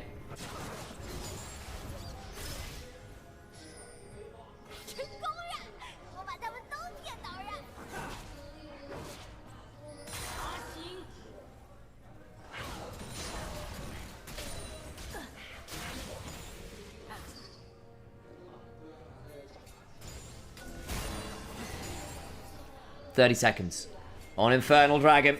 Might we finally see some actions, folks? Lily, no flash plus Adakan. You should just give Drake and play for Soul. I think I agree. The BLG, with their 2 items, might just say we can do this anyway. But I think the withdrawals make this very tricky. And On already being attacked. Let's throw down that Gaze of the Abyss to give some vision. And that missing was chunked there. The ace in the hole comes on through. Lilting Lullaby. Not going to be pulled, but missing is going to be made to go relatively low here. Don't see any honey fruit. So we'll need to reset, but can get back in relatively swift order. 4v5 for a moment, though, for BLG, having done the damage onto the Nico. Yorick, topside, shoving, has TP of his own, yet to burn it. They've got Callista stacks in this, makes it a very hard smite fight. Need to try and play it out. Dragon secure, well timed, missing, in danger. Fate's call there as Shun will eviscerate over the wall. Way taken low on the other side. And now they can potentially look for something more. Yorick onto a tier 2 on the other side, just delaying anybody who's going to be able to reset and come along. Been in danger. Big damage onto him. Spiraling despair along with the dogs, putting a lot of bleed onto him. Keeps getting chunked out as the burn on him will drag him down about half HP. All the while, Yorick whacking away on that tier 2. Should be able to secure it, but no one really in time to come and defend. And Yorick meanders his way back up that top lane, away from BLG, who are rotating over.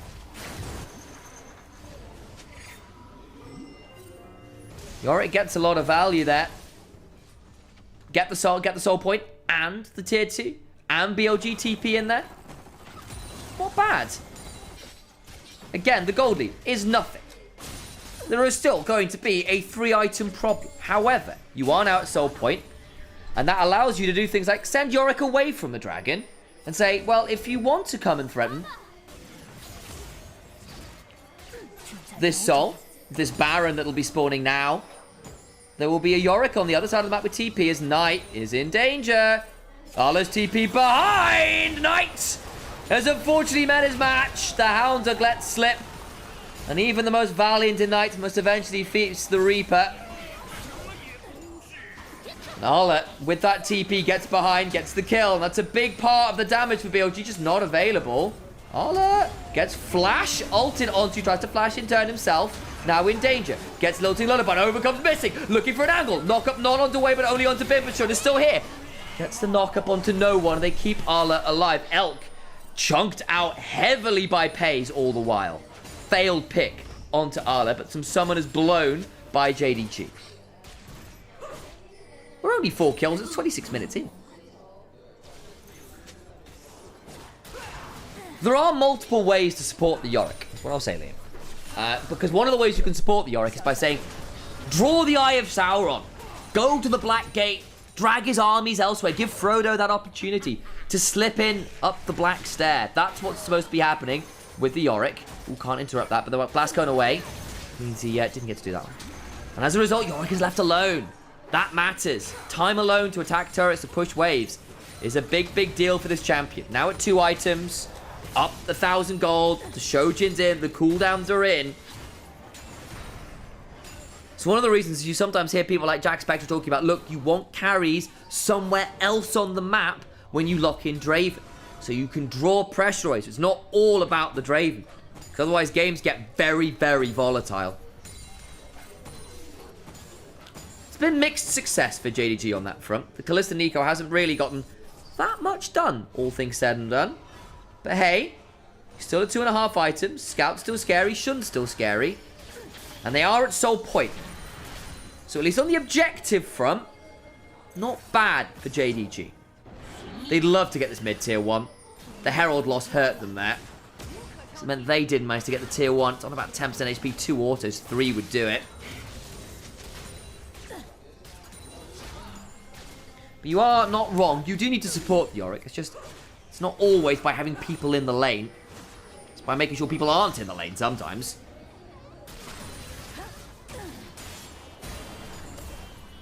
Excuse me 1 second while I go pick up my food. Hopefully just in time before this dragon spawns. 1 second.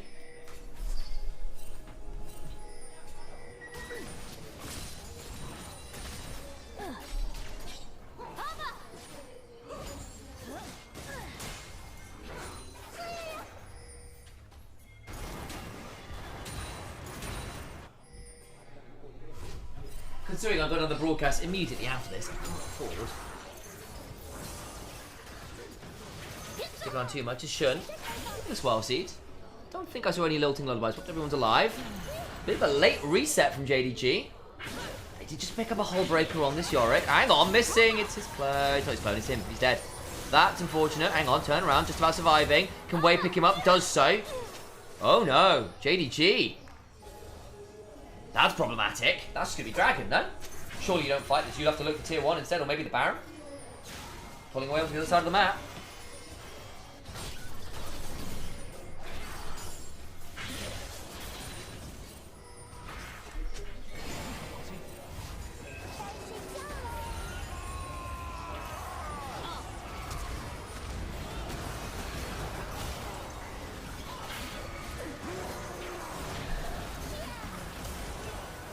The guy turning up with the pizza boxes, madness is happening. What has happened in the house? Is it on fire?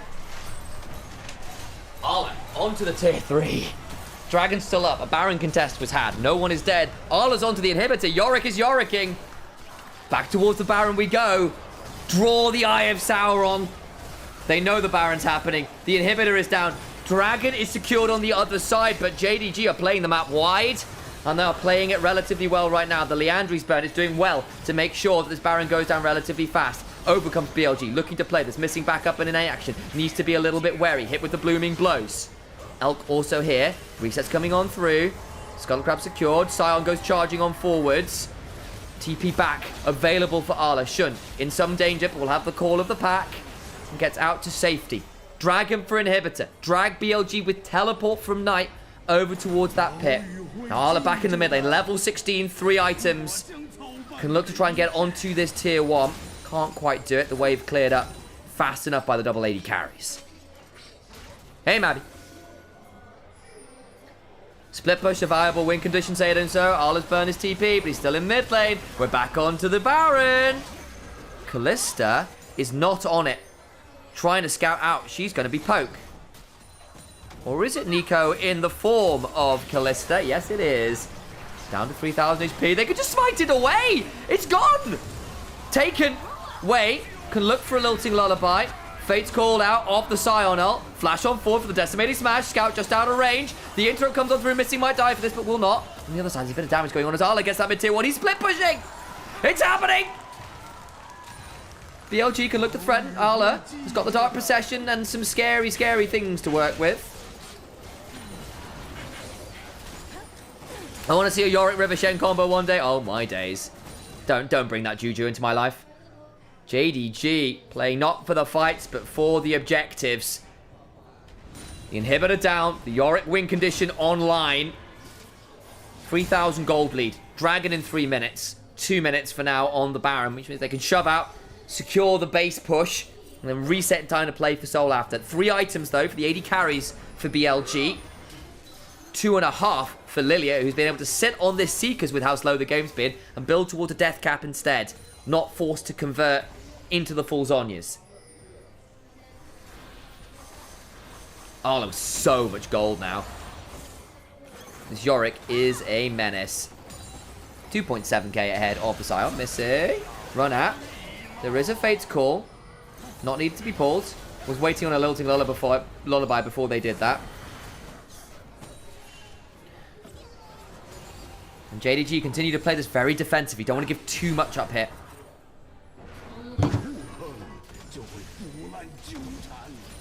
30 minutes deep. Oh my days. JDG can win out the series here.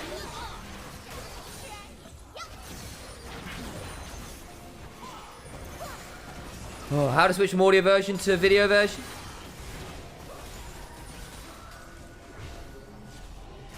If you check the settings in the bottom corner, there's a little cogwheel next to the chat button. That will often give you some ones in there. If you've got audio only on, that might be the tag you need to, that toggle you need to toggle out. So it might be that. Baron, not really led to all that much here for JDG. Some wave shove, if that. Tier 2s in mid, in bot to potentially shove for. 35 seconds only. Not the best moment ever for them. I wonder how they ended up getting so dragged around here. Some waves come on in, and there's still a lot of wave clear to work with. I could get a fork for my food. Do I even have time? No, I don't. I want to be here for this dragon. Hayes loses his spell shield courtesy of On. Rocket belting. Hayes eats a bit of damage, but he's on top of a tranquil pool. And so doesn't eat as much damage as he might otherwise have done. This late in the game, actually a fair amount of healing and shielding from that. Keep your eyes on it. 3.5 items for Scout. Don't underestimate what this Wade could do. Missing is still very squishy on this Nico, though. That incidental poke is scary. Arla finds way. The Maiden also around. Baron leads to very little indeed. BLG do a decent job of preventing anything happening. The inhibitor down for 30 more seconds, but that's about it. Another wave of super minions coming on in. BLG now in position. Want to try and get this shove through mid. And look to ensure they can play around this. Grim Visage into a big old chunk from that Severing Bolt. Puts On down to half. 20 seconds before the Dragon. Oh no. Not a great start. These supports at this point. So damn squishy. Shouldn't eviscerate over the wall. Looking for an angle. Severing Bolt lands onto Elk. Looking for an angle. Tangle Barb's just shy. But that's Elk at half HP, and he doesn't have sustain. Arlet, split pushing. He's on the tier 2. Damned if you do, damned if you don't. It would only be soul point for BLG. It would be soul for JDG. Onto the Dragon they go. BLG need to come back. But the Dragon has started, and they've got Callista Spears being stacked, stacked, stacked. The Rend could be problematic. Wayne needs to come and find the spine. He steals it. It's mistimed. Shun now in danger, caught on the wrong side of the pit. He can go up over, but the Knight is waiting. Gets away with the flash. What about the fight afterwards? How did that happen? You had the Callista. All the while, though, Arla on the turret. Claims that one. TP in trade. Knight needs to leave. He's caught the Dark Procession. Has to flash on out. BLG retreating as the reset or stopped. Arla killed off Knight. Scout now looking away. Needs to be careful of something like a lilting lullaby. It was already burned. Scout away. Arla will try and pick off that additional inhibitor. Can't quite do it. 2 inhibitor turrets down. The inhibitors themselves just about stand. What HP is that on? That was a crazy state of affairs. Knight being dead for 30 more seconds, though, was scary. The Swell Seed interrupts Scout, but he managed to back. It was in the last 0.5 seconds.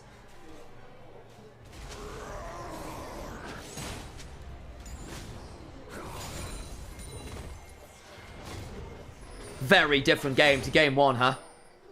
Still been interesting. All about the push and pull, the map moves. This Yorick win con. Fumbling that soul sucks. But another inhibitor exposed, and if Yorick ever gets free time, it's problematic. 30 seconds until Baron again. Let's have a look. So, is it an early Rend? Is it an early spike? The Rend leaves the Dragon at 1400 HP. They thought they had more damage. They needed 2 more autos. 3. Before going for the combo. And as a result, they get to come on and do this. The teleport comes through, trying to defend the turret. The problem is, Knight did not want to be here. The turret falls. You don't win the 1v1 with the Yorick right now. Ghoul sent forwards. Corki has no Valkyrie, no flash, and no life. Last rites for Knight. Oh my days! Elise eviscerated. Quite literally with the help of the Fury there. Knight not coming on over. He doesn't have a flash. He needs to be a bit wary here. Missing. Sion's going to charge him, but hits the clone. As a result, gets no value out of the ult. All the while, though, mid lane. Hang on, Shun's in danger. Got eviscerated himself. Now Wade's going to get the turnaround. Goes golden. Can he find value? Pace going to look for an angle. Missing into the backside. And they blow up the Lilia. Bin in danger. Tries to find an angle. The barrier keeps that the Kalista alive. What I'm talking about is the Caitlyn. I'm getting confused by all the champions going down. They're going to get the kill onto Bin, who's now in talk at that dark procession. Will not be able to get on out of here. They get that 1-2 last rites for Bin. Knight alone survives. And JDG can look to march through mid lane. They've got 2 exposed inhibitors. How far can they go? They might just be out of the game. Is this it? JDG 2-0, 1 fight. That's all it takes. That's all it takes. Oh, Yorick Mori. The Yorick Wincon. It's here. Do they care about the other inhibitors? Knight's back up and alive. Another inhibitor down. They can't quite end it. But it's sure as hell nearly done. Teleport and bin in 30 seconds. They need to retreat. Knight might want to try and hold them here. Can't. Some panic casting going on there. Finally got the Caitlyn name out of my mouth. Baron under threat. Dark and Daggers come on through. Way is nowhere near. On to desperation attempt or nothing. Baron secured. 2 inhibitors down. 3rd one exposed. Soul in a minute. Do they look for Soul? Do they look to end?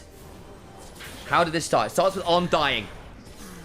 Oh boy. Hit with the Grim Visage. Into the death. And then Shun must have been caught out by Way somehow. Blast cones. It's a swirl seed and a headshot auto. Oh my days. Caitlyn and Lilia certainly have damage, don't they? Finish that one up, but the problem is then Way is very, very deep. Goes golden. This left everyone else out to dry and missing. Flash, rocket belt onto Knight. Pulled out to safety with the Fate's Call. The Kalista goes down but had a G8. The Blooming Burst is enough on top of Scout's range damage to pick him off. That Tranquil Pool healing gives about 1000 HP to Paze and Arla. Unreal. Mercurial Scimitar done for Arla now. 20 seconds on Dragon. We sold for either team. Oh, Wincon, surely. If it wasn't already. Double TPs for Scout and Arla means they can look for the TP and end if they can get some wave somewhere. There's enough wave clear right now between the Lilia, between the Scion Q and the double AD carries to force even against the Baron. Damage from Wei, though, is beginning to get problematic. No one really tanky enough anymore. As Arla just says, yeah, come on then. 2 people needed to deal with me. Missing's here as a minion. Ow. Arla shoves that wave. It's going to be heading to the base. Remember the double TPs. Looking for a flank angle. Shun onto the Dragon. Will use the call of the pack to get on top as Knight is in danger. Trying to play out the 1v1. Will win it versus Shun! They've killed off the Caitlyn on the other side. Their bin is in danger. What about the rest of the fight? They're going to look for the Dragon. Way low as Pace keeps hopping. Gets that one. Bin's in danger too. 5 HP if that. The spiraling despair! Brings Corki out of the air. Bin and Arla trading on out, but you don't win versus Corki. Death is inevitable. A slow, creeping maiden of death. On can't get the Dragon. TP's in. And JDG in 40 minutes make it a 2-0.